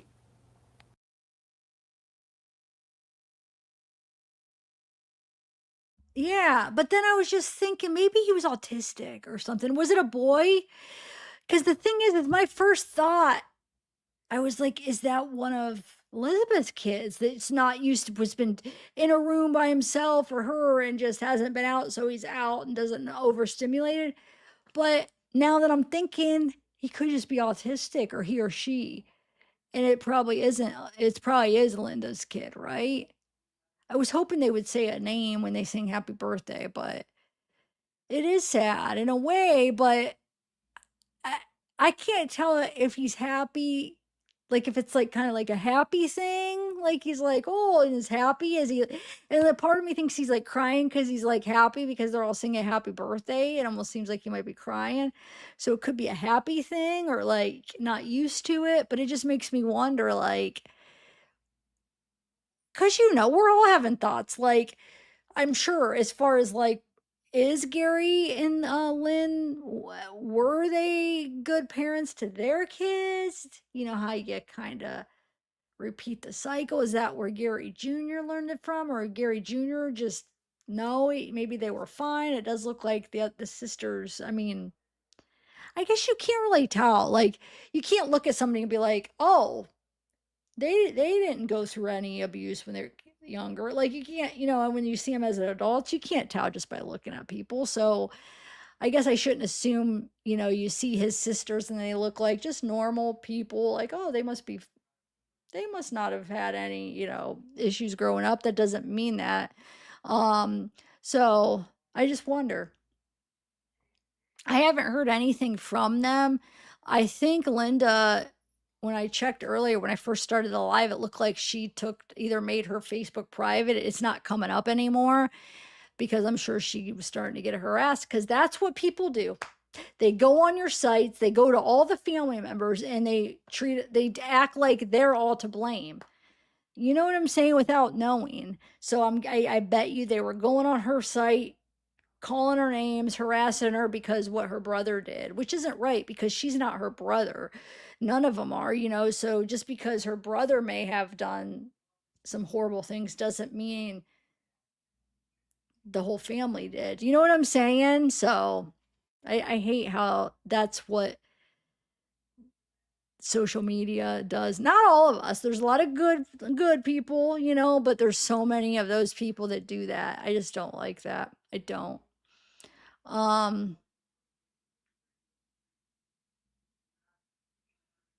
Yeah. That's what I'm wondering. See, I'm wondering like that's what I initially thought probably covered in dog hair. I really did, but then like I said, if that's Linda's kid, then I mean I mean, hopefully she's not doing the same thing to them because you know what I'm saying? So that's why I'm like, no, maybe just something else. Now if it was Elizabeth and Gary's kid and we knew that, then it would be like, but I don't know why my head went there. And then I was thinking, oh, is that, are they celebrating one of their kids in a while? Because it's not really clear who that is. So I was looking around and the guy that's sitting next to him or her, is it a guy? Is it a boy's birthday? I don't know. But the guy that's sitting next to the kid's birthday, I was trying to like make out like who is that, but it doesn't look like anybody familiar. It doesn't look like Gary, right? And then there's somebody, a kid, like a guy, almost like maybe a teenager, right, sitting across from him. So it might just be Linda's kids. Anyway, yeah. I hope they all find good homes. Well, we know the 3 oldest girls are all together. At least if that girl that commented is being honest, she is somebody that was the foster mom said that she had Elizabeth's 3 oldest kids, but she also said that that Elizabeth was currently pregnant, that the girl, so if this girl's legit and she's being honest and she really is the foster mom to the 3 oldest kids, then did the oldest kids tell her that their mom was pregnant currently? Because she said, and her mom's pregnant now. And that they're all siblings. They're all, from the same dad and mom is what she made it seem like. But people, that's why it's hard to trust everybody that posts because some people will just make up lies just to have people like, I get almost sometimes I feel like it's just to see how far it'll go. Let's see if, people will buy it and start repeating it or get the attention that they're getting or just to be like, not evil, but just like, but I mean, maybe she's legit. Maybe she is their foster mom. I hope. I mean, I'm hopefully that, I'm thinking probably, but then that means that Elizabeth was pregnant though. So I don't know. Wait, did I already go over this? What is this one? Oh, this is the indecent public indecency that Gary Siders Jr. got.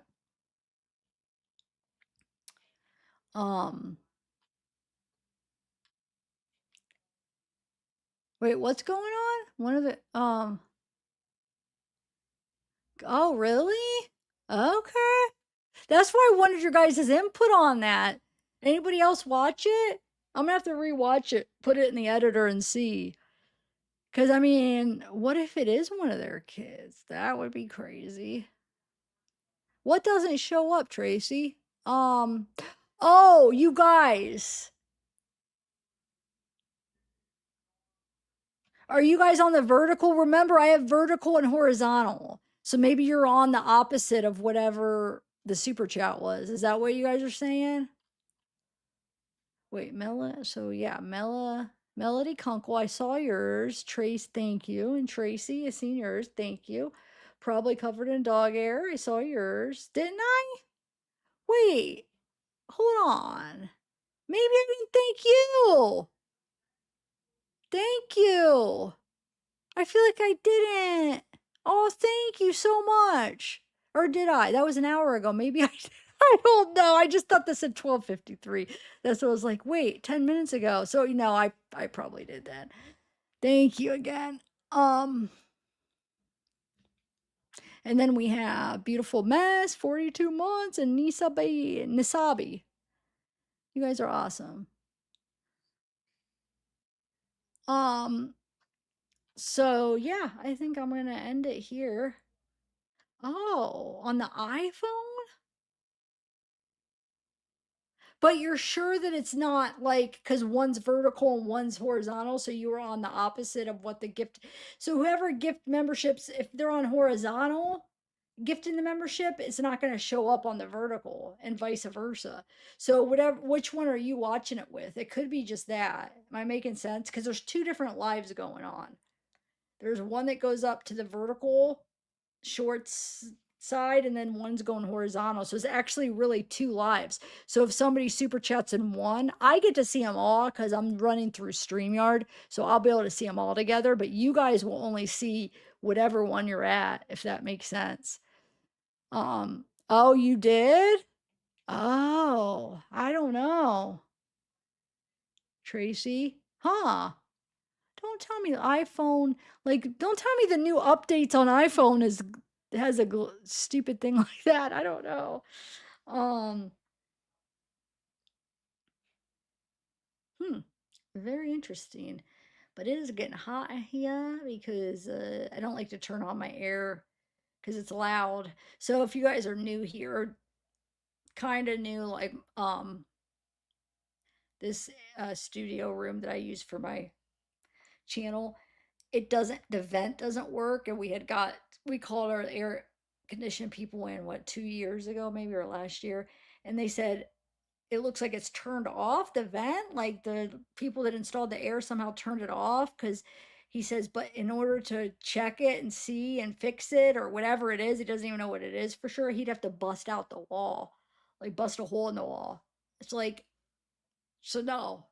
So I just bought well, I had this portable air that I was using in my room to sleep because upstairs is just hot. So I bring it in here and it's so loud that I don't like to turn it on. Well, you guys say you don't hear it, but when I play it, because I've tested it, it makes the mic just, I can't explain it, but I could tell the difference.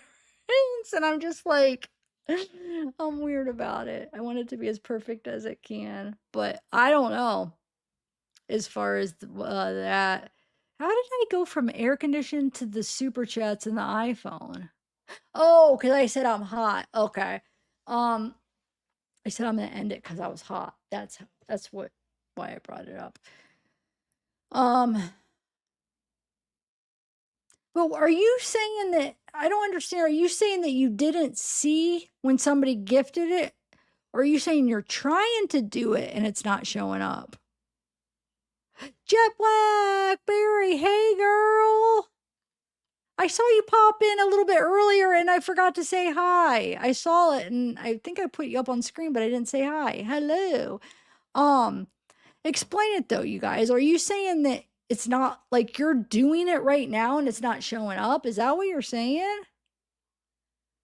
Or are you saying you're trying to do it and it's not coming up? Because I thought you were saying that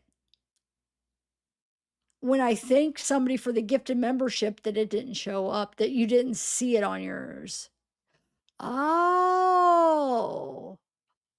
let me see my iPhone, because that could be an issue if, hold on, hold on. I have an iPhone, so let me see. Are you on the vertical or horizontal? Because I'm going to try on, I could try on both. And wait, since it's my channel, I'm trying to think if it's going to be different. Let me see.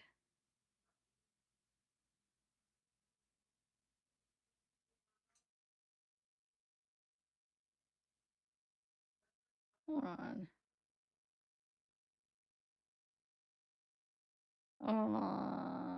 Where do you even do it? Oh, wait.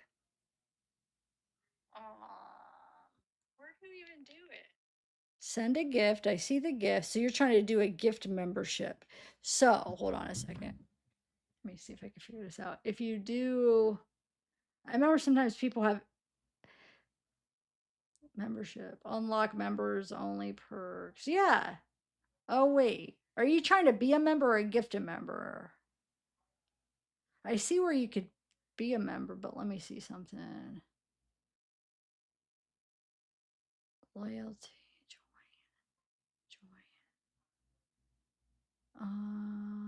Virtual, yeah. Huh. Like, yeah, where do you do the gifted?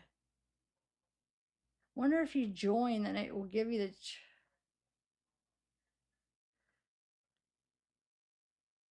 No. Huh. That's true. How do you gift it?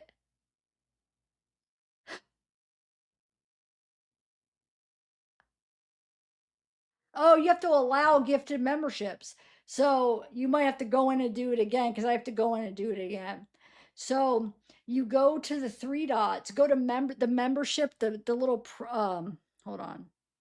If you go to the money sign on the bottom, okay, and then go to unlock members perks, okay.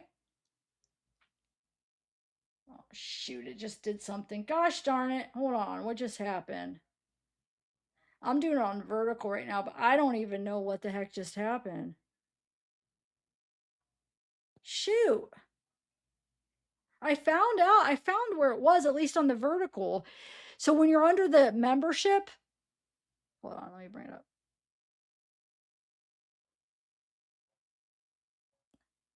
You have to allow gifted membership. But don't you have to allow it to even gift it or no? I was thinking you would have to do that first and then you could do. No, but I wonder if you have to allow it to be able to gift it. Does that make sense? All things hope. Super chat for Melody. Thanks for the membership. Wait, what?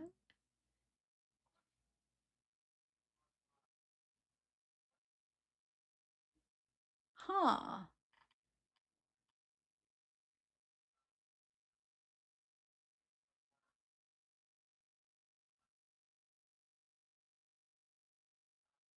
Wait, what's going on? Hold on, you guys are confusing me. Wait. Because Melody, you gifted one earlier. Are you? Oh yeah, you are saying that. I just wonder if you have to. No, you didn't do one. You didn't do anything wrong. At first, I was thinking you were the ones. No, they're having trouble gifting it, and I was like, okay, so Melanie did one earlier. Um. Oh.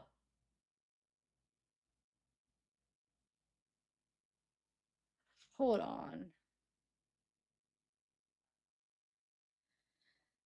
I lost. Hold on. I'm trying to get to my live. Okay, let me see. Because I have an iPhone too, so I'm gonna see if I could. I feel like you have to allow it though. I don't know why. I feel like you would have to allow it to be able to do it. Let's see. Okay. money, what if you do, okay, gifts. I don't know why I'm thinking, well, maybe it's under super chats. No, it has to be that then. You have to, I bet you have to accept it. Let's see. You do this, membership. Okay.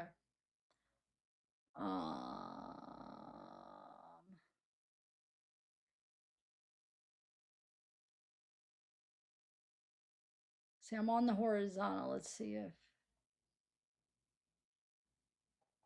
okay, so I'm pressing the three dots. Once you do the, okay, gift, you go to membership, buy membership, the three dots. Let's see.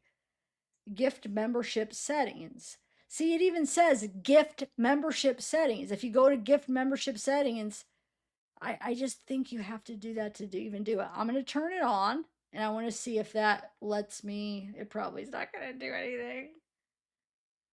Okay, so it's allowing me to get them. Now let's see. How is anybody else able to do it? The heck? You're right, it didn't help. Let me look into it.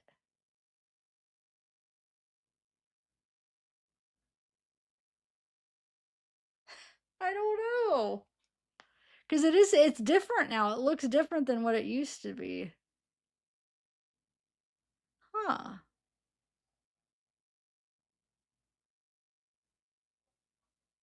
I don't know, guys.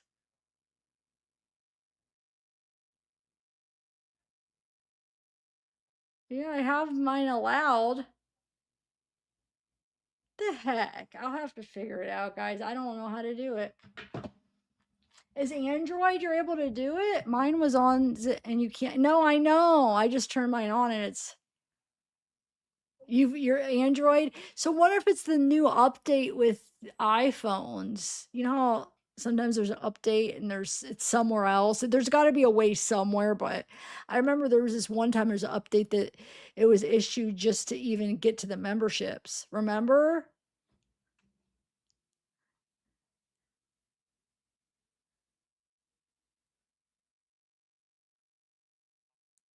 Anyway, I'm gonna go, guys. Oh my god, 4 hours and 21.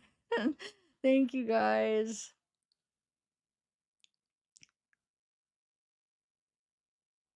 Yeah. It sucks. I mean, I wish I don't know. Anybody, if anybody figures it out, let me know. Because we need to learn how to do that.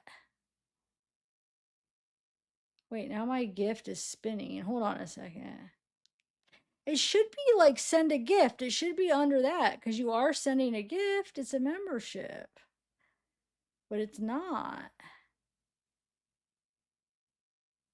I feel like it's like somewhere we're just not seeing it. Oh, wait. You know what I'm saying? I feel like it's like something we're missing. Unlock. It's got to be under the memberships. You guys got me like wanting to figure this out.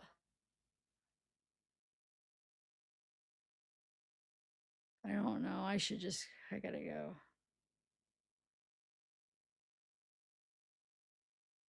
No, level 1 is $4.99, Casey. I don't know why yours is saying $9.99. Mine says $4.99. I don't even have a $9.99 one. What do you mean? None of mine are $9.99. Maybe if you gift them. Because I remember Stacy telling me gifting, I don't know, the gifting pricing is different for some reason. I remember her saying something about $9.99 for gifting. But that means you're finding gifting?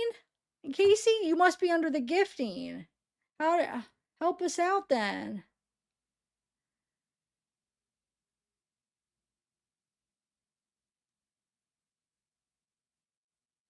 I don't know. Anyway, guys, thank you for coming. You guys rocky, rockety, rocky, rock, rock. If you guys have any more information you come across on this case, send it my way.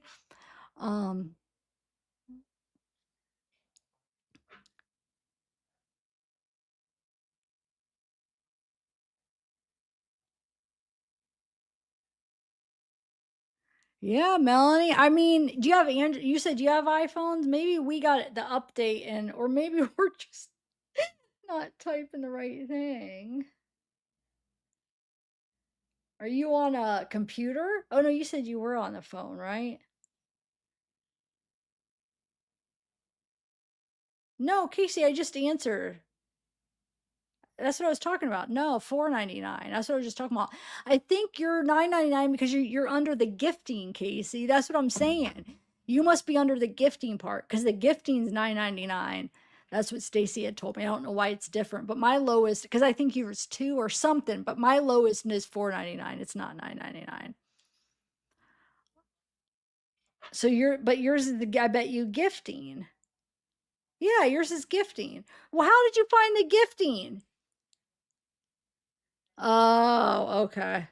Yeah, I don't know why I have no control over that. I don't know why it's set up like that. I really don't. It's just the way it is. I mean, I wish they gave us control over that kind of stuff, but I mean, we only set what our things, but then I don't know why they make them more to gift.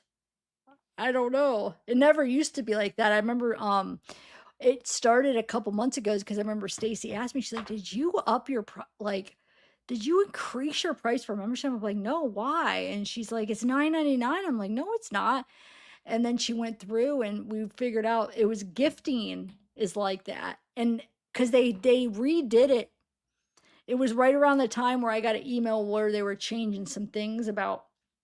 That's what it was, Casey. I got an email and it was talking about how in different countries they went and they basically said that the prices, it's like an inflation thing or something, but I didn't understand that they were going to make gifting memberships more, but it was like they took something, they were taking statistics from different countries and showed you these graphs and it was confusing, but they figured out certain prices for where you live or something, and that was the price that I guess they figured out on that. And I don't know why. It makes no sense that it's more than the thing. I don't know.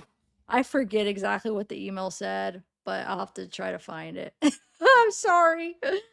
I know it should be like we're the creator, so it's like it sucks that I'm saying like I don't know why I have no, but I don't like YouTube does that part. I don't know why they did that like that. It should just be what I do. But I have a question like before that it was just the price of one memberships, or did they always charge you a little bit extra for the gifting option or something? I don't know.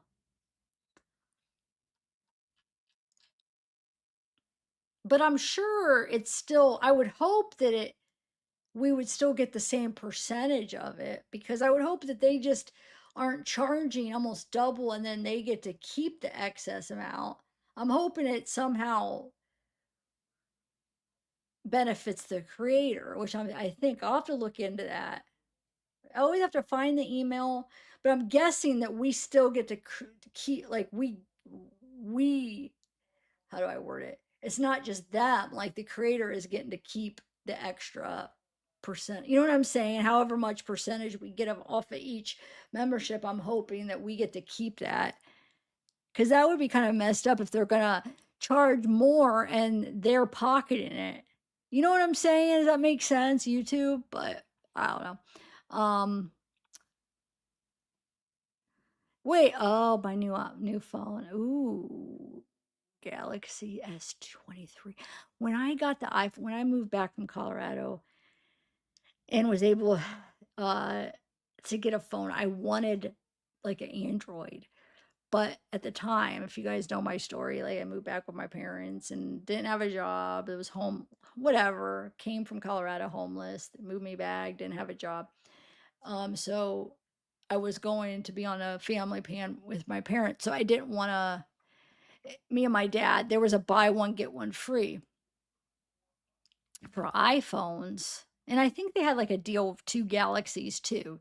So I was like, oh, or Androids, whatever. I think Galaxy. I was like, oh, I really want an Android because I always had an iPhone. I really wanted an Android because I heard, the data you get more. I just wanted something different. And my dad was like, we can, but I felt bad because he's like, but I was like, what would you pick? He's like, my dad's like, I want an iPhone because I'm just used to it. My dad's like, I already know how to use it. So I was like, I felt bad. Like, I'm not gonna, because it was like a 2 for 1, either way. And I was like, I feel bad if I get a Galaxy and then he hates it and he's the one getting it for me. Now this wasn't this phone, this was like a couple phones back, when I didn't have a job. And so I just like, okay, we'll just get an iPhone because I didn't want it. Like, I was like, what if you hate it and then you're letting me pick and you really prefer an iPhone because you know how to use it. And so I couldn't do that to him. But then I just stuck with the iPhone after that.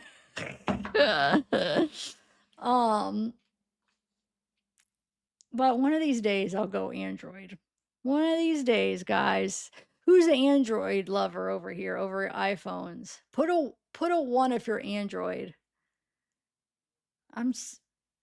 We should have a talk about that one night on a live, on a wind down of like people's input on the phones, because I wouldn't mind switching soon. My next phone, which is probably gonna be kind of soon. Are you guys still here? iPhone.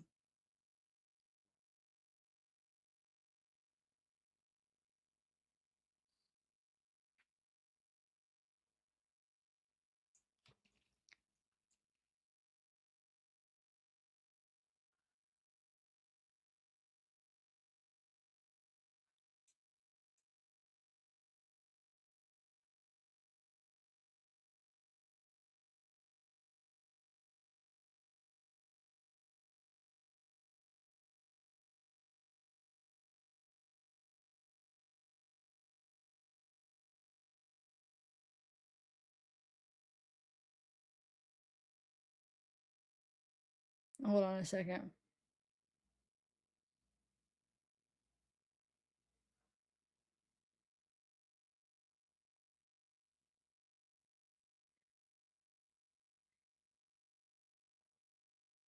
Anyway.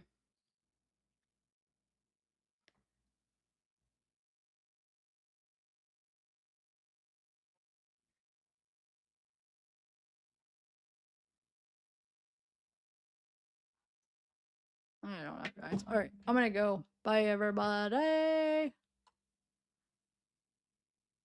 Wait, Hope, do I have? Hold on a second. Yeah, I do. Okay. Hold on a second. All right, I'm gonna go. I'll just message. I'm getting confused on. Just don't know. I have your number, right, Hope? Why am I getting mixed up with who I have now? I have so many of these, I don't even know all these numbers that don't have names. I have your phone number, right?